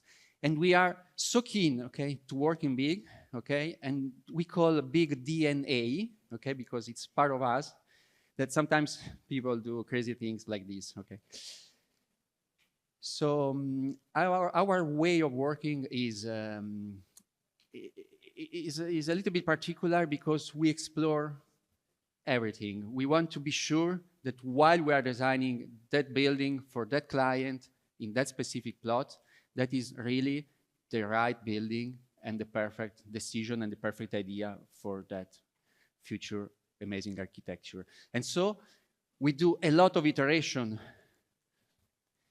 And then we apply this methodology across many disciplines that goes from landscape to interior architecture until the products. And there is no scale that matters because we like to design and we put the same effort in a small lamp, okay? This is a prototype we did for Google, up to a vision we are trying to carry out for the planet, okay? Going across different size and different typology. And we like to design for communities, okay? This is an arbor, okay, we did in Copenhagen that is more for people to enjoy. Or for energy, okay? That is a challenge because this is a power plant, okay, that built in Copenhagen, okay? And usually what it does, what do the city do is that you put this kind of infrastructure far from the city. And we convince the municipality to bring in the city, okay? And even if they're burning waste, okay, and garbage to produce electricity, on top we put a ski slope in a way that building that usually you hate or you don't want to have close to yourself, okay, citizen can come and enjoy. And we do residential building, workplace. For example, this is a Google headquarters in Mountain View. And sometimes we design towers. And even when we design towers, we try to mix the culture, as I was telling you, because this is in New York, okay? And this is, what is it? Is a tower or is a block building like we have in Europe? So we mix two typologies, and finally, we end up having something that was not existing in terms of typology before. We do hospitality. This is probably the tiniest hotel, okay, because it's one single room hotel in North Sweden, okay, and it's surrounded by small box for birds. So when you are staying there, you can enjoy, okay, bird, nature, and life around you inside this amazing forest. And then retail, culture, and again, a building is not just a function that the client gives to you. This is a museum, but it's a bridge at the same time. And so people, while they're walking from one side to the other of this river, okay, they can enjoy a culture inside this twist. Gastronomy, exhibition spaces, until infrastructure that sometimes are very, very important, like this infrastructure that we are realizing around New York in order to protect New York and to prevent hurricanes and waves and the sea level that is increasing. And then mobility with this high-speed train, urbanism, and city planning, okay, and bigger and bigger. Usually, we like to certify our building, okay, both because represent the effort of the client and represent, okay, the effort we put in getting our building to the best, okay, in all the terms. And we share this vision with our client, that usually are a repeated client, okay, because if the client vision and the architect vision, okay, combine, then the result is really good. And today I bring here a couple of projects, okay, that are close because the first one is in Milan, okay, and the second one is here, basically, where probably the challenge of having a nice architecture, a challenging facade, okay, are very well represented. For example, in Milan, we won a competition, was like 6 or 7 years ago, okay, to build, let's call a new tower in this plot. This plot is very central in Milan, was the ex-fair that is very discreet, okay? They moved out from the city, okay? And then where, as usually they do, you know, in the city center, they were developing new towers and buildings. So when they call us, okay, in the plot there were already 3 important towers made by 3 international firms, Isozaki, Zadid, and Daniel Libeskind, okay?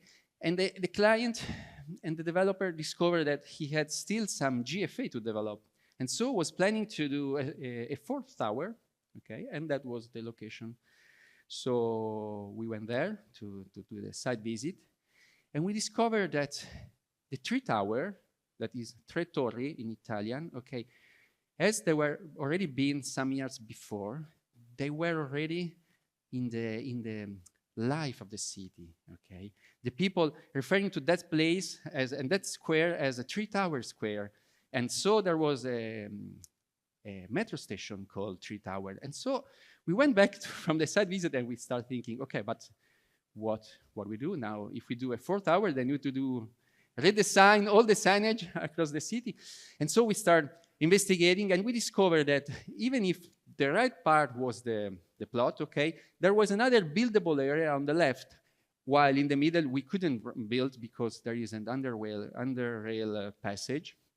And so we start thinking, okay, the program was offices and hotels, so we decided to split the program into 2.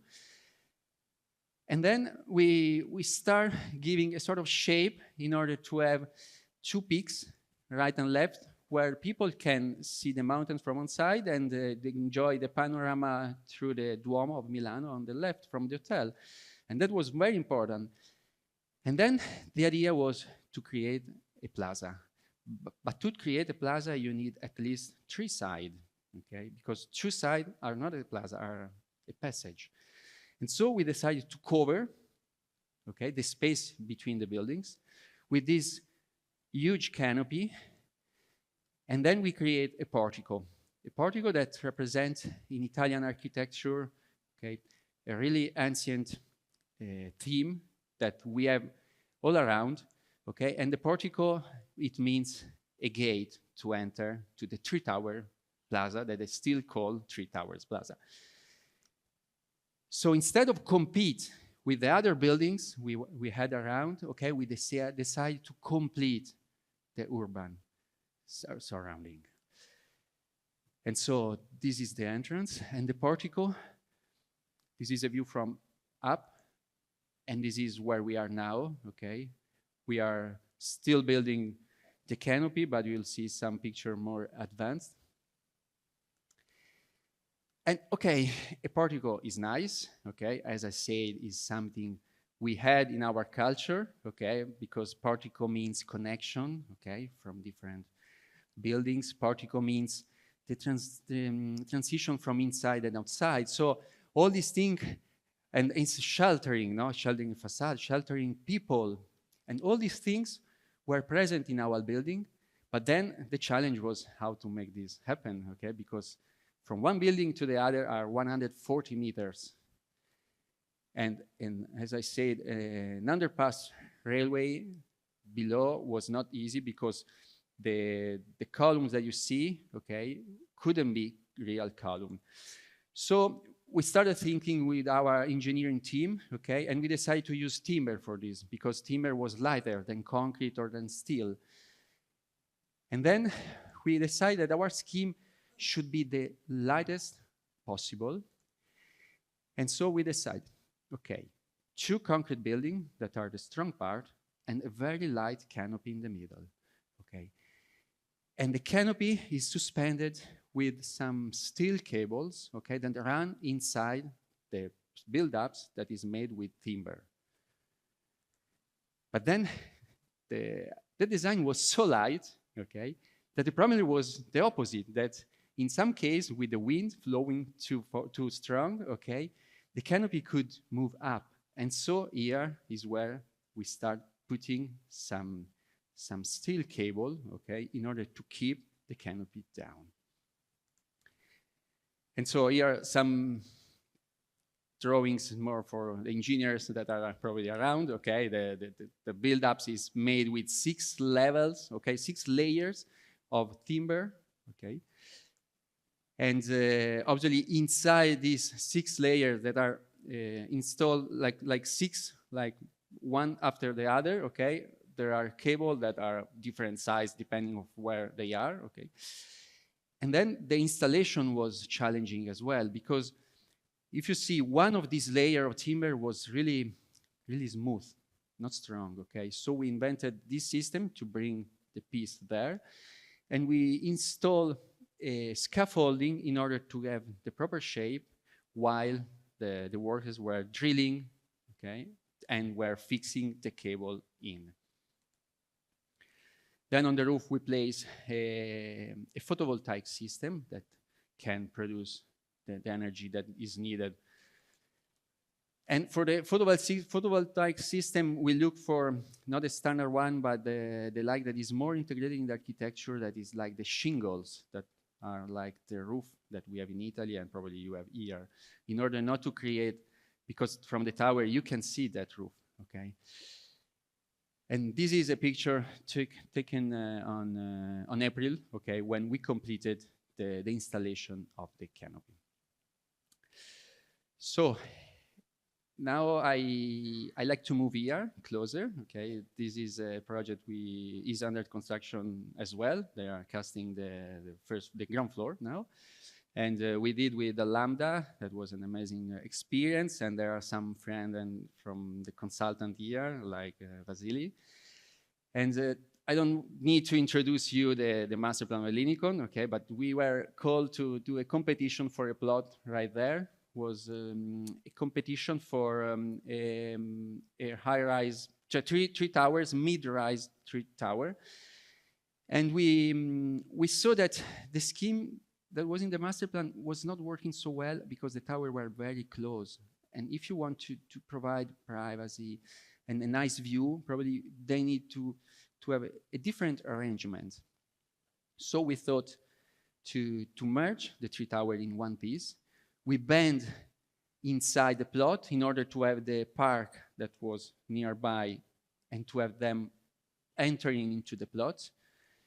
And then again, we move the peak up, as we did in the previous project, in order to have a better view, okay, and more apartments benefit of sea views. Then we start doing a modulation, okay, and with this modulation, we create a sort of cascade of approx 100 small villas that sit one on top of the other. Probably you have noticed that I skip a slide. I go back because that was exactly what we were looking for. That is what you have in your landscape, what you have in your country, that is this amazing topography that mixes with urbanism, like in a cascade in some village in the islands, or the privacy that was typical in your ancient home, no, where there is a patio and the people can live there with like comfort and privacy, family privacy. And then the position was magic because all your country in basic, not all, but most of your country is merging nature and sea, okay, across the border of your country. And so we thought that this was the right project for the place, okay, because this cascade was remembering as some of the vision that we had at the beginning, but was providing a very important building that can allow people having their own terrace. Both, it was a penthouse, so it was an apartment during, okay, inside the levels. And you see here, this is the experience from the park that is entering in the plot, in that area that is that lower part that is in amenities. And then you start seeing the facade, okay? Because in order to have this effect of blocks put one on top of the other, okay, it was important to have like one piece element that can do the facade. And then in order to have the effect of that you have sometimes to have a gentle surface and not a flat surface, okay, we start studying, okay, the texture of this material, okay. And so we found some reference from your ancient architecture that is the typical column, okay, that is a mast. And then we were so in love with this concave, okay, texture around that we decided to cut the column to put it flat and to realize a panel that is a GRC panel, you see here, that takes a different hour of the day, okay, a different shadow, a different light inside the facade, and at the same time allow us to span the 3.6 meter, okay, that is the floor to floor in the building. Here you see some sample that we realized for the mock-up. And here you see how with this kind of panel, we could cover not only the space in the terrace, okay, that was lower, but the 3.6 that was a larger piece. And with having very small joint, the effort was to have a continuity around, okay, these blocks. Obviously, as this is a precast, okay, and prefab panel, the optimization of the number of panels was super necessary. And after several iterations, okay, we conclude with 14 molds, okay, to produce the entire building. And again, there are some details that then allow you to have the intimacy, okay, of these spaces that, for example, are these planters that goes around that are integrated with the GRC panels. Or there are, well, other details that I don't want to spend, but for example, another detail very important was the detail of the corner, okay, because GRC panels usually are flat panels, but if you meet like this, okay, you don't have the feeling of a box. You have the feeling of the two pieces of card that meets on the edge. And so we push a lot with the client to have this corner piece, okay, that was a little bit more complex probably of the flat one, but was giving entirely different look to the reading of the box. So this is another view from the penthouse. And I conclude with this sunset view, okay, of the building that we hope to see built soon. Thank you.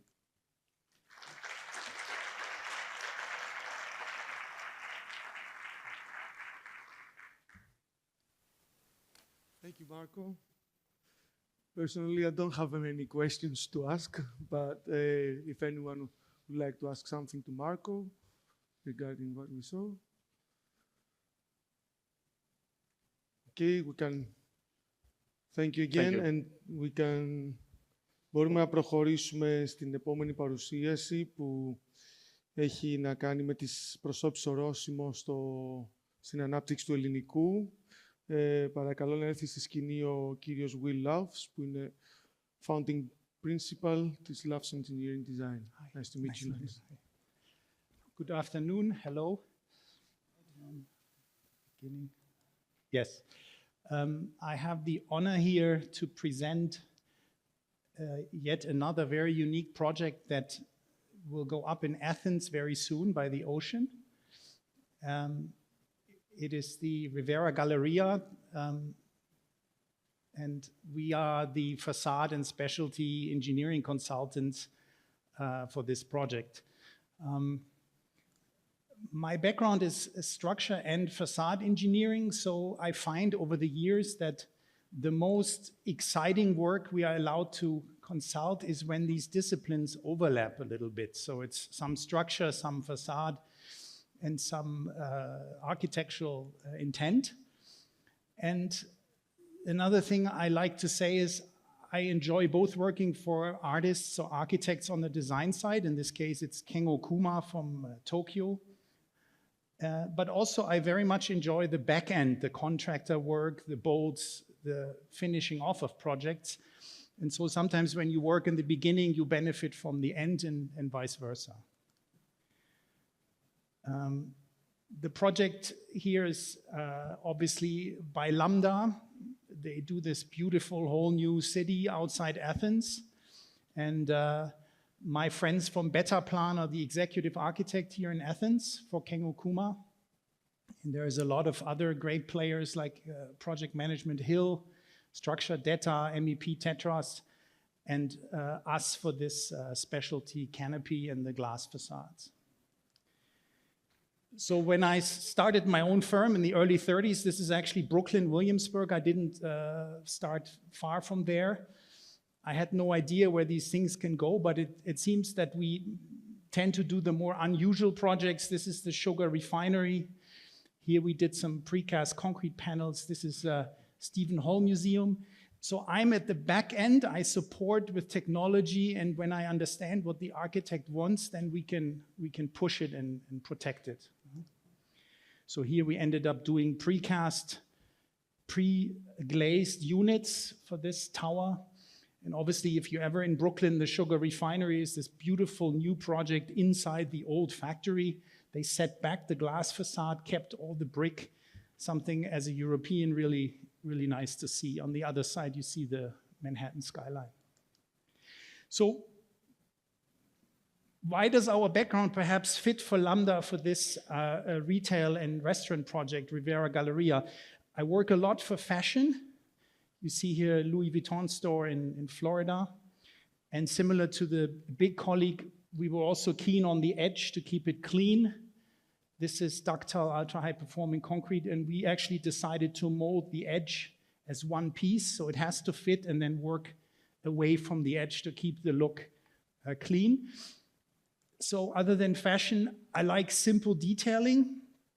This was a Renzo Piano tower where the tower moved already in all types of directions. And the Manhattan municipality asked us to add the glass facade afterwards to close the block. So you have movements there of plus minus 300 millimeters, so nobody really touched it. And then Renzo Piano said, guys, you can do whatever you want, but keep it simple. So the lesson learned here is this looks really like nothing, right? It's just a pipe going from left to right. But if you consider the glass warping and the movement of the tower, this is the little secret that nobody sees. Yeah, I had a 220 mil pipe, and you see here one of the most sophisticated so-called cardan hinge I've ever done. A cardan hinge can move both in this and in the other direction, so it's like a double hinge. So you see here the sliding bridge bearing. So if the tower moves away, then this thing can open up, and if the tower moves like that, you have a hinge in the other direction. So I'm pleased when it looks like nothing. I'm quite happy if it looks like nothing, because then, in a way, we have managed the task. Then connections. This is in Tel Aviv. A friend of mine had a big glass facade, 180 meters long for Amdocs. And they had issues on deflection, building movement, corners. And again, we worked all the way down to the construction and the detailing. And the lesson learned here is adjustability. Anything we facade designers do has to think the system could be off, right? It could be too far in, too far out. But our facade is always spot on. So among the most important thing for us is allow the adjustability in the field. And timber. I got back to Europe from the US. I'm now in Berlin. Everybody is talking timber. It's a huge boom. And here is some contribution I did in Ottawa. We did a stadium with glulam timbers very organically. It's a few years back. And this timber idea, you want to touch it, it's haptic, it's beautiful, will also be chosen by Lambda for the Rivera Galleria as actually structural elements. And finally, there is a fabric structure in the project. I'll show in a second the different options we investigated. And here, again, many years ago, for 4 months, I was in the field at the Bangkok airport and actually supervised and helped with stretching all that fabric with the edge beatings and the connections. So over the years, it helps to have this kind of portfolio memory. And then the arts. This meandering wave isn't just some project, but I think it will really add to the Athens waterfront. It will be, when it's finished, I will go there and have a coffee. So this is artwork we do on the side for many years. This is my friend Mark Forns. We have reached geometry freedom and shapes which we couldn't have done before. So even a freeform wave is now very well possible. This is his latest work for Google in Mountain View, California. There's absolutely no discontinuity anymore. This is really smooth. You don't see edges. It's just fun to see that line uninterrupted. So when we do the movement joints for Rivera Galleria, we also really made sure there's no break, there's no stopping. So now we start. As I say, I started in New York. I'm now with my boys back in Europe. Living life is better in Europe. That's what I can say. And now Athens. So what Lambda is doing, as I said, is this amazing neighborhood. And we were also honored to help KPF on the mixed-use tower, the MUT, which is a bit delayed in schedule, but I hear it's underway very soon again. So high wind loads, very high salt ocean, very aggressive. And what Kengo Kuma does is a 2-story building for retail and restaurants. And the feature along the ocean is this wave. It's the longest canopy I will ever build in my life, 2.5 kilometers in total. Now, it's not just a feature, but the idea behind it is it shades the building facade so that you can really glaze it and give the retail and the restaurants full view to the ocean. We're about 4.5 meters long. And in order not to make it too dark, we needed a fabric structure that can perform. So it wants to be watertight, but let the light through. And the options were ETFE, PTFE, PVC-coated fabrics. And that was in the early days when Kuma and Betaplan looked at different options. At one point, we had ETFE, but it cannot span far enough. And here I lost in a friendly way because fabrics want to have double curvature. To be structurally efficient, you want a convex and concave curve and not something flat. So based on these different shapes, ETFE would have been a bubble. This was an up-down canopy. I suggested to Kuma for many weeks, many options that as an engineer I would have liked, which is essentially at every point in the fabric you have a double curvature to take wind pressure and wind suction. But Kuma said, very nice, I like it, but this, and I get it, is not smooth enough. I'm looking here for this wave. And so all my structural options were not chosen, fine with me, and we ended up with this stretch system. So it's a single layer system that just follows the wave as you go along the building. And that was, we needed to have PTFE with sufficient strength. So ETFE and some other fabrics would not have done that kind of non-double curvature approach. And great Lambda allowed us to use glulam here. So the bottom timber, when you walk the ocean, will be entirely this meandering 2-kilometer timber wave. And they're not decorative, but they form the bottom chord of the structural triangle. Winds, very high, up to 4.5 kilonewton per square meter, very unusual shapes. So with RWDI, we did wind tunnel testing.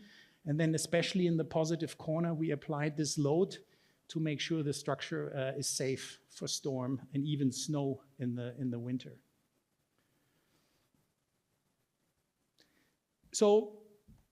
we've made it if it looks like really nothing. So you have to imagine we have water, drainage requirements, we have movement joints, seismic joints, and we have bracing because the wind can also blow that way. And I'm going to show you how we try to make all this go away so that it looks like nothing.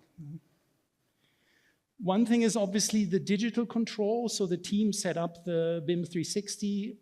Kuma likes to work in Rhino. My structure software is RFEM, and then we put it back into Revit and then wrote some little Grasshopper script to handle the geometry as a team. And then could do the iterations and handle the shape. You can see we went a little bit denser in the inside, a little bit further out. These are the wind peaks. The negative curves are less of an issue. They're a bit more wind protected. And then we got to size the system, and I had a great cooperation with Betaplan. We did the detailing. Don't forget, you want the hot air to escape up there, so the red is a purpose opening that you don't collect all the heat. And then the top layer is that translucent PTFE, which still gives you like 10% light and protects you from the rain when you sit in the restaurant underneath. Now, normally people put bracing, right? The engineer comes and says, I have to have a diagonal, I have to cross bracing. And in theory, that's the most efficient thing against the wind blowing sideways. But imagine you have some weird, disturbing cross bracing here, you lose the flow. And so from theory, what I did is I took the frame, which resists via moment connections, and that's normally too soft. But because here I have hundreds of moment frames behind each other, this is the way we went. So to avoid the cross bracing or the diagonal looking up, we simply made the top connections moment connections to resist the lateral wind load by the third option, which is a bit more rare usually, but very appropriate for this case. Structural system is a triangle. The supports had to be set down, so we get some additional bending moment. But basically, that's just a solid engineering principle, the triangle, no problem for wind down or wind up in any way. And then you execute your math and size the members to code. So now movement joints. We have global seismic joints. They were cutting obviously also through the canopy. And when they tell me I got 80-meter zones, it was clear I have to limit constraint. I have to get additional movement joints in the canopy because it's steel and it would rip out of the supports if we don't release some of the constraints. And then again, the standard is you chop it in half and you double everything up and you interrupt the flow. So we did not interrupt the flow. We just made a special mini cantilever so that the eye will see the timbers continuously without any break, but still thermally we're completely two pieces. And that is done by a little cantilever trick that you don't see these movement joints when you walk along the ocean. See this there. And then the water. What do? You have to have the rain and just let it splash all over it? No, you cannot. At the same time, this is all glass facade for Lambda retail and restaurants. So early on, all these low points were identified where the water would collect. Then we have a hidden minimal gutter collecting this. Kuma wants to see the timber here prominent. And then I suggested, let's not destroy this canopy again by seeing pipes. So many times you have amazing architecture and then somebody puts in downpipes, gutters, all sorts of stuff. So we decided, and everybody was agreeing, to drain inside the timber pipe, which in this case isn't fully timber, but it's just a hidden path for the water. And then inside, Betaplan coordinated, you get rid of the water without seeing it. And that way, again, we protected the Kengo Kuma design by not being interrupted with a lot of visible drain pipes and gutters. You can see that here.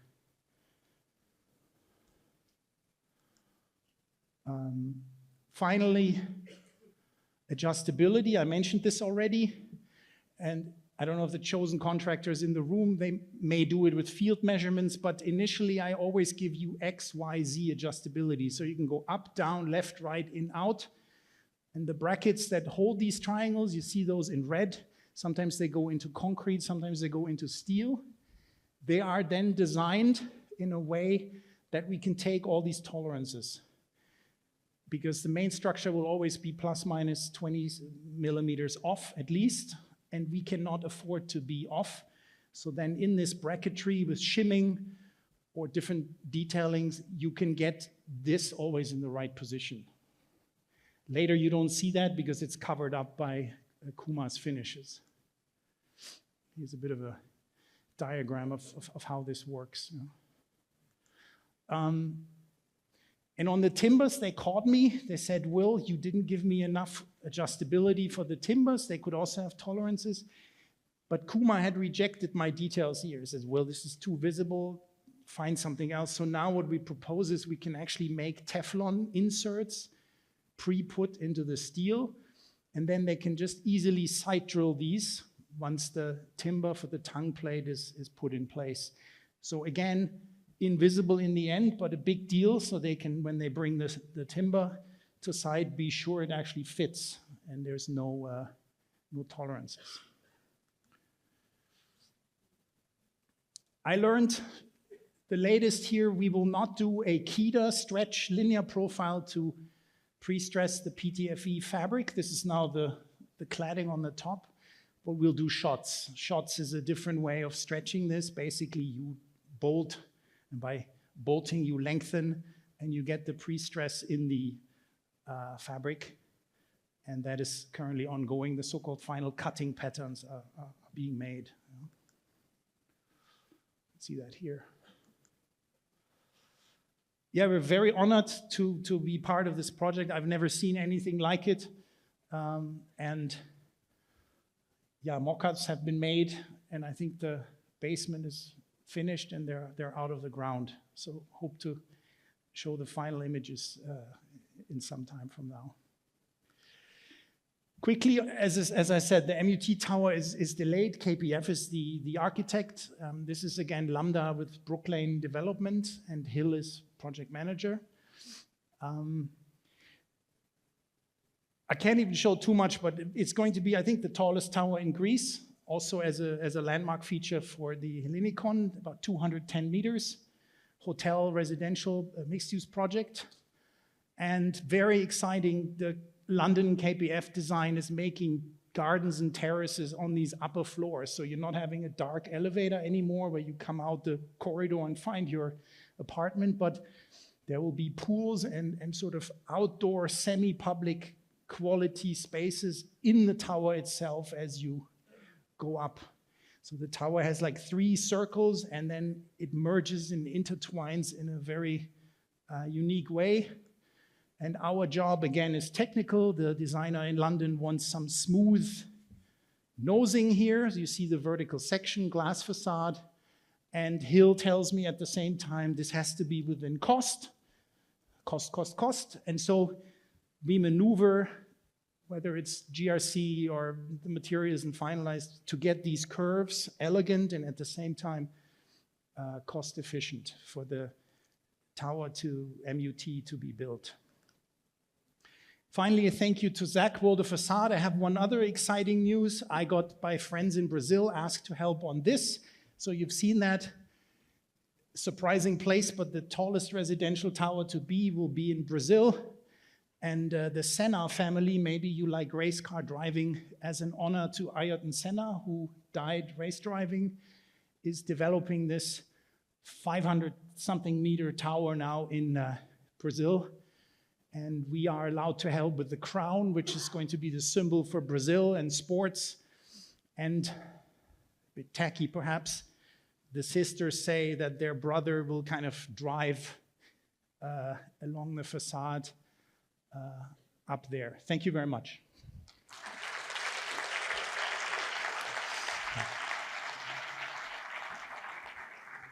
Thank you, Will, for this wonderful presentation.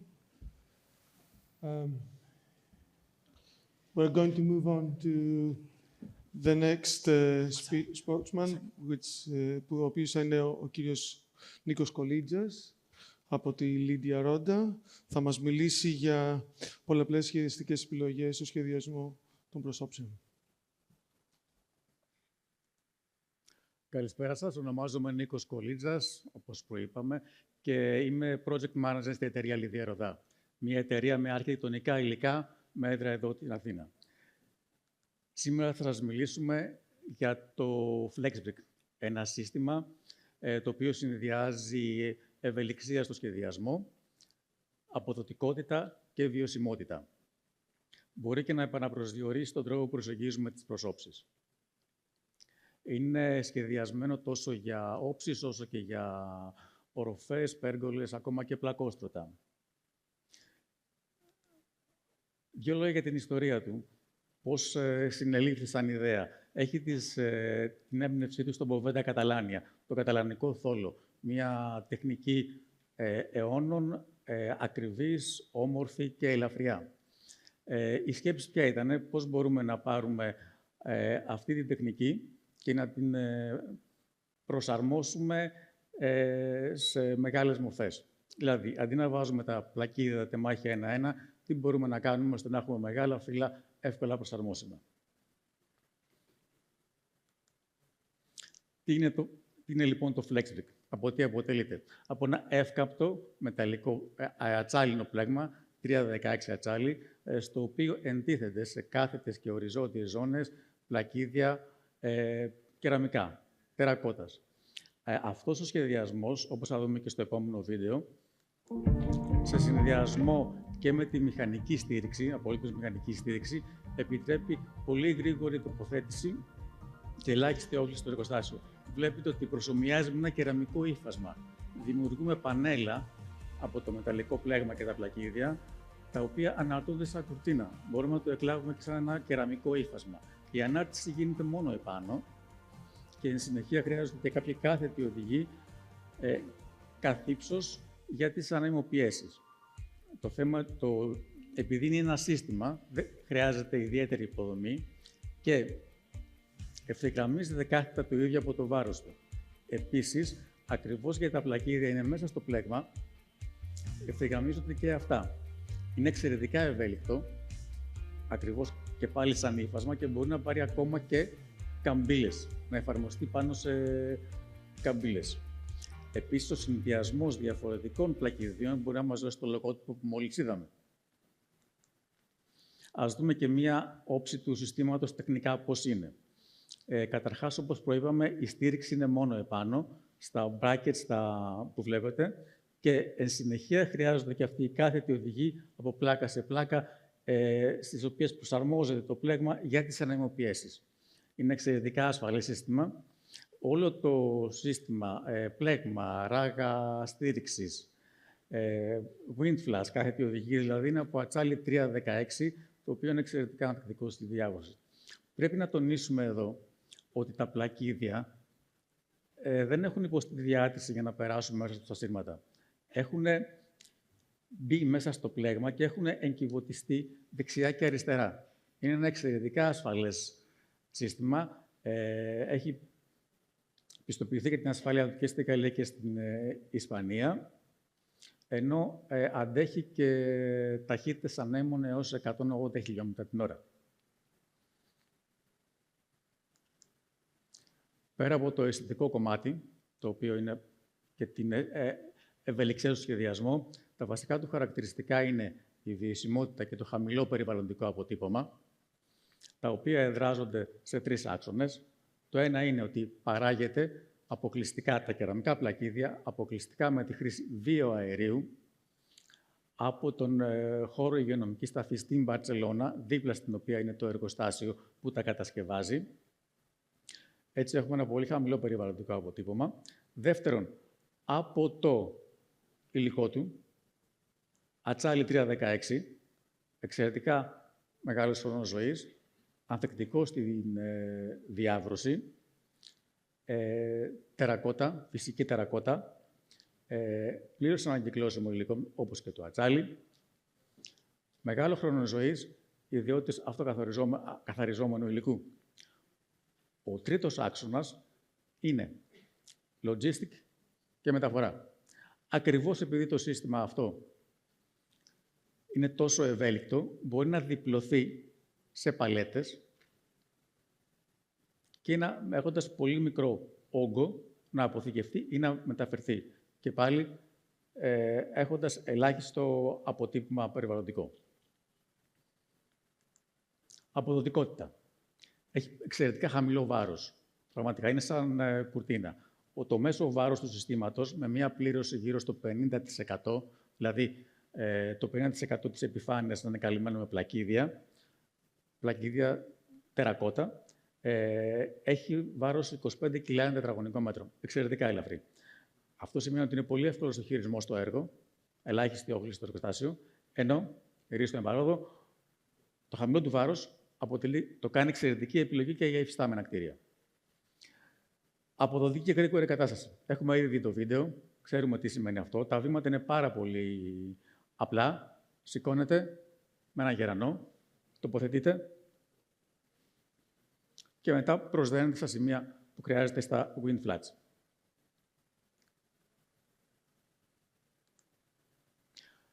Τώρα, να δούμε τι μπορεί να κάνει το σύστημα για εμάς. Ουσιαστικά, ό,τι φανταστούμε. Γιατί είναι εξαιρετικά ευέλικτο σύστημα όσον αφορά το σχεδιασμό.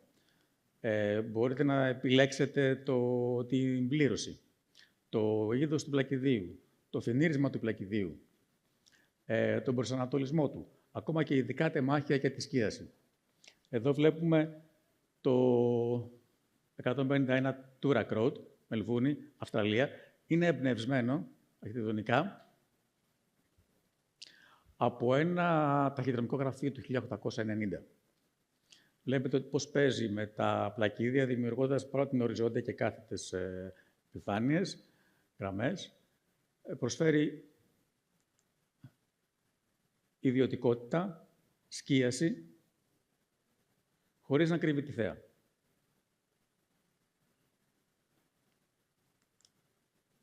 Pole Startups.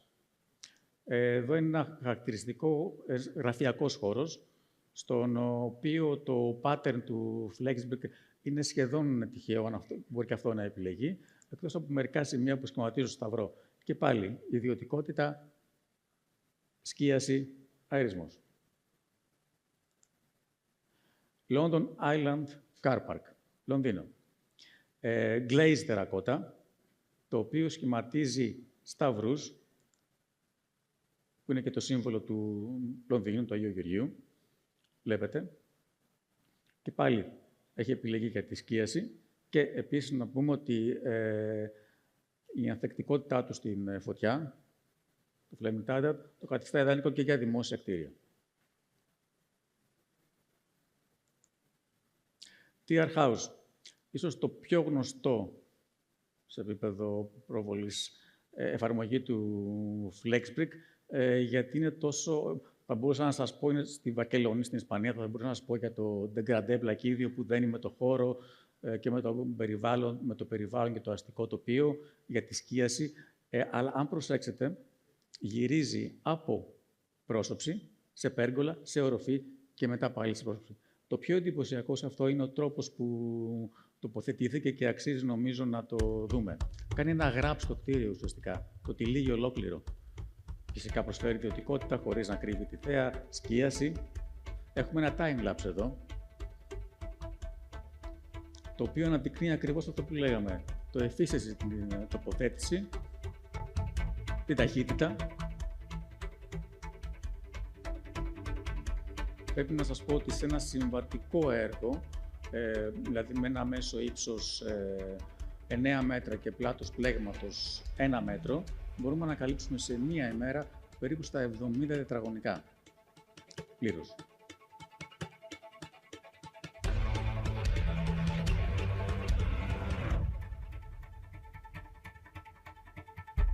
Πρόκειται για ένα σύστημα που είναι πραγματικά τροφή για σκέψη για έναν σχεδιαστή, έναν αρχιτέκτονα, γιατί από όσες προτάσεις, συζητήσεις είχαμε, καμία δεν έμοιαζε με την άλλη. Ήταν όλες διαφορετικές. Κοιτάξτε και την καμπύλη που παίρνει, το πώς γυρνάει.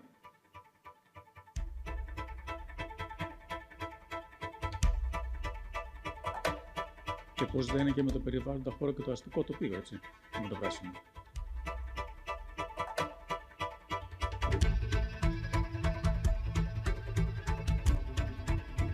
Και το πλακίδιο που έχει επιλεγεί το δεκαετία του Glaze στο πράσινο μειώνει και τον όγκο. Εδώ βλέπουμε πάλι το ίδιο σε φωτογραφίες.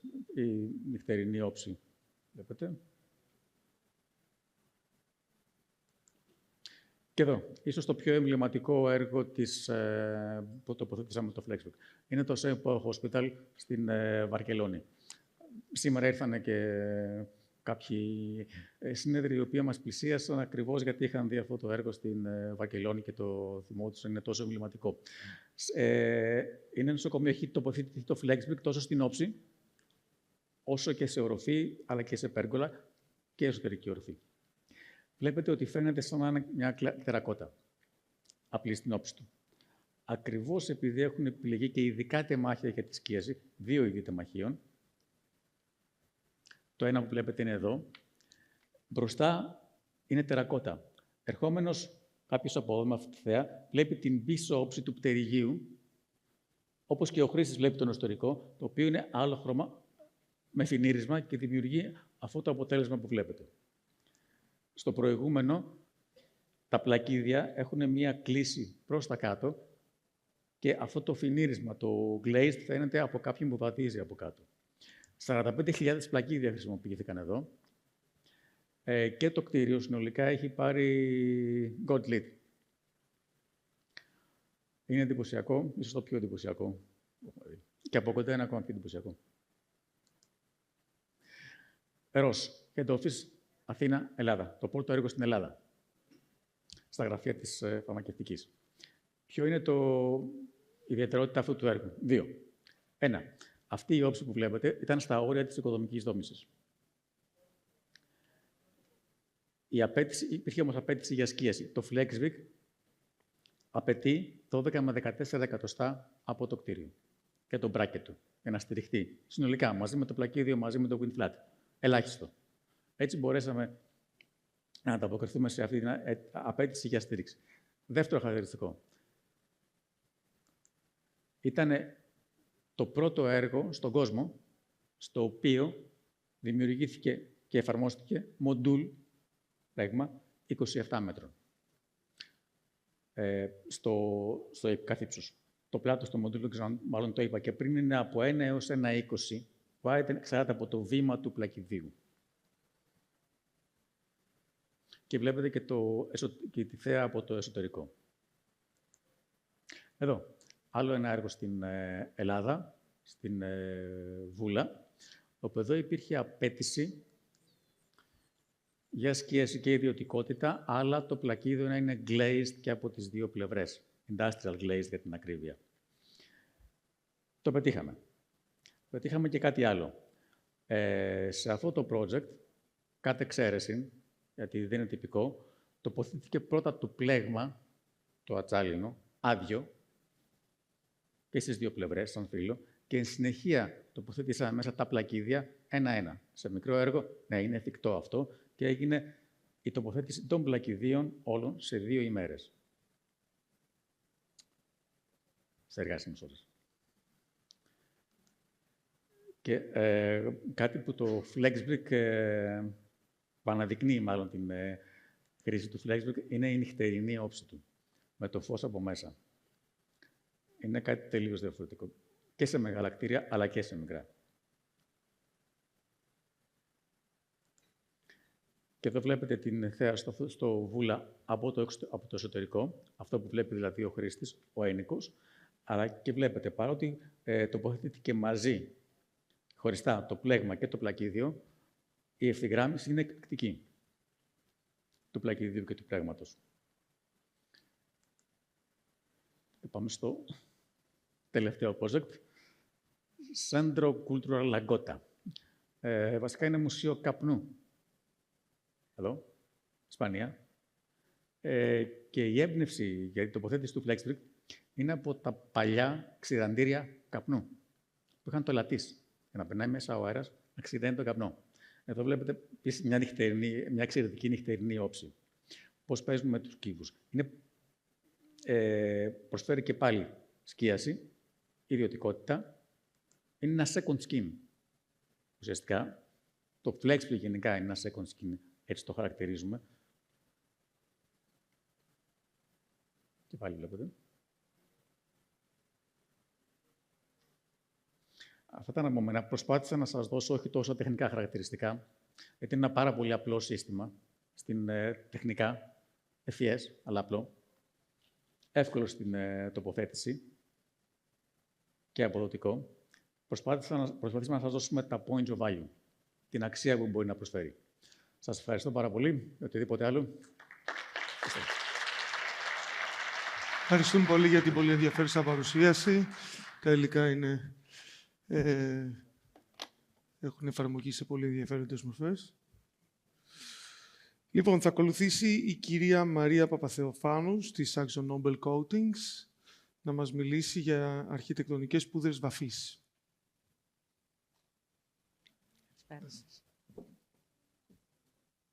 Καλησπέρα σας. Good afternoon, ladies and gentlemen. We are very excited from AkzoNobel to participate in one more ZAC conference, this time, first time in Athens. And we are going to talk to you about the value of our powder coatings bring to facade architecture. I'm Maria Papatheophanous. I'm a chemical engineer, and I've been working for a long time in powder colors in AkzoNobel. We are going to understand more about powder coatings and future challenges. How do they respond to current and future challenges in architectural world, about the trend colors and new facade finishes, and of course, how they comply with sustainability regulations. Starting with a quick glance about our AkzoNobel Group, we develop, produce, and supply paints and coatings worldwide.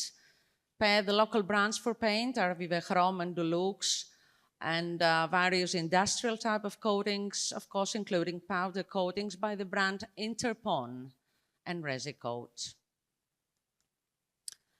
The company is very old. The history goes back to 200 years, and through a very long journey of organic growth and acquisitions, we have now developed to a top credentials industry in the market.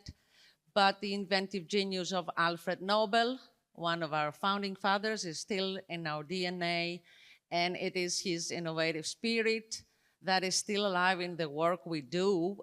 We are innovative, and we mean it. We spend quite a lot of money on R&D. Our team employs of around 3,000 of R&D professionals, and our network is more than 70 laboratories worldwide to develop our products. We hold many patents and academic partnerships. Let's try to understand what powder coatings are, especially for those who are not familiar. These are solid colors. A powder coating is both a decorative and a protective finish, and it is highly durable and more sustainable than a liquid paint. It comprises of a polymer resin with a curating agent and pigments and other additives, and they are mixed to form a powder, which is applied on a metal using a spray gun. The spray gun creates an electrostatic charge to the powder particles, which are then attracted to the metal, which is grounded, and then they are cured in an oven, where this coating chemically reacts and produces the film, the strong decorative film that we are familiar with on the metallic surface. Powders are mainly applied to aluminum and steel, but now we offer powder coatings for thermosensitive substances, that is, we now coat plastics and wood with powder coatings. They are everywhere. They are all around us. So wherever you look, it's not only architectural application. They protect everything from the tallest skyscraper down to the pipelines that run beneath the sea. But not all types of architectural coatings are the same. So let's focus on architectural certified grade powder coatings, which protect and enhance various metallic elements of the buildings.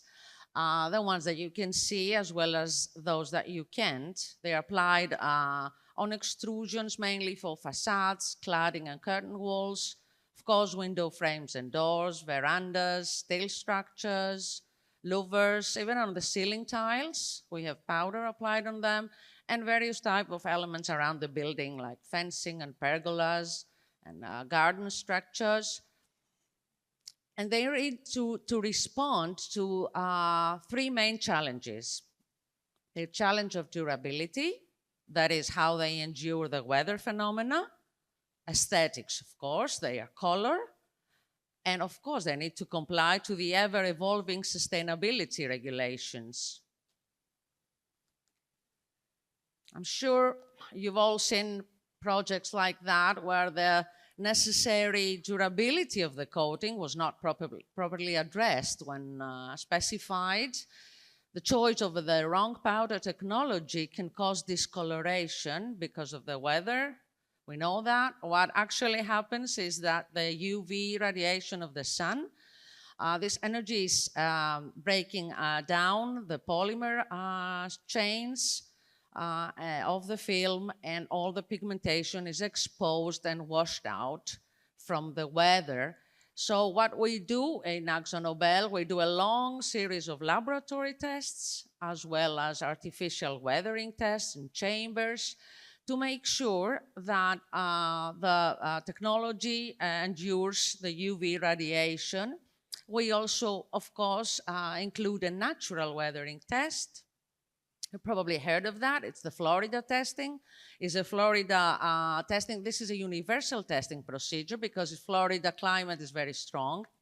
Strong UV attack, temperature, humidity, even strong winds there. And we observe our products, we observe the powder coatings as well as the paints with respect to how the color is changing through time and how the gloss is changing through time. So we have a real feeling of how the technology stands in real conditions for a rather short duration, I would say. But after these tests, we supply three types of powder coatings. Of course, the standard ones, these are the oldest. They've been developed since the 1970s. They are not enough for modern architecture. They only pass 1 year Florida testing. And this is why we have developed more than 30 years ago our super durable, the 2000 series, which passed the 5-year Florida test. You can see in the photos down on the right, the performance of a super durable coating on a metal compared to what happened to the standard polyester. And we've gone a little further than that. We've also a special chemistry, and we supply the hyper durable powder coatings. These pass successfully the 10-year Florida test with top certification by Qualicon and IAMA. And these are mainly used for monumental building nowadays in Europe. Apart from the laboratory tests and the natural tests in Florida, we want to monitor and we want to find out what's happening on the real buildings. And this is why we have colleagues who are testing our materials, our powders, on the metallic components of real buildings over time. This is the first project manufactured with super durable Interpon D2525 powders. More than 30 years ago, you see in California, a very sunny place, rather hot part of the globe. And we checked it after 21 years, the very same coating we measured. And we were very proud and surprised and happy that the performance went beyond expectations. What were the expectations? The Florida test was the expectation, but it went even better. And we keep doing that. And this is another example. This is also an old product in London, the Lloyd's Register of Shipping, where you see that after 16 years, silver powder coating on the extrusions used on the facade are intact. And it is this proven durability of Interpon D2525 that enables us to offer project guarantees. So we guarantee per building color, gloss retention, and other properties of the coating like chalking and checking and cracking for up to 25 years for Interpon D2525. We extend that a little more to 30 years for hyper-durable powder coatings. A glimpse along some track records, starting with very old ones, with standard polyesters. Pompidou Center, a very old one, using powder on parts of the facade, on the extrusions. Our Acropolis Museum, some smooth matte standard polyester colors also. A more colorful one from Australia with super durable coatings. The Shard with super durable Interpon D2525 for exterior aluminum structure. A rather newer project in Ireland with a very dark powder selected for the facade, Noir 2300 from our Sablé for cladding panels. A super durable technology to withstand the UV radiation. The highest skyscraper in Europe, Warsaw Tower, with again one dark metallic powder used on facade profiles. Very interesting to know that this technology, D2525, was also specified to coat some steel parts of La Sagrada Familia, steel this time, not aluminum, and with special powder primer to support also in anti-corrosion. Some more projects with D2525. This one is the first with hyper-durable technology, the 10-year Florida powder coating, 20 years ago in Virginia, US, used on extrusions for windows and doors. Same technology, hyper-durable in Hudson Yards, on the towers. And Stavros Niarchos Foundation Cultural Center, this powder technology was also specified, Interpon D3020, with the highest durability under the sun. Some more projects with hyper-durable.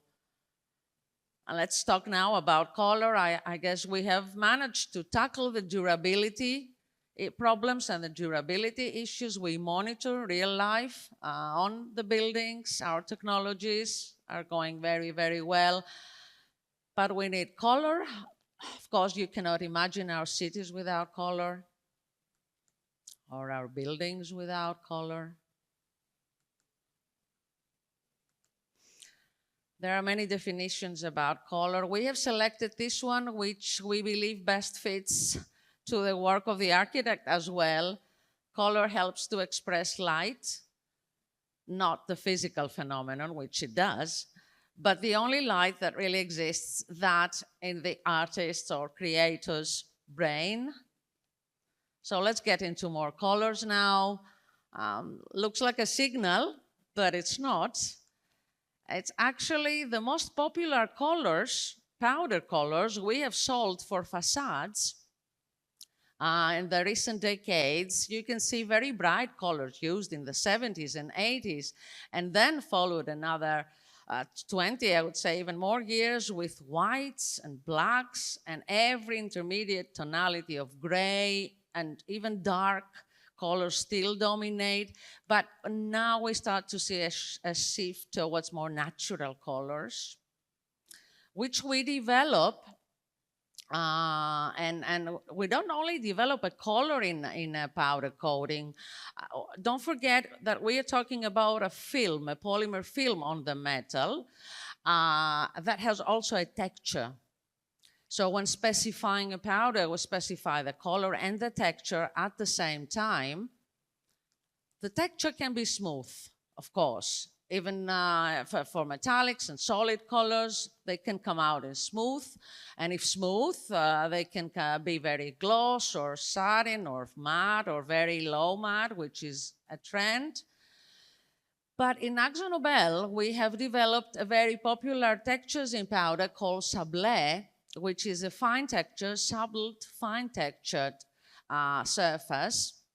We developed that back in 1996. At that time, with only 3 shades.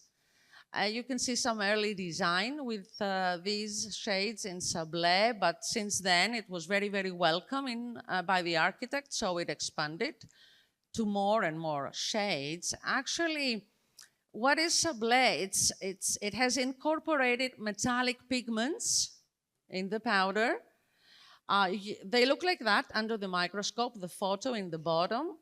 They are very irregular, 3-dimensional, metallic pigmentation, and when the coating is cured on the metal, they land irregularly on the film of the metal. So when light is hitting them, what we see is that we see random refractions from the incident light, and this changes in tone. So depending on daylight, night light, angle of observation, we see what we call in Akzo the metallic marvel.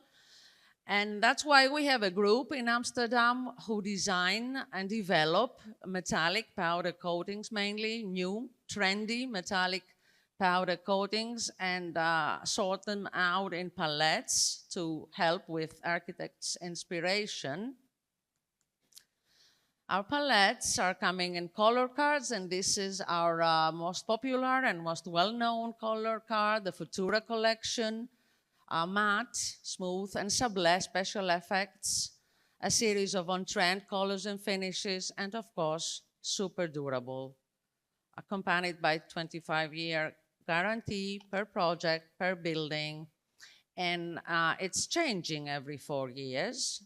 Our suggestions for color change every 4 years because we need new color. This is a human need. It never stays the same. The current Futura collection is divided in groups of colors, in palettes. The first theme is Merging Worlds.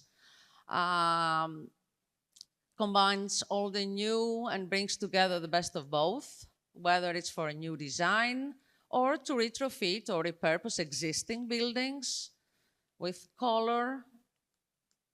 And you can see some related design inspired by our Merging Worlds sablé powder coatings on metallic elements of buildings. Our second theme is soft abstraction, totally different view here. It covers a beautiful range of neutral and soft tone color shades and fine metallics to revitalize and open the spaces. And related design as well. Third theme is healing nature. So natural shades, as I said, closer to nature. Getting to another collection now is a Nordic collection, very, very popular nowadays. These are powder coatings that mimic the effect of anodized aluminum. They are super durable, of course, and smooth. They come out like that, grouped in silver tones, gold tones, bronze tones. A recent track record, the Piraeus Tower soft silver powder was selected by Pilar Studio for the extrusions of this project. Another one with many bronze tones in a Nordic collection in the UK. We often see that a metallic powder coating is selected by the architect because when coating a metal, we need to keep this message. It needs to reflect that this is a metal, this is a strong material. So metallic pigmentation is often preferred, but there are cases where non-metallic coatings are requested by the designers. And in this case, what we did is that we kept our sablé technology, this fine subtle texture, super durable technology, of course, and we developed it in common popular RAL shades. They come in very, very low matte effect, a big range of solid colors, non-metallic this time, but keeping all the benefits of our sablé technologies. This is another project using Structura colors, the dark ones. Low solar absorption is a technology we have developed about 10 years ago to be used for dark colors, because even on extrusions, we need to have dark colors, but to help them not develop heat up. So special technology when and where needed. So I'm advised to go a little faster, so I will skip some track records, stone effect, powder coatings that now come looking like real stone, very cost-effective for facades. Won't get into that detail. But here it's aluminum coated with stone effect powder coatings. Natural Metals is the latest collection we have. Powders that look like copper, brass, titanium, nickel, and even silver and cast iron. So I have to close with just a very fast insight about why Interpon D2525 is the sustainable choice. Of course, the company is an ESG industry top-rated company with very bold targets, short-term. The powders, the Interpon powders, they contain no solvents. They're free from VOCs, non-toxic, super durable, of course, so no need to rebuild, recoat, replace. The surfaces are easier to clean and maintain, and that's why they contribute directly to LEED points for green buildings. And of course, they come with an EPD. Latest addition is our Interpon D2525 lower energy, where the industry first to offer a lower energy needed to coat the metals, and we support our customers this way for their drive towards net zero. Of course, they contribute to the building's overall green credentials. So thank you for your attention. We'll be happy to show you our panels outside in the stand. Thank you very much. Ευχαριστούμε πολύ την κυρία Παπαθεοφάνους. Λοιπόν, ήρθε η ώρα να δούμε για το νέο γήπεδο του Παναθηναϊκού και τις τεχνολογίες σύγχρονων όψεων από τον συνάδελφο κύριο Νίκο Σαπιακάρα, που έχει το γραφείο ES Architects.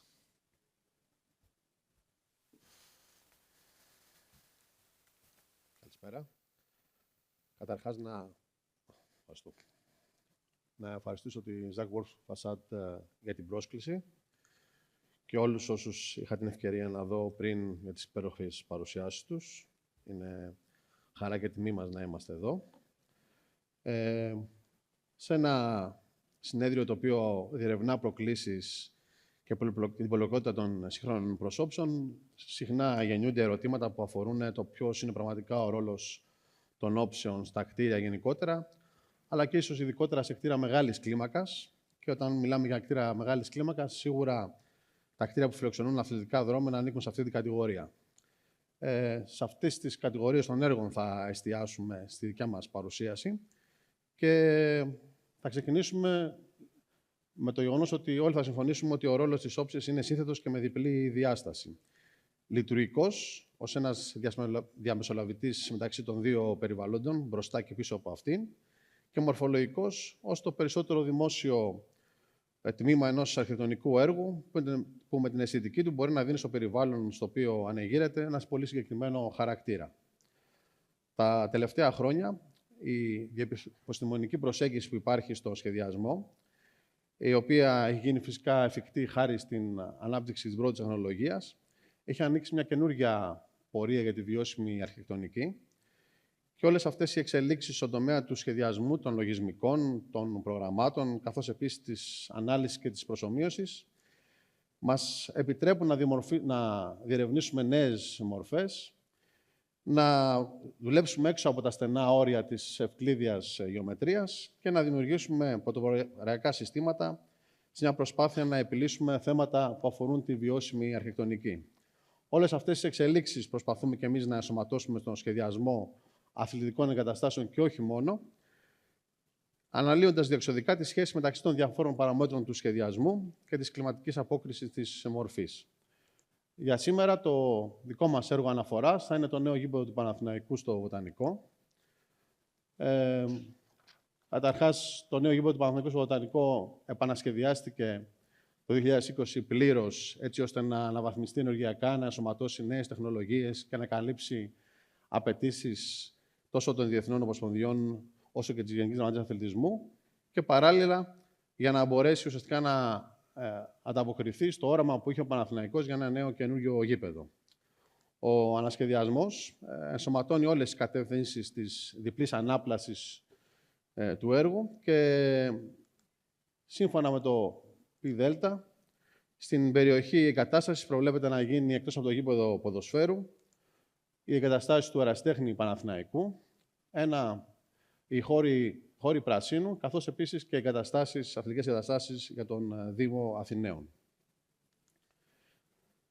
Η ύπαρξη μέσα στο γήπεδο ποδοσφαίρου του Παναθηναϊκού έχει ουσιαστικά σχεδιαστεί σαν ένα πολυλειτουργικό κτίριο, το οποίο μπορεί να φιλοξενεί αθλητικές και πολιτιστικές δραστηριότητες, οι οποίες πολλές από αυτές μπορεί να μην σχετίζονται άμεσα με το ποδόσφαιρο ή και τον αθλητισμό και μπορούν να προσελκύσουν νέους επισκέπτες σε καθημερινή βάση.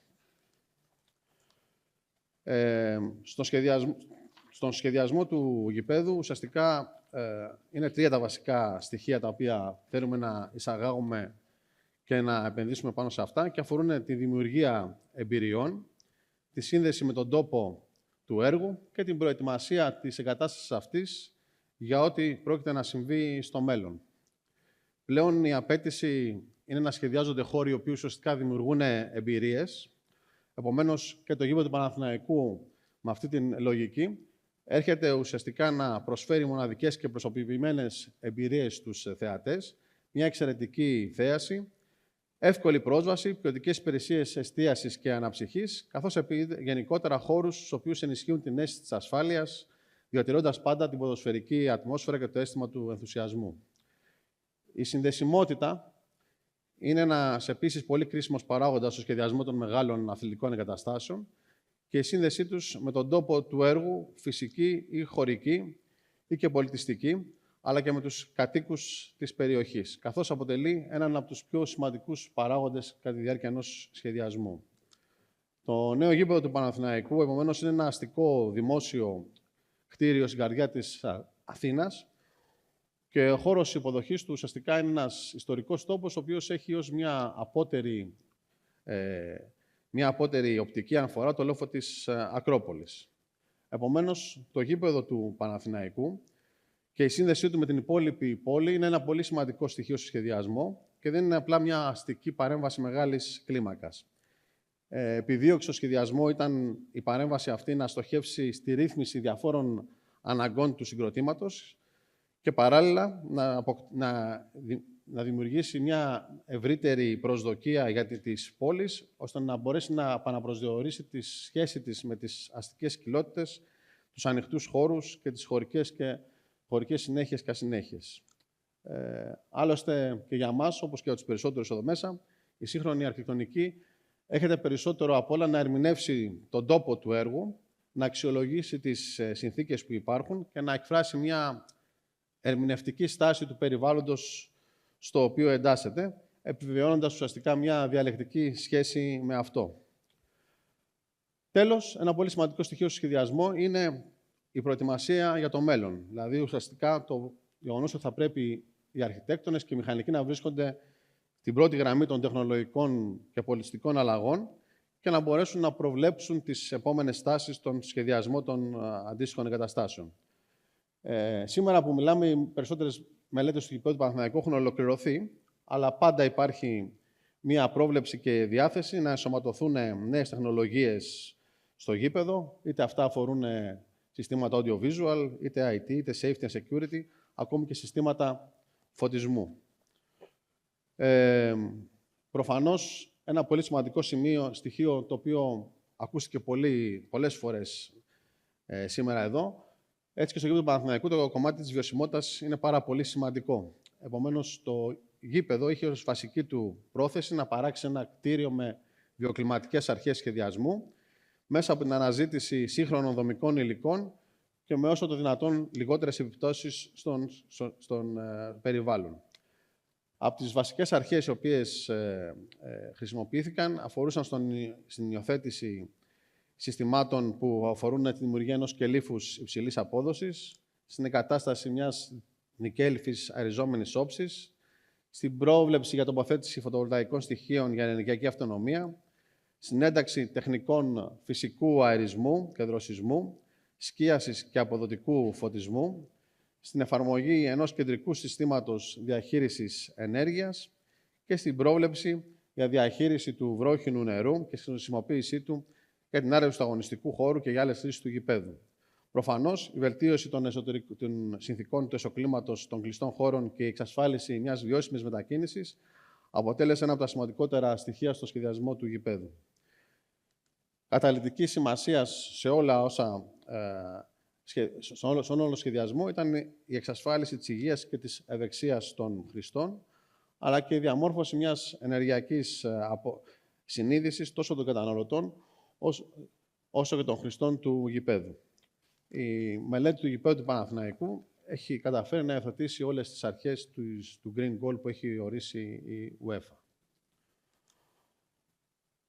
Μιλώντας για τις όψεις, η νέα βιοκλιματική όψη του Παναθηναϊκού είχε για μας πολύ ιδιαίτερη σημασία στη δημιουργία ενός ενδιακού κτηρίου ο σχεδιασμός αυτών των νέων τρισδιάστατων όψεων.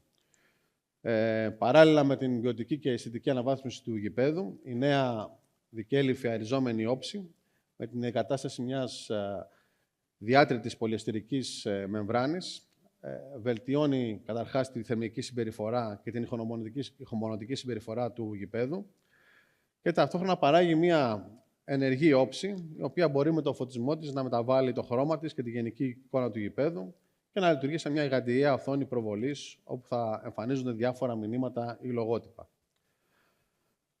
Η δικέλυφη βιοκλιματική όψη θα λειτουργεί παράλληλα σαν ένας χαμελέοντας, καθώς θα παρουσιάζει διαφορετικές ποιότητες εμφάνισης, ανάλογα με την απόσταση θέασης και τις συνθήκες φωτισμού, λόγω των καιρικών αλλαγών ή ανάλογα με την ημέρα στην οποία κανείς θα βρίσκεται κοντά στο γήπεδο. Οι ποιοτικές διαβαθμίσεις της όψης χαρακτηρίζονται από διαφορετικά υλικά, τα οποία αλληλοπιδρούν και αλληλοσυμπληρώνονται και επιτρέπουν να υπάρξουν διαφορετικές οπτικές αναφορές κατά τη διάρκεια μιας μέρας. Ο σχεδιασμός, στο σύνολό του, ενσωματώνει και αυτός τις στρατηγικές της βιωσιμότητας. Λόγω του χρόνου θα προσπαθήσουμε να εστιάσουμε σε δύο πολύ βασικά στοιχεία τα οποία επηρέασαν το σχεδιασμό των όψεων του γηπέδου. Την εισαγωγή παραμετρικού σχεδιασμού και την εισαγωγή της δραστικότητας, τη δημιουργία δηλαδή ουσιαστικά μιας όψης η οποία προσπαθεί να διαδράσει με το περιβάλλον αλλά και με τον κόσμο ο οποίος επισκέπτεται την ευρύτερη περιοχή. Η εξέλιξη της τεχνολογίας και της πληροφορικής και των λογισμικών έχει οδηγήσει πλέον την αρχιτεκτονική σε μια κατεύθυνση παραμετρικής και αλγοριθμικής σκέψης και σχεδιασμού. Στο νέο γήπεδο του Παναθηναϊκού, αυτή η παραμετρική προσέγγιση στο σχεδιασμό της όψης είχε ως στόχο ουσιαστικά την αλλαγή των όψεων του γηπέδου. Ο στόχος μας δεν ήταν πλέον να υπάρχει μια ειδική φόρμα, αλλά να υπάρχουν ουσιαστικά ένα σύνολο αρχών, οι οποίες κωδικοποιούνται ως μια ακολουθία παραμετρικών εξισώσεων και με τις οποίες συγκεκριμένες σχεδιαστικές περιπτώσεις μπορούν να παραχθούν και να διαφοροποιηθούν μέσα στον χρόνο.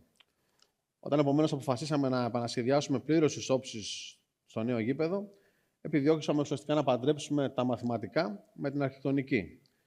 Να αναδείξουμε ουσιαστικά τον τέλειο κύκλο στον οποίο αναπτύσσεται το γήπεδο και να παράξουμε μια νέα σύγχρονη όψη που διέπεται από κανόνες κωδικοποιημένους σε σχεδιαστικά προγράμματα που παράγουν ενδιαφέρουσες γεωμετρίες προσαρμοσμένες απόλυτα στις αρχές σχεδιασμού του κτηρίου.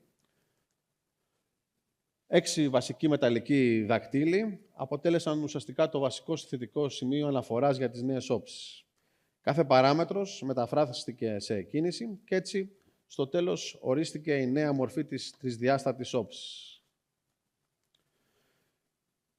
Ένα πραγματικά διαδραστικό σύστημα είναι ένα σύστημα μέσα στο οποίο εισέρχεται κανείς μέσα σε μια διαρκή συνομιλία και με μια ιδιαίτερη σημασία στις προσωπικές προτιμήσεις που έχει ο ίδιος ο χρήστης.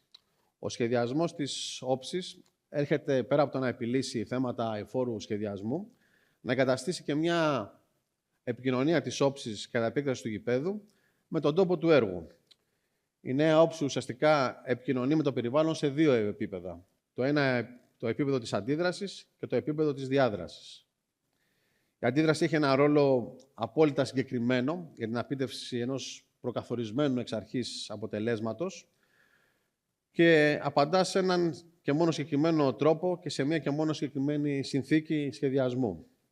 Η νέα όψη ουσιαστικά, αντιλαμβανόμενη τα ερεθίσματα της εποχής, επιλέγει μια σύγχρονη αισθητική προσέγγιση, η οποία έρχεται να παντρευτεί με τη χωρική ανάπτυξη του γηπέδου και με την αρχική επιλογή το γήπεδο να αναπτύσσεται γύρω από έναν τέλειο κύκλο. Η διάδραση πάλι διαφέρει ουσιαστικά από το κομμάτι της αντίδρασης στην πολυπλοκότητα του είδους της επικοινωνίας η οποία παράγεται.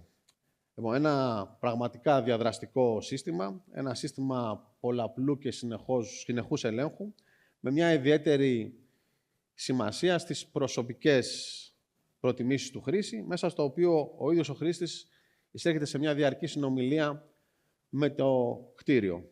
Έτσι, δεν υπάρχει ουσιαστικά ένας χρήστης δεν υπάρχει πια ο χρήστης του κτηρίου, αλλά ουσιαστικά υπάρχει αυτός ο οποίος συμμετέχει και αλληλεπιδρά μαζί του. Η νέα όψη, με το φωτισμό της, αλλά και με τη δυνατότητα για να εγκατάσταση μιας ενεργής όψης, επικοινωνεί σε άλλο επίπεδο με τους χρήστες και τους θεατές και ουσιαστικά επικοινωνεί και με το ευρύτερο περιβάλλον, το οποίο ουσιαστικά έρχεται να περιβάλλει το νέο γήπεδο του Παναθηναϊκού. Ένα ιδιαίτερα σημαντικό στοιχείο για μας, πέρα από τις βασικές όψεις του γηπέδου, αποτέλεσε η πέμπτη όψη του γηπέδου, η οποία ουσιαστικά έρχεται να ολοκληρώσει την σύνθεση. Η πέμπτη όψη, η επικάλυψη του στεγάστρου, είναι εξίσου σημαντική για το έργο, τόσο λόγω της κλίμακας που έχει, όσο και τους μεγέθους της. Γι' αυτό και η μελέτη προχώρησε στον πλήρη ανασχεδιασμό της και ουσιαστικά, ακολουθώντας το δυναμικό ανάπτυγμα της στέγης και του φέροντα οργανισμού, επέλεξε την εγκατάσταση ενός λίου επίπεδου υλικού ως τελική επικάλυψη, ενός σύνθετου πανέλου αλουμινίου λευκού χρώματος, το οποίο θα παράξει μια ενιαία ομοιογενή λευκή οροφή, η οποία θα έπιατε πάνω από το γήπεδο. Παράλληλα, η νέα δομή του συστήματος επικάλυψης έχει αυξημένες ηχοαπορροφητικές ιδιότητες, που σε συνδυασμό με τη βύθιση του αγωνιστικού χώρου επιτρέπουν τον περιορισμό της συγχωρήπανσης, ενώ η εφαρμογή στο φέροντο οργανισμό της οροφής συστημάτων για τον βέλτιστο φωτισμό του αγωνιστικού χώρου αποτρέπει τη φωτορύπανση των γειτονικών περιοχών, των κτηρίων και των υπαίθριων χώρων. Η οροφή έχει επίσης τη δυνατότητα να ενσωματώσει και θα ενσωματώσει φωτοβολταϊκά και την ενεργειακή αυτονομία του γηπέδου. Κλείνοντας και κάνοντας και μια έτσι γρήγορη περίληψη των όσων έχουμε ακούσει, σίγουρα εστιάζοντας σε αθλητικές εγκαταστάσεις, επειδή ακριβώς οι αθλητικές εγκαταστάσεις είναι κάποια κτίρια τα οποία από τη δομή τους είναι πάρα πολύ δύσκολο να μειώσουν το αποτύπωμά τους και επειδή είναι πάρα πολύ σημαντικό να μπορούν να σχεδιάζονται με βάση τις αρχές της βιωσιμότητας και της αειφορίας και να μπορούν να συνοδεύονται, πρέπει πάντοτε να συνοδεύονται με εκτεταμένη χρήση πρασίνου, τόσο μέσα στο ίδιο το γήπεδο, όσο και στον ευρύτερο χώρο τον οποίο θα τον φιλοξενήσει, να είναι ουσιαστικά, επομένως, για κάθε αντίστοιχο έργο, η αφορμή, ο σχεδιασμός μιας μεγάλης αθλητικής κατάστασης, ώστε να ενισχυθεί το πράσινο σε μια περιοχή. Η μείωση του αποτυπώματος του άνθρακα θα πρέπει ουσιαστικά να περιλαμβάνει όλα τα στάδια ενός έργου, από τη μελέτη μέχρι και την υλοποίησή του, αλλά ακόμη και την καθημερινή του λειτουργία, λαμβάνοντας υπόψη όλα τα ζητήματα που αφορούν ένα τέτοιο έργο, όπως είναι ακόμη η μετακίνηση των θεατών, η τροφοδοσία, οι εμπορικές χρήσεις, η τηλεοπτική αναμετάδοση. Επομένως, ουσιαστικά οδηγούμαστε σε μια ολιστική προσέγγιση σε όλα τα επίπεδα, από το σχεδιασμό μέχρι την καθημερινή λειτουργία, η οποία θα πρέπει να υιοθετηθεί από όλους τους εμπλεκόμενους, καταρχάς από τους μηχανικούς που κάνουν τις μελέτες, από τους αναδόχους και τους κατασκευαστές που προχωράνε στην κατασκευή, αλλά και τον διαχειριστή του έργου, τον ιδιοκτήτη, τους αθλητές και τους θεατές οι οποίοι συμμετέχουν σε ένα δρόμενο. Ουσιαστικά δεν έχει απολύτως κανένα νόημα να σχεδιάσεις ένα κτίριο όταν με όλες τις αρχές της αειφορίας, όταν μέσα στο κτίριο αυτό πας και εγκαταστήσεις μια πάρα πολύ ενεργοβόρα χρήση. Κλείνοντας, θα ήθελα επειδή έχω 2 λεπτά ακόμη, να ευχαριστήσω θερμά για τη συνεργασία την κοινοπραξία της Τέρνα, του Άκτορα και της Μέτκα που είχαν αναλάβει το έργο, για την πολύτιμη συμβολή τους στις μελέτες και στην υλοποίηση αυτού του εικονικού έργου για μας, το Δήμο Αθηναίων και τον Παναθηναϊκό για την εμπιστοσύνη που μας έχουν δώσει και φυσικά να ευχαριστήσω τους υπόλοιπους μελετητές. Κάποιοι από αυτούς πέρασαν γρήγορα, οι μηχανικοί μελετών στα στατικά, η ΤΕΑΜΣΤΑ ή ΤΑΜΗ, η ΕΦΝΟΥΣ που κάνει το Facade Engineering, την Ίντου που κάνει το Lighting Design. Να τους ευχαριστήσω θερμά και για τα slides που χρησιμοποίησα. Και φυσικά να ευχαριστήσω θερμά τους συνεργάτες μου για αυτή την υπέροχη εμπειρία και ελπίζω ότι στο μέλλον θα έχουμε τη δυνατότητα να το δούμε υλοποιημένο και να πούμε περισσότερα πράγματα γι' αυτό. Σας ευχαριστώ πολύ.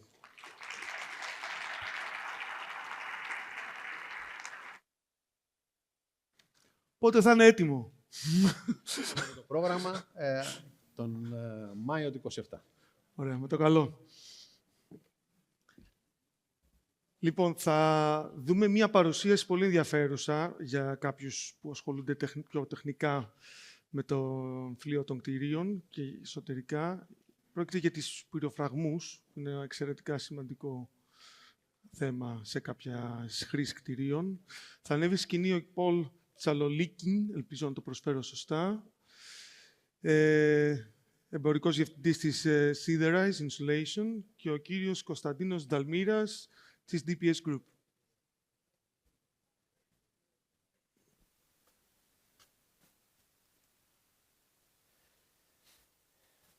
I want to ask you a question. Who knows this company here? Can you raise the hands? Okay, good.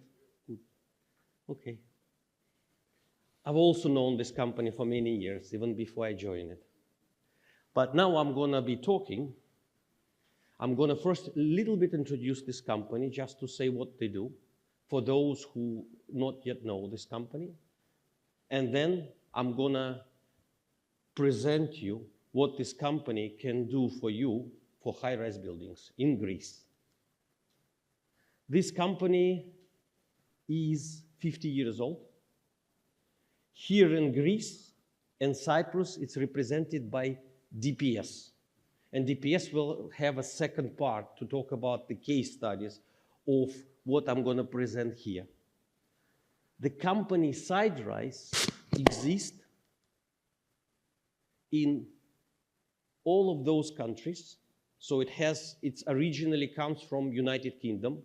And I think it's logical, United Kingdom. Greenfield Tower, correct? Firestop. Firestop and building envelope, cladding and facade. This is what it's all about. So this company, 50 years, but in the last 5 years, it's grown up because of the greenfield. And now everybody looking at the building and thinking about, what about my Firestop strategy? This company now in New York, Australia, Singapore, India, operations in Dubai, and I'm based in Switzerland. I'm responsible for European operations. Now, so the question about Siderise, actually, what is it? Can I make it in a couple of words explain? What is this company about? It's about those 3 words: fire, acoustic, facade. Facade, fire, acoustic. When all of them, or 2 of them come together, please think about Siderise. It's about, now what you see here, it's about the fire in curtain wall. Do you see the curtain wall? It's not just a piece of material inside. It's the entire solution, which protecting aluminum facade, whether it's thick or unitized. And you talk about cavity. And it's all about sound noise, acoustic. How can I prevent or protect the acoustic sound to make sound insulation between rooms and from outside inside? Very often those solutions are used together. For example, above, it's also fire and acoustic solution. It makes things simple, easy to install, and extremely cost effective. But I'm not here to talk about it. I'm to talk about something else. I'm talking about a trend which now slowly coming to Greece. And that's all about high-rise. It's all about the project specified by international architects and international consultants. Some of them, they've already been here on this stage. It's about all of those projects. So very often people come to us and say, we don't understand the fire. We don't understand an acoustic. Here is your drawings, do something about it. And this is where these companies come. So how can we help architects and consultants and also curtain wall contractors here in this room with this challenge? That's the question. So fire, sound, and there is something else I came across. Not very often, but there is something. People, it's something new in Greece. So there's a question, can I actually design it based on European code? Or can I go, the next one is an American one. So a little bit mixed. I even found in one document, both of them mixed up. So the question is, what is the right thing to do? Again, this is what the SideRise is coming in, because they're expert in it. And this is what we can do to help. 3 stages. First stage, of course, it's specification and design stage. And I'm talking here at specification by specifiers, architects and consultants. Then it goes further to the cladding or curtain wall contractor. Site, what can we do for the site? And then completion. I'm gonna go all these 3 stages now. I'm gonna show it to you, and then I'm gonna pass on to DPS to demonstrate, to present you a case study, how it was done. So in design, first of all, what I come across, people, they say, okay, this is your paper, this is your design, do something about it. So it's all about packs of specifications, which is available electronically. So you can actually go to our website and get this prepared. There's a pack for every stakeholder. Pack for architect, pack for consultant, pack for fire engineer, pack for the curtain wall company, each one representing or reflecting their interest. Second one, and this is, I think, extremely important, especially in the market, who are not used to work with fire or acoustic. It's about technical support. We have 24 engineers. What they do is, this is a theory, this is a practice. They actually help to design fire and acoustic solution. For the acoustic, they can also do the calculations. So they can advise you what way, in what direction you should go, or how your building in terms of structure would change. Of course, Beamstore, it's all available online, all the models. Detailed drawings. Now, what you see here, I'm not going to get into this, but this is reality.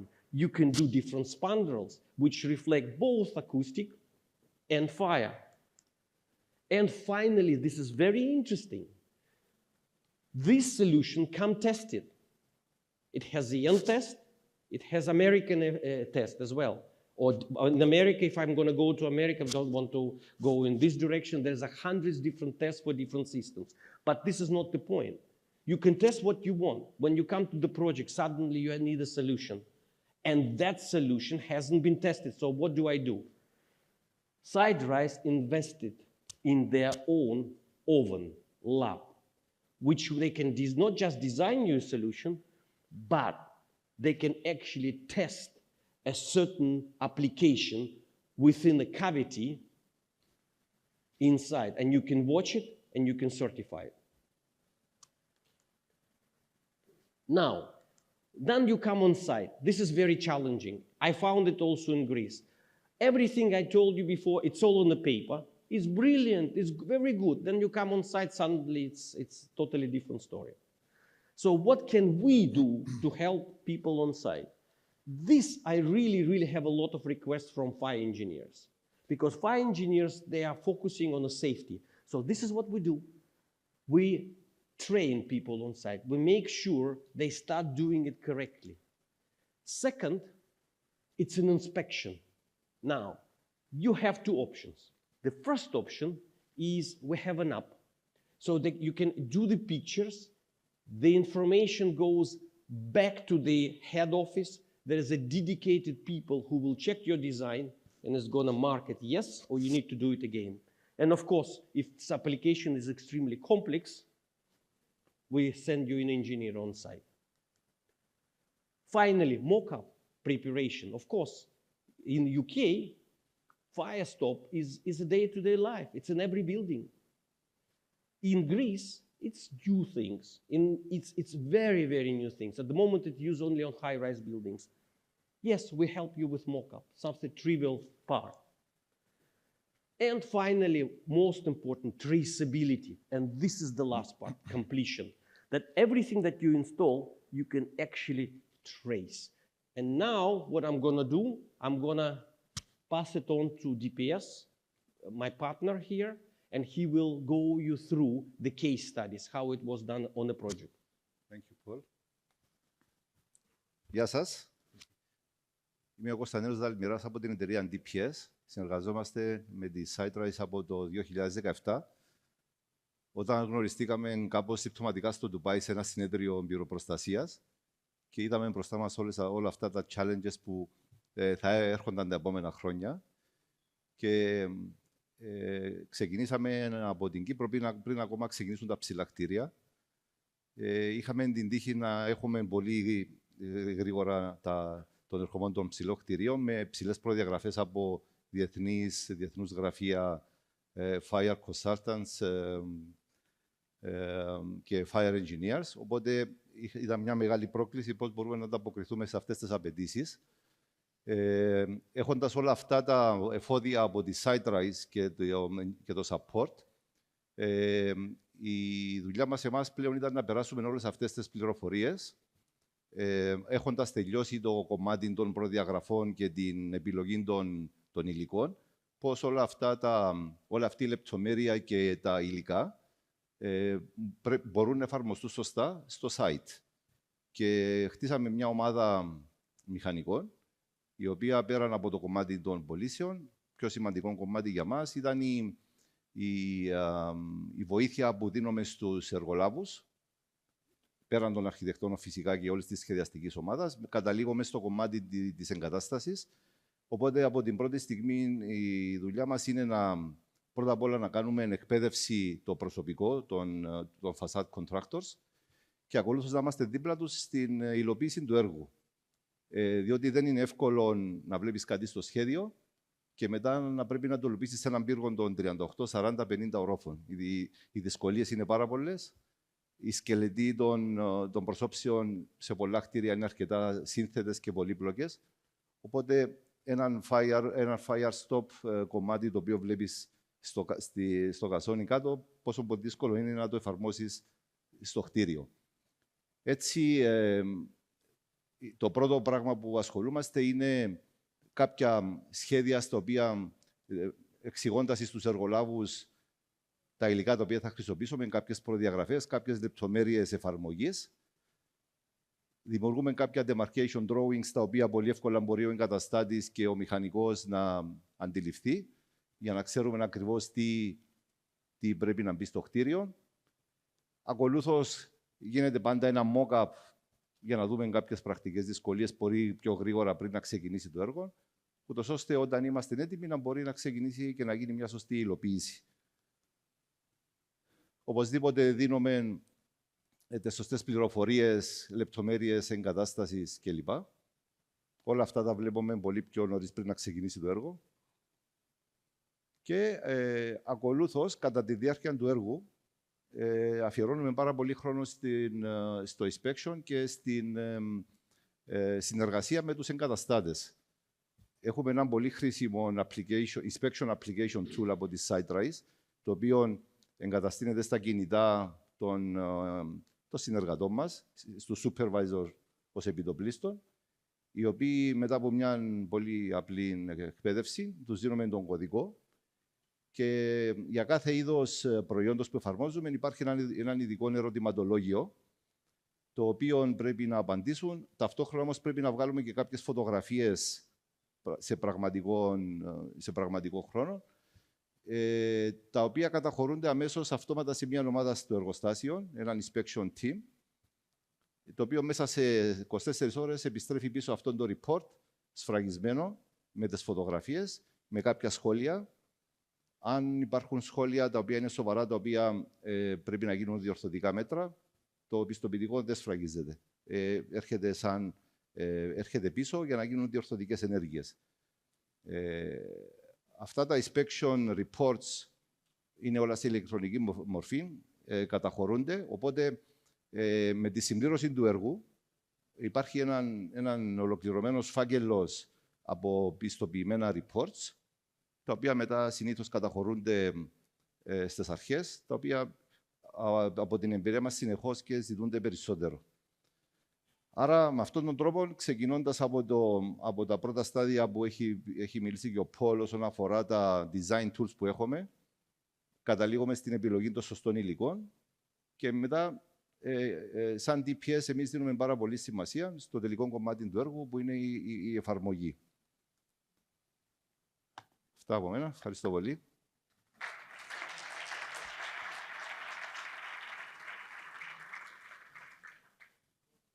Για την παρουσίαση. Παρακαλώ οι μελητές του τρίτου κύκλου να παραμείνουν στο stage. Θα προχωρήσουμε σε ένα σύντομο διάλειμμα για ένα καφέ και θα επανέλθουμε για το κλείσιμο, το τέταρτο και το κλείσιμο. Μπορούμε να συνεχίσουμε στον τέταρτο και τελευταίο κύκλο της ημερίδας. Παρακαλώ να έρθει στη σκηνή η κυρία Βαλεντίνη Σαρακινιώτη.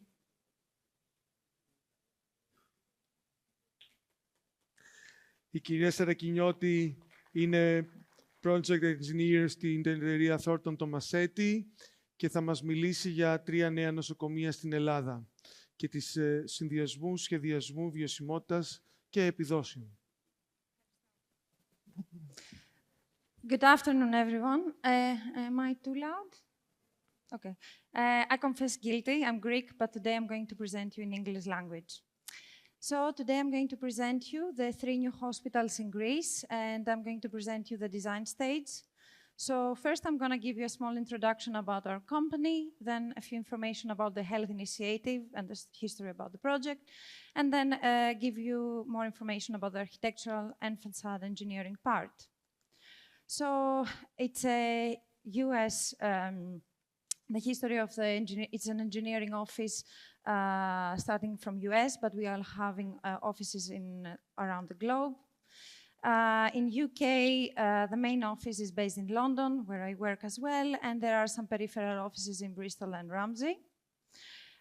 We are a multidisciplinary team, so we have people that they are working in sustainability, facade engineering, structures, and we provide services. So facade engineering team has people from different backgrounds, nationalities. Myself, I'm an architect in the background, but I'm also specialized in facades. We have people from civil engineering background, but also structures. And yeah, we have delivered a couple of the highest buildings in the world at the moment, very famous into sports and public assemblies, as well as special structures. So this is an example of a residential tower in London. This is a double skin facade where we work during the design stage. This is Battersea Power Station. We work during the construction stage to help to deliver these complex geometrical panels. This is another example. We work during design stage with UHA architects to deliver a design for these 2 residential towers in Cyprus with this distinctive GRC ribbon in the front.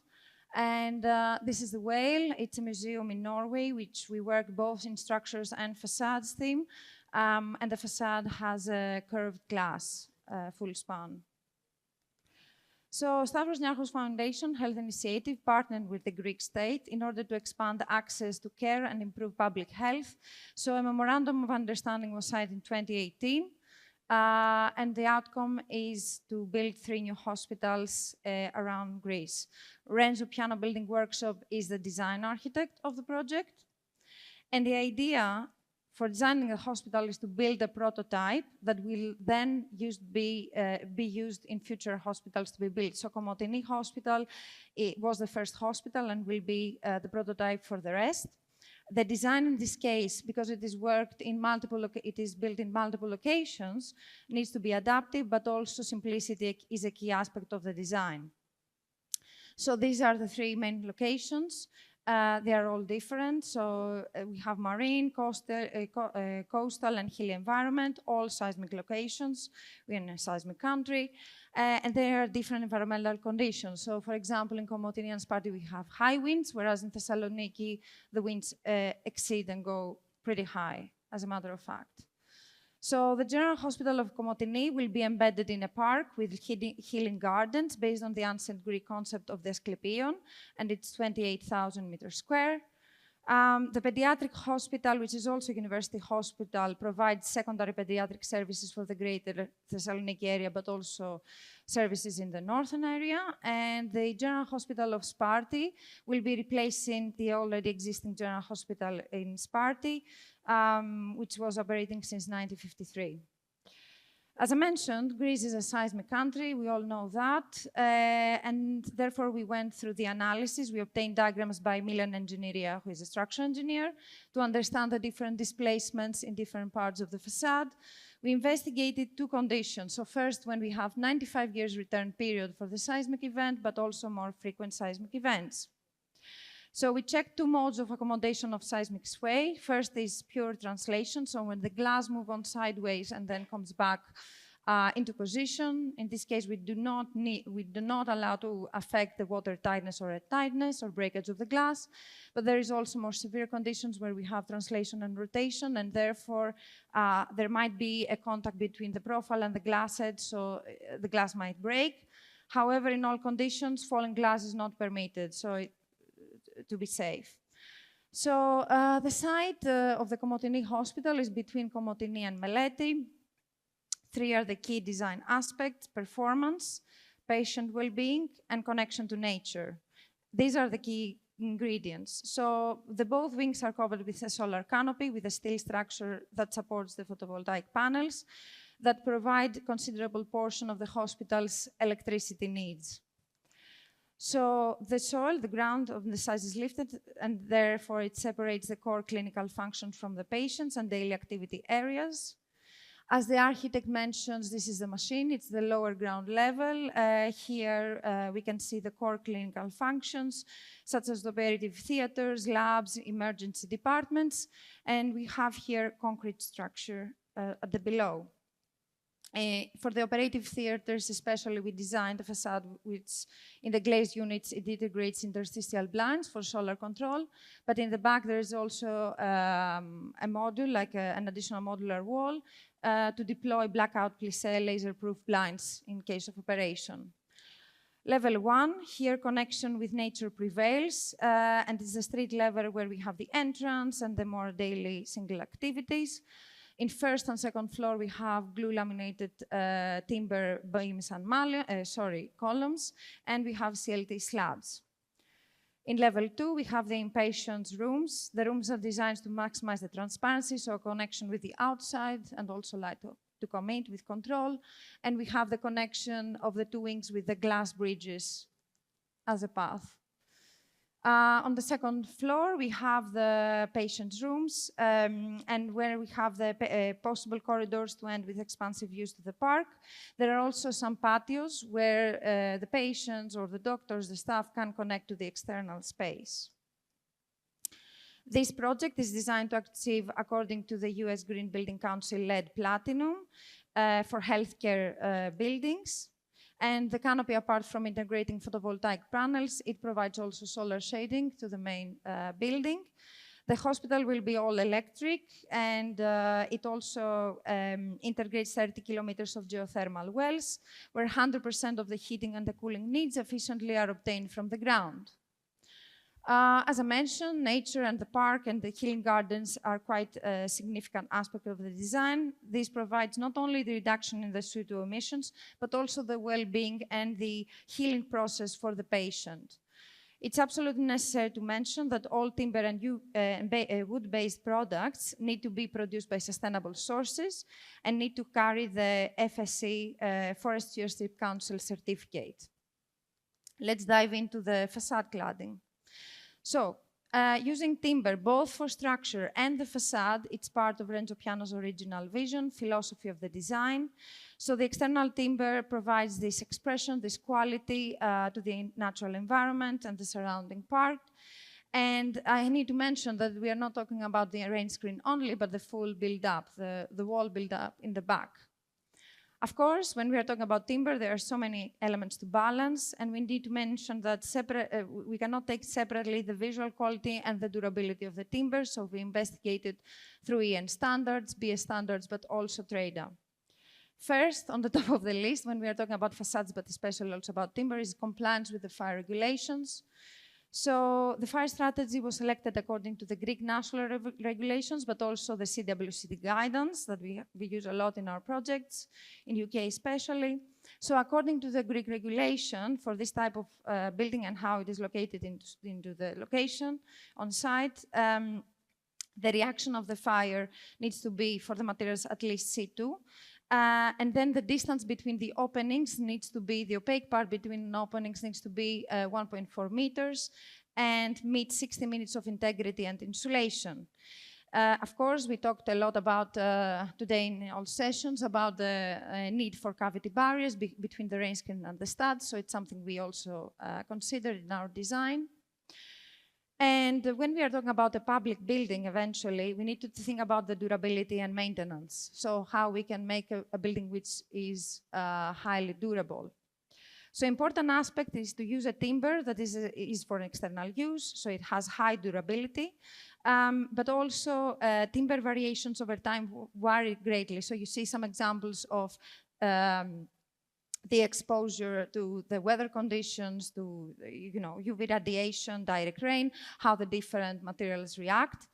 And it's important also to understand how the dissimilar materials, so the fixation, can affect the quality and the stains over the timber. And therefore, we need to understand, what is the selection of the timber we need to use. We would like to exceed the life expectancy of 30 years of the facade, and we don't expect major maintenance or replacement of the facade components. And besides, of course, standard cleaning and inspections. Therefore, we needed to understand what is the selection of the treatments we need to use. So we are talking about the cladding, externally facing material. So we would like to exceed the 30 years, and we wanted to go more to the 60 years expectancy of service. But also another aspect we need to think of is the service factor, which is, in this case, we chose to be C, which gives us a durability of 30 years. In this case, if the timber fails and the risk of failure is too complicated and expensive, then we need to go for a longer period of service life. In order to achieve this type of performances and longevity, we all understand that we need to add some preservatives to the timber. So we investigated different options, chemical and thermal modification of the timber. So in this case, by using these methods, we modify the timber, the substrate, and we stiffen it up to make it geometrically stable. And of course, not only about the material, it's also about how we design the drainage paths, the ventilation, and how to allow moisture movement into the design. So we chose acetylated vinegar-based treatment in Pinus radiata. It's 100% recyclable, and it guarantees up to 50 years against material damages. And I need to mention here that it's not a traditional preservative, so it doesn't stay on the surface. It goes inside the molecules of the timber, and it modifies it. Then, next in the queue is the fire retardant application. So in order to meet the minimum requirements, we suggested for a polymer-based fire retardant to be applied through a vacuum pressure impregnation process. So basically, the wood is soaked with water and the fire retardant agent. And from class D, it goes down to class B. Also, with this process, we have also weathering tests available to prove that even in time, in 25 years' time or 30 years' time, the fire retardant is still there and performs. So there are existing data on that. Important information is also the appearance of the final result of the timber. So the design intent was to have a whitish appearance, but still not to cover the grains or the knots of the timber. So we went for a gray stain. And the use of fire treatment alters the ability of the wood to absorb paint, and the chemicals of paint and treatment have been tested to achieve proven compatibility. So we tested different samples during design stage. So in some cases, we saw that the coating, because the surface of the wood was super soft, it was staying on the surface. In some cases, it was absorbing fully the stain, so it didn't stay on the surface. The visual mock-up in the Renzo Piano Building Workshop facilities in Genova, there was built a visual mock-up where we tested the scale, the facade features, the material finish, and the colors. So this was done during design stage. An important aspect to mention is that timber travels across, different countries, and full shipping documents to confirm chain of custody is necessary. So from the plantation to the supplier's premises, there needs to be a stamp. So for each step that the timber travels, there needs to be a stamp to verify that it went through all these processes. So when it arrives on site and is installed, performs accordingly. This is the final selection and design of timber facade, as you can see here. And the idea is that the design intent was to create a prefabricated system that comes on site and installs in accelerates the installation process, but also reduces the workmanship errors. And it consists of the timber opaque part, the windows, and the visors. We call it visors. It's the shading element connected in front of the windows. So, as I mentioned, there is the rain screen in the front, and then there is in the back the stud wall, the opaque part of the wall. There are timber skirts that cantilever and below. On the sides, we have the wings and at the top, the upstands. The glazed facade integrates interstitial blinds here as well to control the solar heat radiation inside. And we have also the timber noses that they are connected to the main structure to transfer loads from the visors, from the shading elements, but also the planks on the sides. I'm going to give you a small information about the shading. So the main shading in front of the windows of the patient's rooms, it's glass canopy that's supported with steel beams that they are back connected to the timber noses, the timber mullions. And we investigated different options for connection, either in the front and the back of the timber or on the sides. So based on the wind loads acting on it, we calculated what are the reactions, push and pull reactions to the timber. And a couple of investigations here, we decided that more efficient would be to fix it on the sideways and find out what is the optimum distance between the screws and the fixations to understand the minimum, to have minimum reactions. A big aspect on the design is also the transparency, the connection with the outside, as I mentioned before. A quite large feature, main feature, is the staircase facade, the main staircase facade in the General Hospital of Sparti. For this one, we investigated different options. So in the first case, we investigated rods and transom system, have a decorative mullion, and then we have the transoms transferring the loads. In another option, we investigated forehead-supported glass mullions plus transoms. And finally, we decided to go for a forehead-supported glass with mullions and transoms. So the mullions transfer the dead load on the top and the transoms, the wind loads on the sides. So we selected an externally caped system of 4 sites. Systems with only 2 sites retention do not have existing test data to rely upon for pre-assembled in case of seismic event, and that was one of the key aspects why we selected this system. Quite important key feature in the design of the hospital in Komotini and Thessaloniki is the glass bridges, the ones that connect the 2 wings. So here, important was to understand what is the balance between the support and the thickness of the glass. So we analyzed different options for the support, and we eventually decided to go for a full edge supported with L-shaped steel mullions for the glass. It's an open air, so there is natural ventilation inside the bridges. And one of the important things that I want to highlight here is that we have done an extensive research for this hospital and for this project, and we've spoken to people in the industry, suppliers, and we wanted to choose materials that they are highly durable and they have low maintenance. However, we need to highlight here that it is a quite important aspect, cycles of cleaning, cycles of maintenance and inspections. So in order to maintain this type of buildings, we also need to have regular inspections and understand what is the condition of this facade in order to maintain it, especially when we are talking about public buildings. So the project at the moment is in construction stage. We are fully on board. We are reviewing documents from the contractor. We are attending meetings. We will also attend, when in time, tests, mock-up tests, but also attend the construction site to observe. And I would be really happy if when in the future this project is completed, that I'm here and present you the outcome and the result. Thank you for now.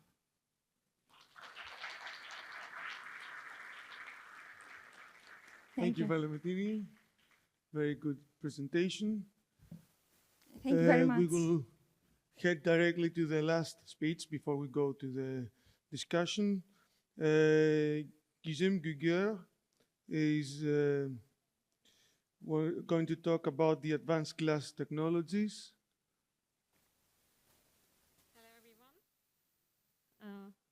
Can you hear me? Great. It's a great pleasure for us to be here with you today. I'm Gizem Güngör Erkılıç. I'm an architect and working as architectural project supervisor at Şişecam. In today's presentation, I will talk to you about our sustainability practices and the innovative path we follow to reach the advanced glass technologies, as much as our sustainable products and projects. But first of all, let me give some brief information about the company. Şişecam is the only global company operating internationally in the area field of glass. And with 90 years of experience, with approximately 24,000 of people in 14 countries, we are selling our products more than 150 countries. And the company also actively working in the sustainability field. And we are working in the aligned with the UN Sustainable Development Goals. And we are running our flat glass production in 10 different production facilities in 6 different countries. And we have a flat glass experience center in our headquarters in Istanbul. Architects, facade consultants, investors, and our customers from all around the world could visit us to explore our wide product range. And also we have Science and Technology Center. It's also based in Istanbul too. 275 competent researchers are working in advanced laboratories to shape the future of glass. At Şişecam, product development is really important to us, but we also focusing on the producing our products in more sustainable ways. So since 2020, our recycling plants investments helped us to recycling 200,000 of tons glass. And we increased our renewable energy capacity to 10 megawatt peak. And thanks to these increase, we prevented about 4,000 tons of carbon emissions and recycled 6.8 million cubic meters of water. And of course, we know that the sustainability is a continuous journey and we need to make continuous improvements. So we are working to trying to improve our sustainable products too. And at this point, one of the most sustainable products in our portfolio is the Şişecam Charger. It's a building integrated photovoltaic product, and Şişecam Charger combines the solar cells with the laminated glass, and offers a design flexibility with different color, pattern, and texture options. And Şişecam Charger products has the certified with the B1 fire resistance certification and contributes with 1.6 points to the LEED certification. We are offering 10-year lamination guarantee and also 25-year performance guarantee for this product. And now I would like to show you an example, explain better this product. This is a recent city hospital project from Istanbul, which was shared with us for the energy analysis. And we calculated the project in our tool to compare the BIPV panels with the traditional facade materials to understand the payback period of this product.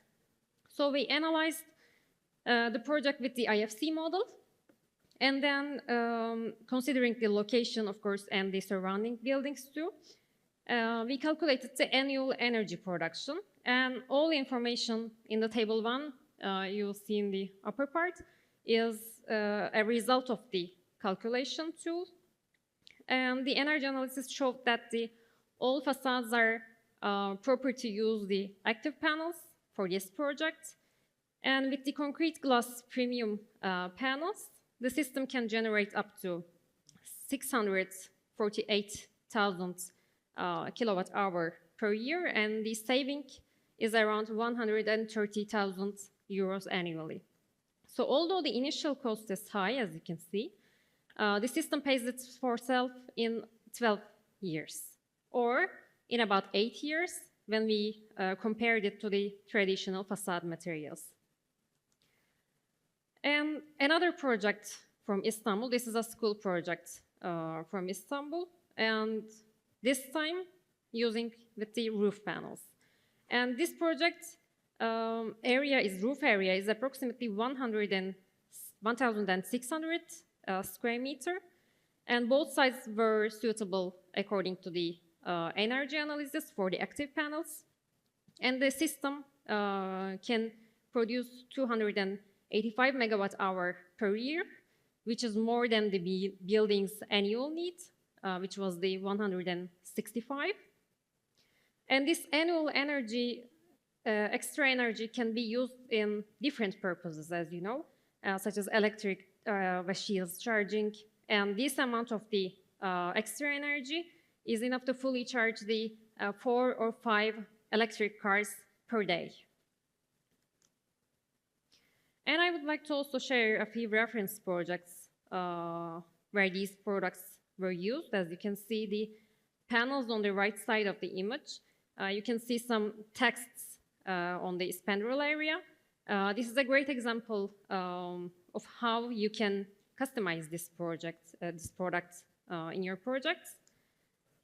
And this one is a dark color panel was chosen to create a contrast between the light-toned materials in the project, and also the dark color improves the efficiency of the product, of course. And unlike the other projects, in here on the right image, as you can see better, there is different BIPV panels without any digital printing on the outer face of the product, where the solar cells can be seen a little bit more. And you may wonder if all BIPV panels should be rectangular, like in the previous ones. This last example is the best example, actually, to show you that the design is completely up to you. And after showing a few BIPV references, I would like to also mention about our high technology coated product glass too. But of course, I don't have enough time to mention from all of them. But as you can see, Şişecam has hundreds of projects from all over the world. But however, there is one project I would like to share you more in detail. And this project is the Central Bank of the Republic of Turkey. This project is located at the Istanbul International Financial Center, one of the most recent mega projects in Istanbul. And the financial center is built on the Asian side of the city, covering a 3 million square meter area. And Şişecam carried out the most glazing part of this mega project. It's approximately like 380,000 square meter area, facade area. And the tallest building in this site is the,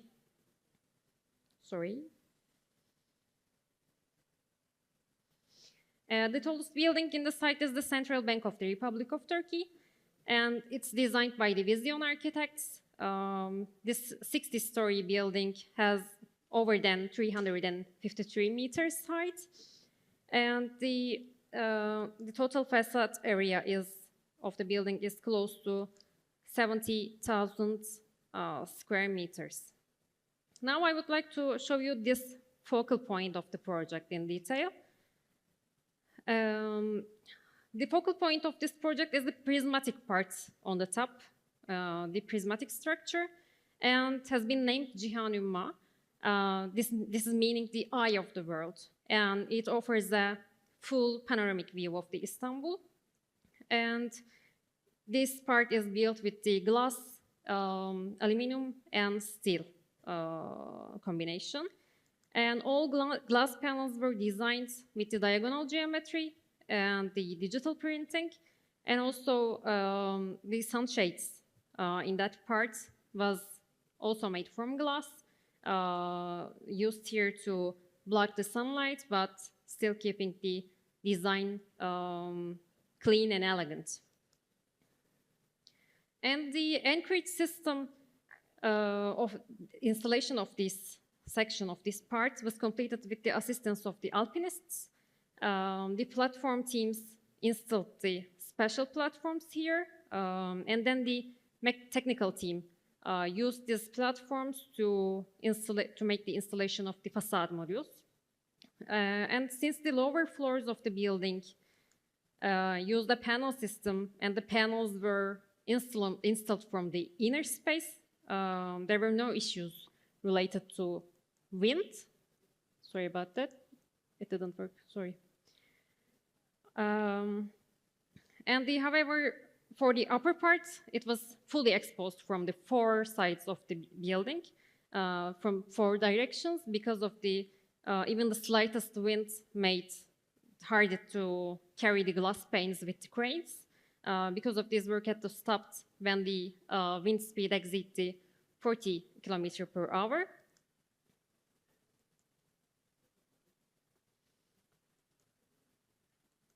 Okay. And in the facade design were natural stone and glass used with the harmony, and there are no operable windows in this building. So the building is ventilated with the motorized systems, as you can see in the image, in the drawing, with the hidden in the inside of the panel system. So thanks to the automation system, the ventilation can be fully controlled and managed efficiently. And as Şişecam, we produced glass in custom sizes to minimize the waste. And to speed up the production, our 4 authorized manufacturers worked in this project. And thanks to this, a total of 5,600 panels installed in just 4 months. And of course, we didn't just help by improving our production. We also provided glass consultancy to architectural office in the beginning of the design phase. After they shared the drawings with us, we make some static calculations to define the right combination. And then, based on the heating and cooling needs, the mechanical team shared the the needed data with us for the project, performance data, and we choose the best option, suggested the best option from our coated glass product range, which was the Şişecam temperable solar control glass neutral 5832. And we calculated this performance also with the defined combination. And as a result of these combinations, we prepared the specification documents and shared it with the project stakeholders. And after providing samples and mock-ups, it was decided to proceed with this product. We are always here to support your projects as the architectural projects team, but you could also get 24/7 help through our mobile apps. With Glass Projects mobile app, you could find all of our reference projects around you. You can see the photos and the project informations and product informations also. And with Glass Tool, Şişecam Glass Tool, you could quickly calculate the combination you would like to see. And you can download it as PDF. And if you are working on BIM-based projects, our BIM Smart Objects are online in our website and also bimobject.com. Thank you for your attention. If you had any questions, I will be happy to answer.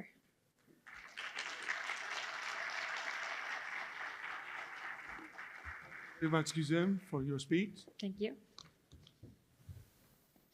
Λοιπόν, τώρα θα δούμε μια παρουσίαση που αφορά το γνωστό σε όλο μας πύργο Πειραιά και τον επαναπροσδιορισμό της πρόσωψης του πρώτου πράξης ουρανοξύστη στην Ελλάδα. Ο πύργος Πειραιά, όπως ξέρουμε, είχε σχεδιαστεί αρχικά από το γραφείο Βικέλα. Σήμερα έχουμε κοντά μας τον Αλέξη Βικέλα και ο λόγος σε σένα. Γεια σας, καλησπέρα. Σας ευχαριστώ πολύ το Ζακ για την πρόσκληση να μιλήσω για τον πύργο Πειραιά.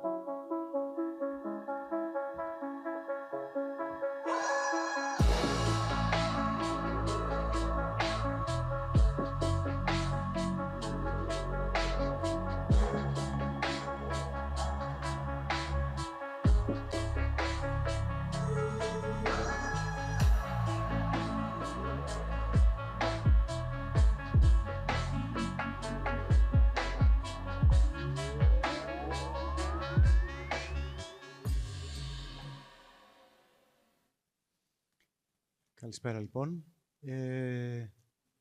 Θα έρθουν και οι συνομιλητές μαζί μας, νομίζω, στο πάνελ.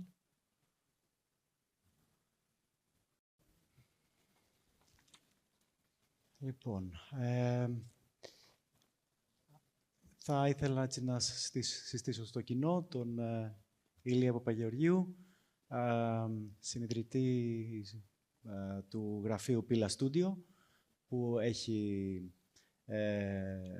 μεγάλη εμπειρία σε σύνθετα έργα και στην Ελλάδα και στο εξωτερικό.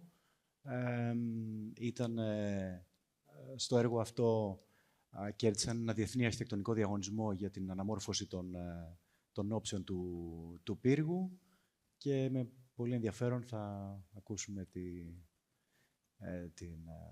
τις σκέψεις και τις εμπειρίες του Ηλία πάνω στο έργο. Έχουμε επίσης τον Θωμά τον Μαριανό, ο οποίος είναι από το γραφείο Vetaplan, που έχει μια πολύ μεγάλη εμπειρία σε πολλά δημόσια έργα μεγάλης κλίμακας και στο συγκεκριμένο έργο ήταν lead architect. Ευχαριστούμε που είστε μαζί μας. Την άλλη πλευρά έχουμε τον Άγγελο Edmonds, ο οποίος είναι από την εταιρεία Demand και είναι Senior Sustainability Manager με μεγάλη εμπειρία στο βιώσιμο σχεδιασμό και την αειφορία. Νομίζω ότι ο Άγγελος ήταν και αυτός από την αρχή του έργου και παρακολούθησε όλο το έργο από την αρχή, οπότε θα είναι πολύ χρήσιμη και η αναφορά του και στο όραμα για τον πύργο και στα ειδικότερα θέματα. Και τέλος έχουμε την γυναίκα της παρέας, την Άννα Ιωαννίδου Κατή, η οποία είναι από το γραφείο Ockersley O'Callaghan και η οποία ήταν σύμβουλη το γραφείο αυτό για το Facade Engineering και αναμένουμε με ιδιαίτερο ενδιαφέρον να μάθουμε για τα ειδικότερα θέματα της μελέτης των όψεων του πύργου. Θα ήθελα ξεκινώντας να πω ίσως λίγο μερικά γενικότερα ιστορικά πράγματα για τον πύργο Πειραιά. Ο πύργος Πειραιά, όπως ίσως γνωρίζετε, έγινε όπως και τα περισσότερα ψηλά κτίρια της πρωτεύουσας με τον νόμο περί ελευθέρας δόμησης. Το 1968 ξεκίνησε με μία προμελέτη του Δήμου Πειραιά και με τη στατική μελέτη του πολύ γνωστού πολιτικού μηχανικού Αρίσταρχου Οικονόμου, ο οποίος είχε σχεδιάσει και τη στατική μελέτη του πύργου Αθηνών. Ολοκληρώθηκε ο φέρον οργανισμός του πύργου, 22 ορόφων και 88 μέτρα ύψος, και όμως έμεινε για μερικά χρόνια έτσι και το 1977 το Δήμος Πειραιά προκήρυξε μια εκδήλωση ενδιαφέροντος για την αποπεράτωση του πύργου με την εκπόνηση των μελετών εφαρμογής και με νέο εκτηρολογικό πρόγραμμα. Η μελέτη ανατέθηκε στους αρχιτέκτονες Γιάννη Βικέλα, Αλέξανδρο Λοΐζο και Στένη Μολφέση. Στην αρχή υπήρξαν κάποιες προτάσεις που τόνιζαν την οριζοντιότητα των ορόφων. Τελικά επικράτησε η ιδέα του Γιάννη Βικέλα να τονιστεί ο κατακόρυφος άξονας και η οργάνωση των όψεων του πύργου με συμπαγή στοιχεία και γυάλινες λωρίδες από ένα σχήμα σκαφοειδές, ενός τραπεζίου δηλαδή, το οποίο επιχειρούσε να τονίσει ένα τρισδιάστατο χαρακτήρα στο κέλυφος και να δείχνει ο πύργος πιο λεπτόκορμος. Δυστυχώς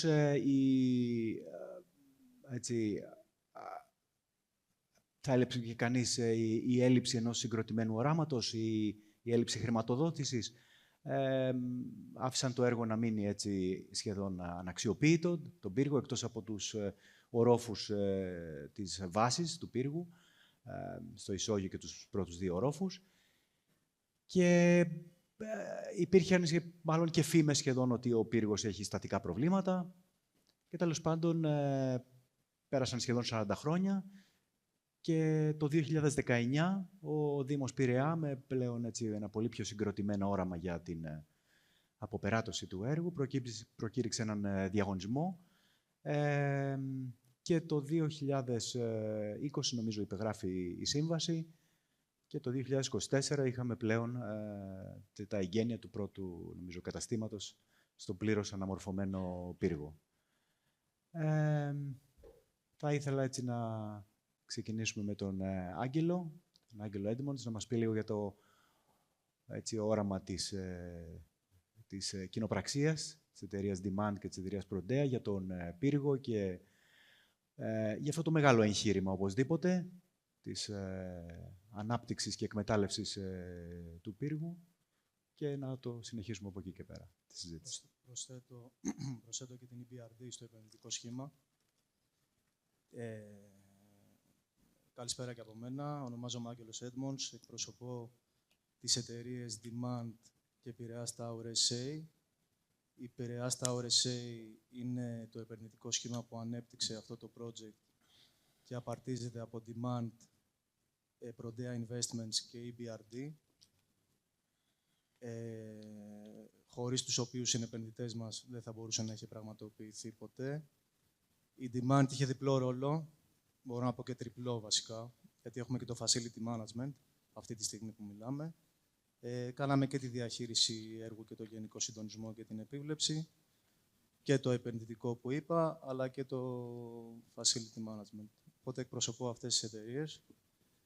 Χαιρόμαστε πάρα πολύ εκ μέρους των εταιρειών που εκπροσωπώ, που ο Αλέξης Βικέλας παρουσιάζει σήμερα το συγκεκριμένο project, και θα ήθελα μέσω της παρουσίας του να αποδώσω και ένα φόρο τιμής στον πατέρα του, τον Γιάννη τον Βικέλα, ο οποίος έβαλε ένα πολύ μεγάλο λίθο για να μπορούμε τώρα εμείς να είμαστε εδώ και να συζητάμε για αυτό το έργο. Τώρα, όσον αφορά, και ευχαριστούμε πολύ και τη ΖΑΚ, τη διοργανώτρια εταιρεία, για την τιμή που μας κάνει να βρισκόμαστε σε ένα global, ίσως το πιο διαδεδομένο global συνέδριο για φασάδ. Όσον αφορά το όραμα του επενδυτικού σχήματος για τον πύργο Πειραιά, αυτό μπορώ να πω ότι ήταν διπλό πάλι, διότι σε ένα project level ήταν να δημιουργήσουμε τον πρώτο ψηφιακό και πράσινο ουρανοξύστη της χώρας, αλλά σε ένα έτσι μεγαλύτερο όραμα, το οποίο αγκαλιάζει αυτό το μικρότερο όραμα, ήταν να συνεχίσουμε και να διονύσουμε και να εξελίξουμε αυτό το success story που πραγματοποιήθηκε στην περιοχή του Παπαστράτου, με τα πρώην εγκαταλελειμμένα κτίρια της βιομηχανίας Παπαστράτου, τα οποία είναι περίπου 100.000 τετραγωνικά μέτρα και στεκόντουσαν εκεί απαξιωμένα σε μια κακή γειτονιά, και να μείνουμε πιστοί στο μότο μας ότι πραγματικά δημιουργούμε τις πόλεις που θέλουμε να ζούμε. Έτσι, ο πύργος του Πειραιά ήρθε να ενισχύσει αυτό, και έτσι ξεκίνησε το όραμά μας. Δηλαδή, φεύγουμε από το project boundary και πηγαίνουμε σε επίπεδο πόλης, και με πολύ καλή συνεργασία και με το Δήμο. Ο Δήμος μας εμπιστεύτηκε, ούτως ώστε να προχωρήσει αυτή η ανάπλαση και να αξιοποιηθεί αυτός ο γίγαντας που τόσο καιρό στεκότανε και υπερυπολειτουργούσε, μπορούμε να πούμε.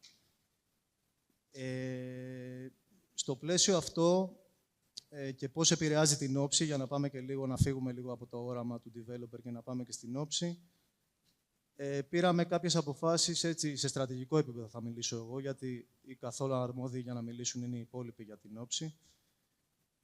Πήραμε κάποιες αποφάσεις, για παράδειγμα, για να πάμε το έργο ένα βήμα παραπέρα, όπως είπα, και να εξελίξουμε αυτό το success story που κάνουμε στην πόλη του Πειραιά, να κάνουμε διαγωνισμό για την όψη. Έτσι, 8 μεγάλα αρχιτεκτονικά γραφεία, πολύ αξιόλογα, διαγωνίστηκαν.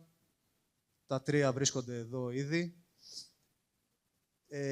ούτως ώστε να έχουμε πολλές επιλογές. Το χρηματοδοτήσαμε αυτό, επενδύσαμε, και να διαλέξουμε τη λύση που μας τέριαζε πιο πολύ και που θεωρούμε όλοι, πιστεύω, ότι αυτό βγήκε και σαν αποτέλεσμα.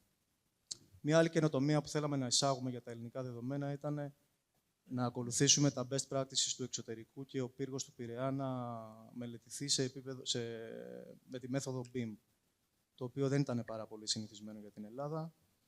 Σίγουρα ήταν ένα στοίχημα, σίγουρα τα γραφεία που βρίσκονται εδώ ανταποκριθήκανε πλήρως και είχαν την εμπειρία και μπορέσανε και το φέρανε εις πέρας. Έτσι, και ο εργολάβος έτσι οι μελέτες τρέξανε πιο γρήγορα, η αποφυγή λαθών ήταν πολύ μεγαλύτερη και με τη μέθοδο class detection, και ο εργολάβος τελικά η Τέρνα πήρε μελέτες οι οποίες ήταν σε πιο βαθύ και καλό επίπεδο εφαρμογής για να κατασκευαστεί. Ωραία. Ένα τελευταίο και κλείνω. Έχω πολλά να πω, αλλά θα πω άλλο ένα. Ένα ωραίο debate που θυμάμαι τότε το 2020 ήταν το αν θα κάνουμε stick system συμβατικά, as usual, ή αν θα πάμε στο unitized. Και ενώ το stick προφανώς προκαλούσε μια ανασφάλεια για τα ελληνικά δεδομένα, γιατί δεν ήταν εκπαιδευμένη η αγορά. Το unitized, συγγνώμη, προκαλούσε ανασφάλεια γιατί δεν ήταν εκπαιδευμένη η αγορά. Τελικά αποφασίσαμε πάλι να κολυμπήσουμε στα βαθιά, να πάμε με τη λύση unitized, η οποία είχε και τα ωφέλη του προκατασκευασμένου, το οποίο έρχεσαι απλά για να το τοποθετήσει, οπότε λιγότερος χρόνος στο εργοτάξιο, λιγότερη περιβαλλοντική όχληση, καλύτερη χρόνη, πολύ καλύτερο quality control, γιατί άλλο να φτιάχνεις κάτι σε ένα εργοστάσιο και άλλο σε ένα εργοτάξιο. Αυτά έτσι Σωστά, σε high level. Σωστά. Να περάσουμε τώρα στο Θωμά τον Μαριανό. Αυτό το έργο ήταν μια μεγάλης κλίμακας αναμόρφωση ενός υφιστάμενου κτηρίου, που προφανώς είχε αρκετά μεγάλες προκλήσεις. Είχε προφανώς κάποια καλά στοιχεία, ότι είχε έναν οργανωμένο πυρήνα, έτσι, αλλά είχε νομίζω σχετικά χαμηλά ύψη ή τουλάχιστον με τις σύγχρονες απαιτήσεις και είχε οπωσδήποτε κάποιες προκλήσεις, οι οποίες φαντάζομαι ότι ήταν όχι μόνο στον αρχιτεκτονικό σχεδιασμό, αλλά και κατά τη διάρκεια της κατασκευής, της εξέβρεσης των ιδιαίτερων λύσεων που έπρεπε να μελετηθούν και στο συντονισμό βεβαίως ενός πλήθους μελετητών και συμβούλων. Θα ήθελες να μας πεις? Ναι. Κοιτάξτε, όλα τα έργα αυτής της κλίμακας αποτελούν μια μεγάλη πρόκληση. Εδώ όμως δεν συζητάμε για μια πρόκληση απλή. Για μας ήταν ένα ταξίδι, θα έλεγα, για να μιλήσω λίγο έτσι και ποιητικά. Ήταν ένα ταξίδι στο παρελθόν, το οποίο όμως μας επέτρεπε να κοιτάμε και το μέλλον. Ο πύργος του Πειραιά ήταν πάντοτε έτσι μια σιωπηλή μάζα, η οποία όμως δέσποζε στο λιμάνι και ήταν αυτό που έβλεπες κάθε φορά όταν έμπαινες στο λιμάνι, όταν έφευγες. Όλοι το ξέραμε, αποτελούσε το σύμβολο του Πειραιά, αλλά δεν είχε περιεχόμενο. Ήταν έτσι πάρα πολύ περίεργο κτίριο. Η αλήθεια λοιπόν είναι ότι όταν αναλάβαμε ως lead architect τον σχεδιασμό και τον συντονισμό όλων των μελετών και ξεκινήσαμε το ταξίδι αυτό, όταν πρωτοπήγαμε μέσα στο κτίριο, διαπιστώσαμε ότι δεν συζητάγαμε απλώς για ένα άδειο γιαπί, διότι το κτίριο ενσωμάτωνε μια τεχνολογία η οποία ήταν πρωτοφανής για την εποχή που εφαρμόστηκε. Το κτίριο ήταν πάνω σε σεισμικούς μονοτήρες, δηλαδή είχε πλαστική θεμελίωση. Αυτό με άλλα λόγια να πούμε ότι είχε ένα σύστημα θεμελίωσης στα υπόγειά του, όπου επέτρεπε το κτίριο να παραμένει σε σταθερή θέση και να μην επηρεάζεται τόσο πολύ από το σεισμό, τον οποίο τον απορροφούσαν οι μονοτήρες. Ήταν, νομίζω, η πρώτη εφαρμογή στην Ευρώπη για την εποχή εκείνη. Ήταν ένα δημιούργημα του αρίσταρχου οικονόμου, ο οποίος θεωρείται έτσι πολύ σπουδαίος στατικός της εποχής, και αυτό είναι τελικά και το στοιχείο το οποίο βοήθησε τον πύργο να διασωθεί κατά το σεισμό του 1981, τον σοβαρό σεισμό που έγινε στην Αθήνα. Όλα αυτά οι παραφιλολογίες ότι ο πύργος γέρνει κλπ. Δεν ισχύανε καθόλου. Λοιπόν, πρόκειται λοιπόν για ένα κτίριο, όταν ξεκινήσαμε ας πούμε, το οποίο έχει 23 ορόφους,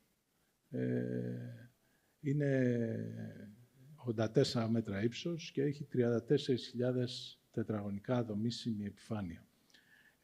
Οι χρήσεις, τις οποίες θα έπρεπε να οργανώσουμε στο κτίριο, ήταν περίπου οι ίδιες χρήσεις για τις οποίες σχεδιάστηκε ο πύργος. Δηλαδή, εμπορικές χρήσεις στους πρώτους 3 ορόφους στη βάση, η οποία έχει και μεγαλύτερο περίγραμμα, και κτίρια και χώροι γραφείων στους πάνω ορόφους.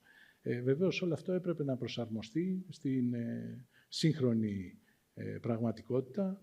Έπρεπε λοιπόν ο πύργος, εκτός από την αρχιτεκτονική του επίλυση και τη λειτουργική χωροθέτηση όλων των χρήσεων του, να ενισχυθεί στατικά, ολόκληρος, διότι έπρεπε να μελετηθεί πλέον με τον καινούριο αντισεισμικό κανονισμό, να έχουμε καινούριες ΙΤΑΜΗ εγκαταστάσεις, καινούριες μελέτες ακουστικής, πυροποστασίας, προσβασιμότητας, και όλα αυτά θα έπρεπε μετά στη συνέχεια να παντρεύονται και με τους εκάστοτε χρήστες και ενοικιαστές του πύργου.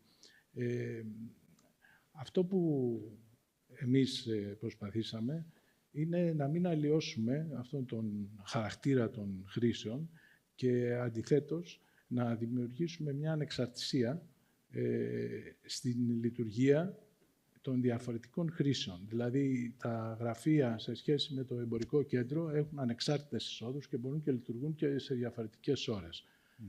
Βεβαίως, υπάρχει και το περίφημο εστιατόριο στην ταράτσα του τρίτου ορόφου, ας πούμε, που έχει άλλες ώρες εργασίας από το υπόλοιπο κτίριο.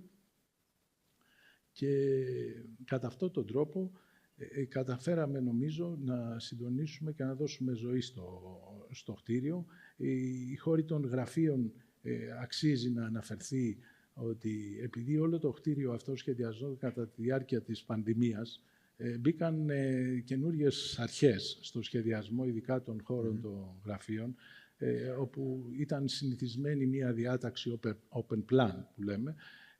Εκεί δεν ακολουθήσαμε αυτό το μοντέλο, αλλά πήγαμε σε ένα υβριδικό μοντέλο, όπου υπήρχε ένας συνδυασμός από κλειστούς και ανοιχτούς χώρους, και αυτό το οποίο πραγματικά ήταν πρωτοπορία, και βεβαίως ήταν και πρωτοβουλία της Demand η απόφαση αυτή, ήταν ότι ο κάθε όροφος ήταν ενεργειακά ανεξάρτητος από τους υπόλοιπους ορόφους. Δηλαδή, ο κάθε όροφος έχει ανεξάρτητο αερισμό και κλιματισμό από από τον άλλον όροφο. Αυτό είχε σαν αποτέλεσμα σε κάθε όροφο γραφείο να δεσμεύεται μία περιοχή για τις ήττα εγκαταστάσεις, που θα λέγαμε, ας πούμε, δημιουργούσε κάποιο πρόβλημα, γιατί δεν μπορούσε να εκμεταλλευτεί αυτός ο χώρος, δεν μπορούσε να νοικιαστεί.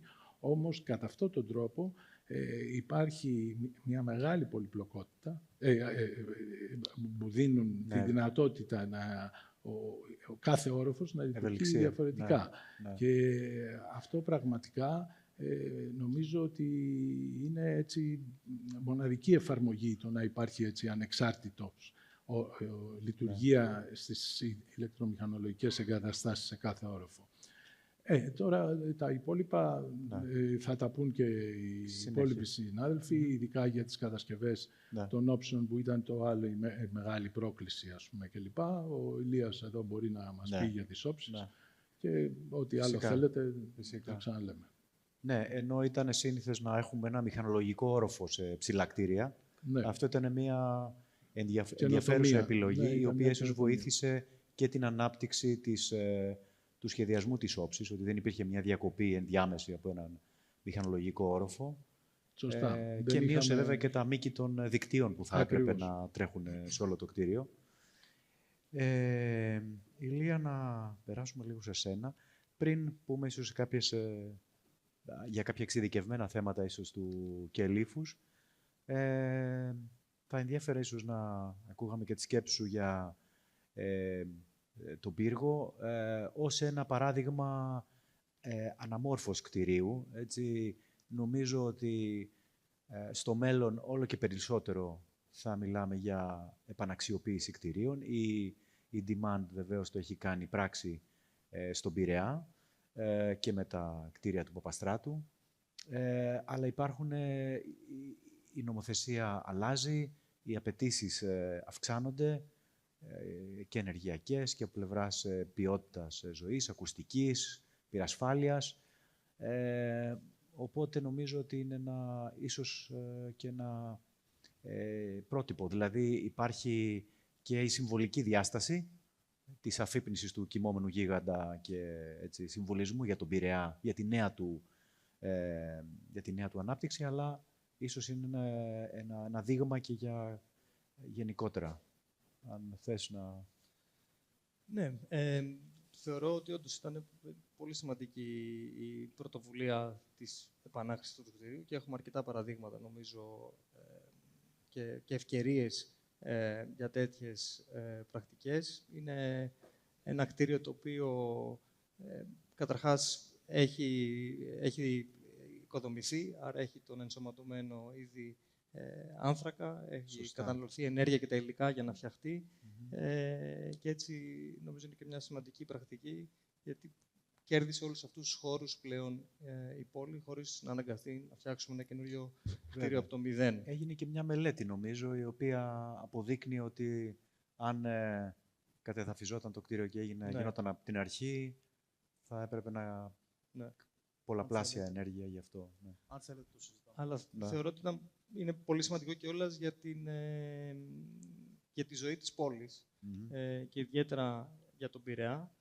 Καθώς και εγώ προσωπικά, όταν μας κάλεσαν να υποβάλουμε αυτή την πρόταση για το σχεδιασμό των όψεων, ομολογώ ότι μου πήρε κάποια λεπτά να σκεφτώ τι είναι ο πύργος Πειραιά. Γιατί είναι ένα κενό κτίριο και είναι σαν να μην συμμετέχει στη ζωή της πόλης. Ένα πάρα πολύ μεγάλο κτίριο. Έτσι, όταν το προσεγγίσαμε, σίγουρα δεν προσπαθήσαμε να κάνουμε κάτι το οποίο θα φωνάζει περισσότερο, θα κάνει το κτίριο πιο εμβληματικό, γιατί ήδη μόνο και μόνο από την κλίμακά του και το μέγεθός του είναι εμβληματικό και ξεχωρίζει από οτιδήποτε άλλο. Και όταν κάναμε έτσι και την πρώτη επίσκεψη στις πολλές αρχές του έργου, νομίζω κάτι που ήταν συγκλονιστικό ήταν ειδικά στους ψηλούς ορόφους. Το κτίριο έχει μια απόλυτη ησυχία. Ήταν έρημο, είσαι ψηλά, δεν ακούς τους ήχους πόλης. Και έτσι είχε ένα πολύ ιδιαίτερο συναίσθημα. Και αυτό ίσως μας οδήγησε να κοιτάξουμε και λίγο περισσότερο γύρω μας. Το κτίριο βρίσκεται μπροστά στη θάλασσα, στο λιμάνι. Είναι στην καρδιά του Πειραιά, που είναι μια περιοχή με πολύ ιδιαίτερη δυναμική. Έχει κατοικία, έχει νέες χρήσεις πολιτιστικές, εμπόριο, το λιμάνι, κάποια ελαφριά βιοτεχνία που παραμένει, που σχετίζεται με το λιμάνι. Και νομίζω στόχος και με την καινούργια όψη ήταν κάπως να μπορέσουμε να δημιουργήσουμε κάτι το οποίο αντανακλά αυτή την ενέργεια και τη δυναμική της περιοχής και έτσι με έναν τρόπο να ενταχθεί πάλι στη ζωή της πόλης. Είναι ένα κτίριο το οποίο είναι περίοπτο, το βλέπεις από παντού και σου δίνει πάρα πολλές διαφορετικές κλίμακες εμπειρίας. Το βλέπεις από μακριά, από τους λόφους της πόλης, το προσεγγίζεις από κάποιους σημαντικούς άξονες, το κοιτάς πεζός, κοιτώντας ψηλά, σου δίνει μια μοναδική προοπτική. Έτσι λοιπόν προσπαθήσαμε να σπάσουμε αυτό τις 4 ας πούμε όψεις του κτηρίου και να το δούμε λίγο πιο συναλλικά σαν όγκο, δημιουργώντας αυτό το σπυροειδές, θα το έλεγα κάπως, pattern, με το σύστημα σκίασης που δημιουργεί έτσι μια ενδιαφέρουσα διάδραση με το φυσικό φως. Άννα, συμμετείχες σε αυτό το έργο από την αρχή στο σύμβουλος για το φασάντ. Σίγουρα θα υπήρχαν σημαντικές προκλήσεις για να αξιοποιηθούν όλα αυτά τα δεδομένα και ο πύργος πραγματικά να είναι ένα πρότυπο βιώσιμου σχεδιασμού. Νομίζω που απέκτησε και την επιστοποίηση LEED με όλες τις ενέργειες που έγιναν.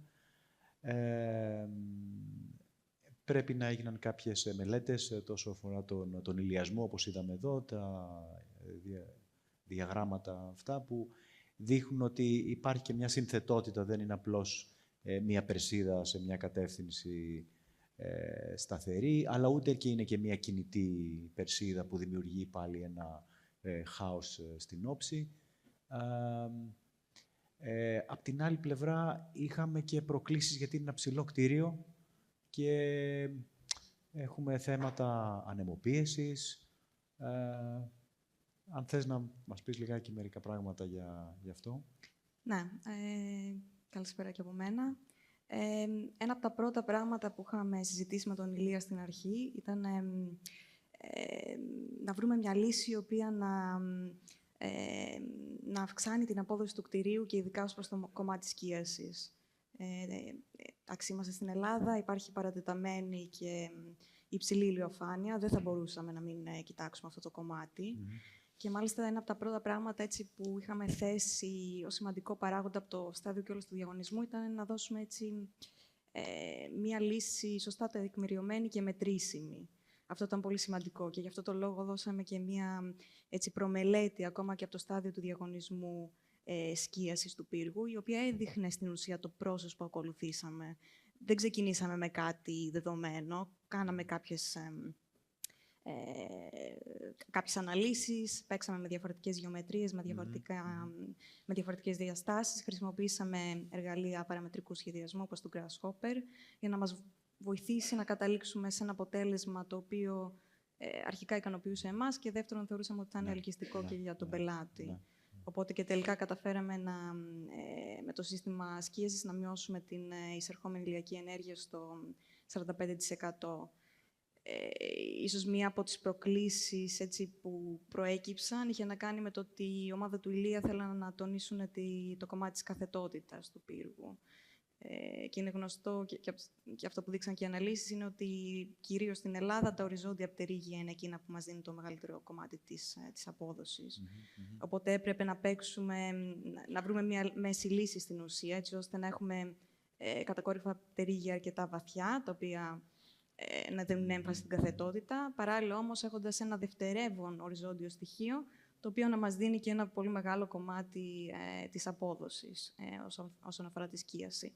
Και παράλληλα να μπορέσουμε να επιτύχουμε ένα G-value των γυαλιών γύρω στο 0,33 με 0,35, περίπου εκεί θεωρούσαμε ότι είναι μια καλή τιμή για να παίξουμε, έχοντας υπόψη να αποφύγουμε ένα πολύ σκούρο γυαλοπέτασμα και προφανώς να αυξήσουμε και το φυσικό φως μες στο χώρο. Φυσικό φωτισμό. Ναι. Τα πτερίγια επίσης, προφανώς όσο αυξάνεις το βάθος των πτερυγίων, τόσο πιο πολλά προβλήματα δημιουργείς κατασκευαστικά και σε θέμα κόστους. Και μία από τις προκλήσεις που επίσης χρειάστηκε να αντιμετωπίσουμε ήταν το θέμα των ανεμοποιήσεων. Κάνοντας δηλαδή κάποιες πρώτες αναλύσεις με βάση τον Ευρωκώδικα και το Εθνικό Παράρτημα, βρήκαμε ότι θα έπρεπε να αντιμετωπίσουμε φορτία της τάξης των 4,5 κιλοπασκάλ. Πολύ υψηλά φορτία, αναλογιστεί κανείς και τα πολύ μεγάλα πτερίγια που έπρεπε να αντιμετωπίσουμε, να μειώσουμε έτσι και τεχνικά να λύσουμε ως προς τη στήριξη, αλλά και να μειώσουμε τις παραμορφώσεις, ταλαντώσεις και ούτω καθεξής. Γι' αυτό και όλο στο λόγο προτείναμε να γίνει ένα wind tunnel test, το οποίο και πραγματοποιήθηκε στην Σύρεγγα του Εθνικού Μετσοβίου Πολυτεχνείου και με το οποίο καταφέραμε να μειώσουμε τις ανεμοποιήσεις στο 45%. Μια πάρα πολύ σημαντική μείωση. Και θα έλεγα και ίσως ένα από τα πιο σημαντικά milestones του project, ως προς την κατασκευασιμότητα και ως προς το κομμάτι του κόστους. Αυτό δηλαδή που είδαμε είναι ότι λόγω του κλειστού κόλπου του λιπανιού και της πυκνής δόμησης γύρω από τον πύργο, οι ανεμοποιήσεις σύγκλιναν περισσότερο σε ένα αστικό περιβάλλον παρά σε ένα παραθαλάσσιο. Ναι, είναι ίσως σημαντικό αυτό να το πούμε εδώ και για όσους δεν το γνωρίζουν, ότι ο κανονισμός προβλέπει κάποιες ακριβώς τιμές, αλλά σου επιτρέπει, εφόσον προβεί σε τεστ που μπορεί να αποδείξει τις πραγματικές συνθήκες, να λάβεις τις τιμές από το τεστ και όχι τις θεωρητικές, από τις οποίες πιθανόν δεν θα μπορούσαμε καν να βρούμε κάποιο σύστημα που από την αγορά δηλαδή έτοιμο να τις καλύπτει. Ναι. Χρησιμοποιήθηκαν unitized συστήματα ηλία. Είδαμε εδώ πέρα και έτσι, στις εικόνες να τοποθετούνται ή να στηρίζονται και με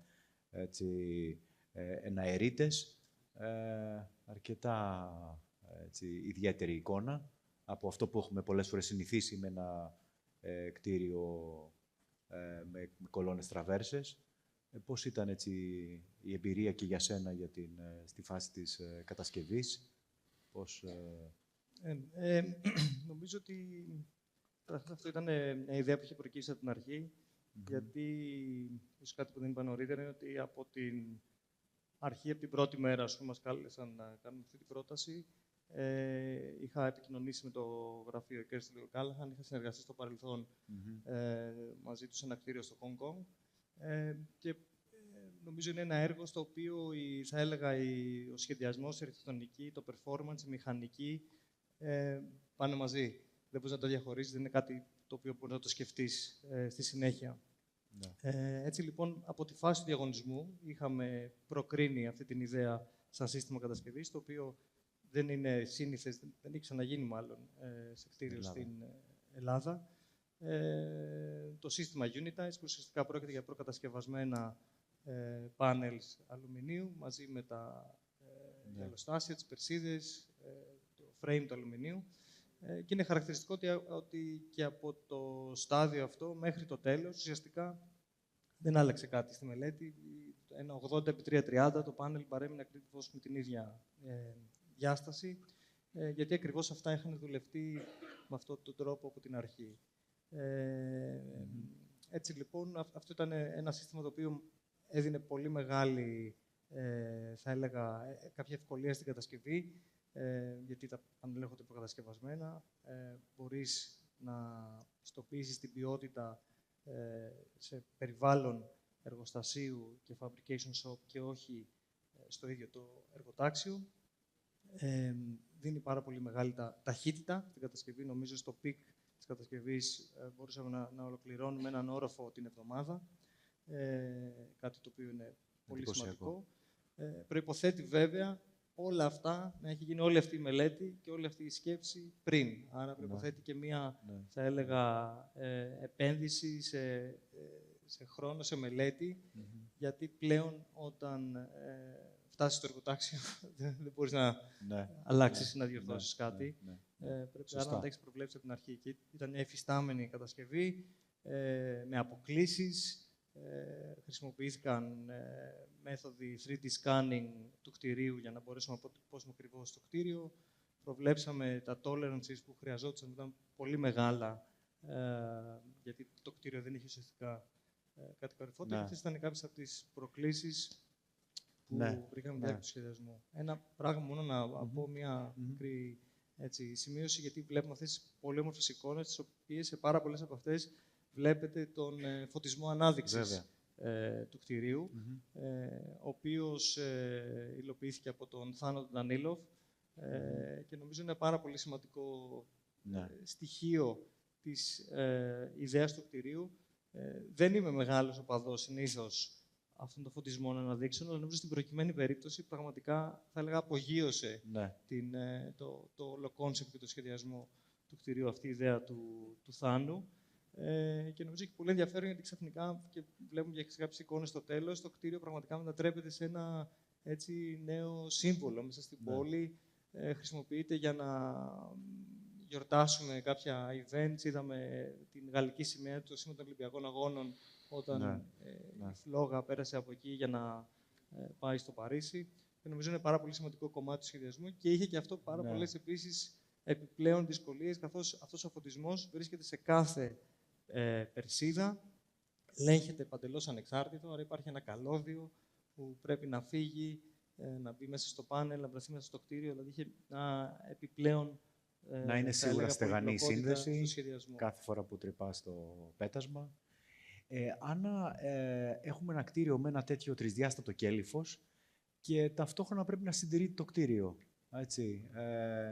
Οπότε αυτό είναι ένα θέμα προφανώς, ότι πρέπει να υπάρχει ένα σύστημα το οποίο νομίζω και σε κάποιες φωτογραφίες κάπου είδαμε κάποια αγκύρια που πιάνει αυτό.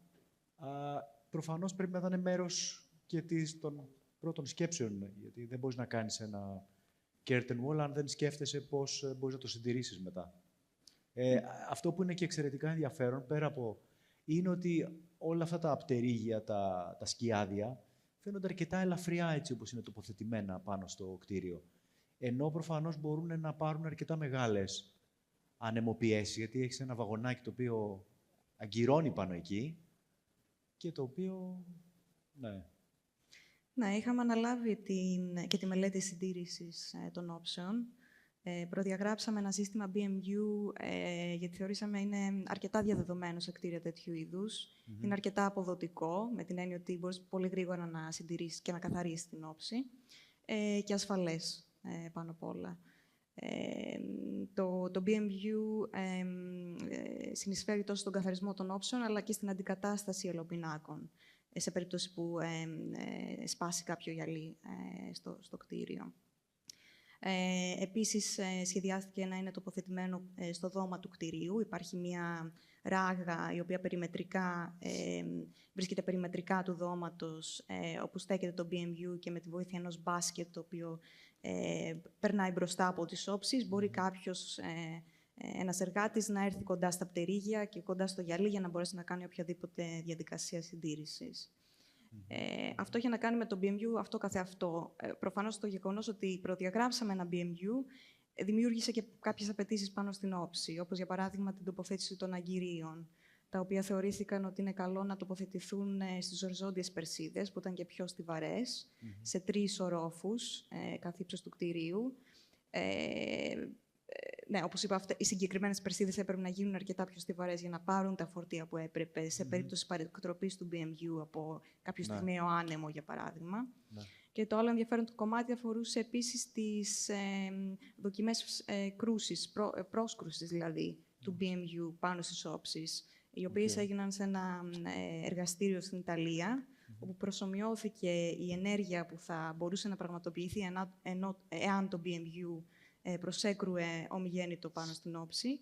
Και ήταν σημαντικό εμείς να εξασφαλίσουμε ότι δεν θα υπάρξει ζήτημα ασφαλείας. Δηλαδή δεν θα έχουμε αντικείμενα είτε γυαλί είτε πτερίγια που μπορούν να αποκολληθούν εκείνη τη στιγμή και να προκαλέσουν κίνδυνο στον κόσμο από κάτω. Και προφανώς το BMU έχει προδιαγραφεί για να μην λειτουργεί για ταχύτητες άνω των 50 χιλιόμετρων ανά ώρα.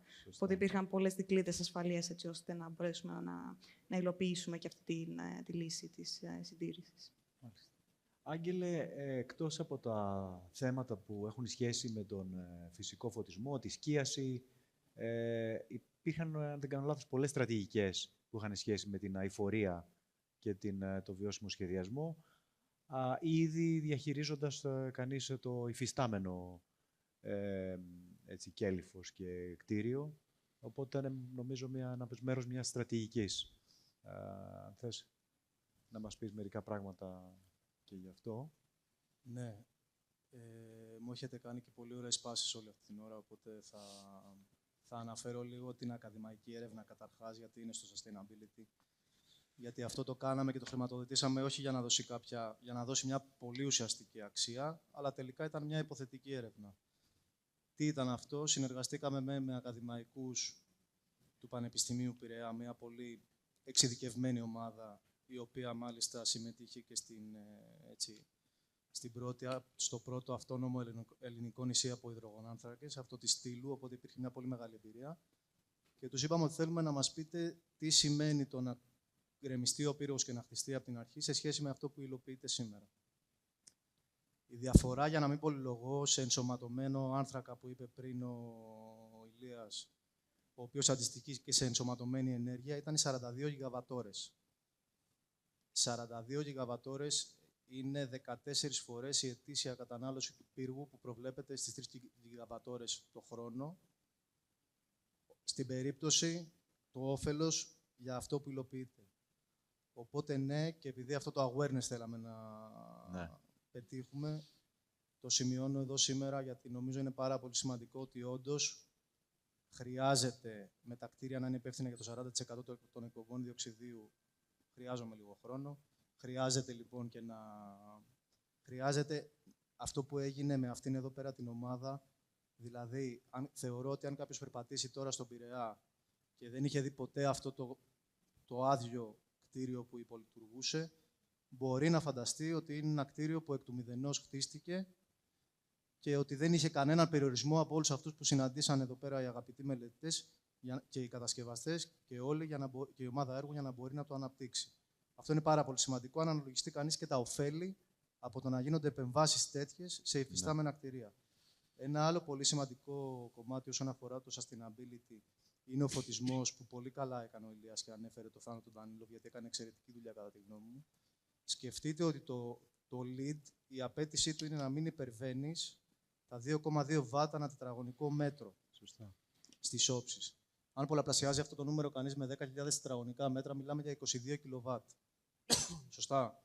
Την ώρα που ο πύργος του Πειραιά μπορεί και λειτουργεί καθημερινά στο low σενάριο, στο καθημερινό δηλαδή σενάριο, πέρα από τα events που είπε ο Ηλίας, τα οποία έχουν αντίκτυπο στο social κομμάτι προφανώς, μπορεί και λειτουργεί με 4 κιλοβάτ. 4 κιλοβάτ είναι λιγότερη ισχύς από 9.000 BTU κλιματιστικά που έχουμε στα σπίτια μας. Και μπορεί και λειτουργεί όλη αυτή η όψη και με ένα πολύ ωραίο αποτέλεσμα. Ταυτόχρονα η μελέτη του Ντανίλοφ άγγιξε και το κομμάτι το social, γιατί είναι πολύ σημαντικό. Δηλαδή οι Πειραιώτες ξαναχαμογελάνε, βλέπουν τον πύργο εορταστικό, βλέπουν όλα αυτά που είπαμε, το σήμα των Ολυμπιακών Αγώνων. Το sustainability είναι people, planet, profit, οπότε και σε επίπεδο profit αυτός ο σχεδιασμός μπορεί και παράγει και κάποια διαφημιστικά μηνύματα τα οποία φέρνουν κάποια έσοδα, γιατί να μην το αναφέρουμε και αυτό. Αυτά. Επίσης, ο φωτισμός σχεδιάστηκε και κατασκευάστηκε με ενισχυμένη μάζα αλουμινίου, ούτως ώστε να πάγεται θερμότητα και το LED να μπορεί να έχει μεγαλύτερη διάρκεια ζωής, γιατί το sustainability είναι άρρηκτα συνδεδεμένο με το life cycling και τον συνολικό κύκλο ζωής. Και μάλλον με τελειώνουν εδώ, οπότε δεν μπορώ να πω άλλο. Ωραία. Ευχαριστούμε πάρα πολύ όλους για τη συμμετοχή σας.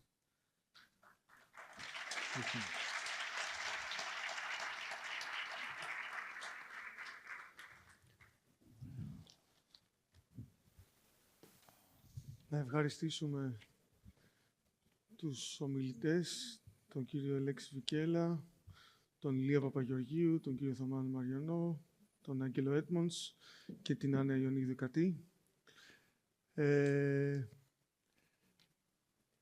Θα ήθελα και εγώ να κάνω κάποιες ερωτήσεις, αλλά ίσως επειδή ο κόσμος έχει κουραστεί από όλη μέρα, παρόλο που κατά τη γνώμη μου ήταν μια πολύ ενδιαφέρουσα ημερίδα η σημερινή, η όψη των κτηρίων και γενικά ο σχεδιασμός των φασάντς. Νομίζω ότι αυτό το συνέδριο ήταν από τα πλέον εξειδικευμένα που έχουμε δει στην Ελλάδα τα τελευταία χρόνια.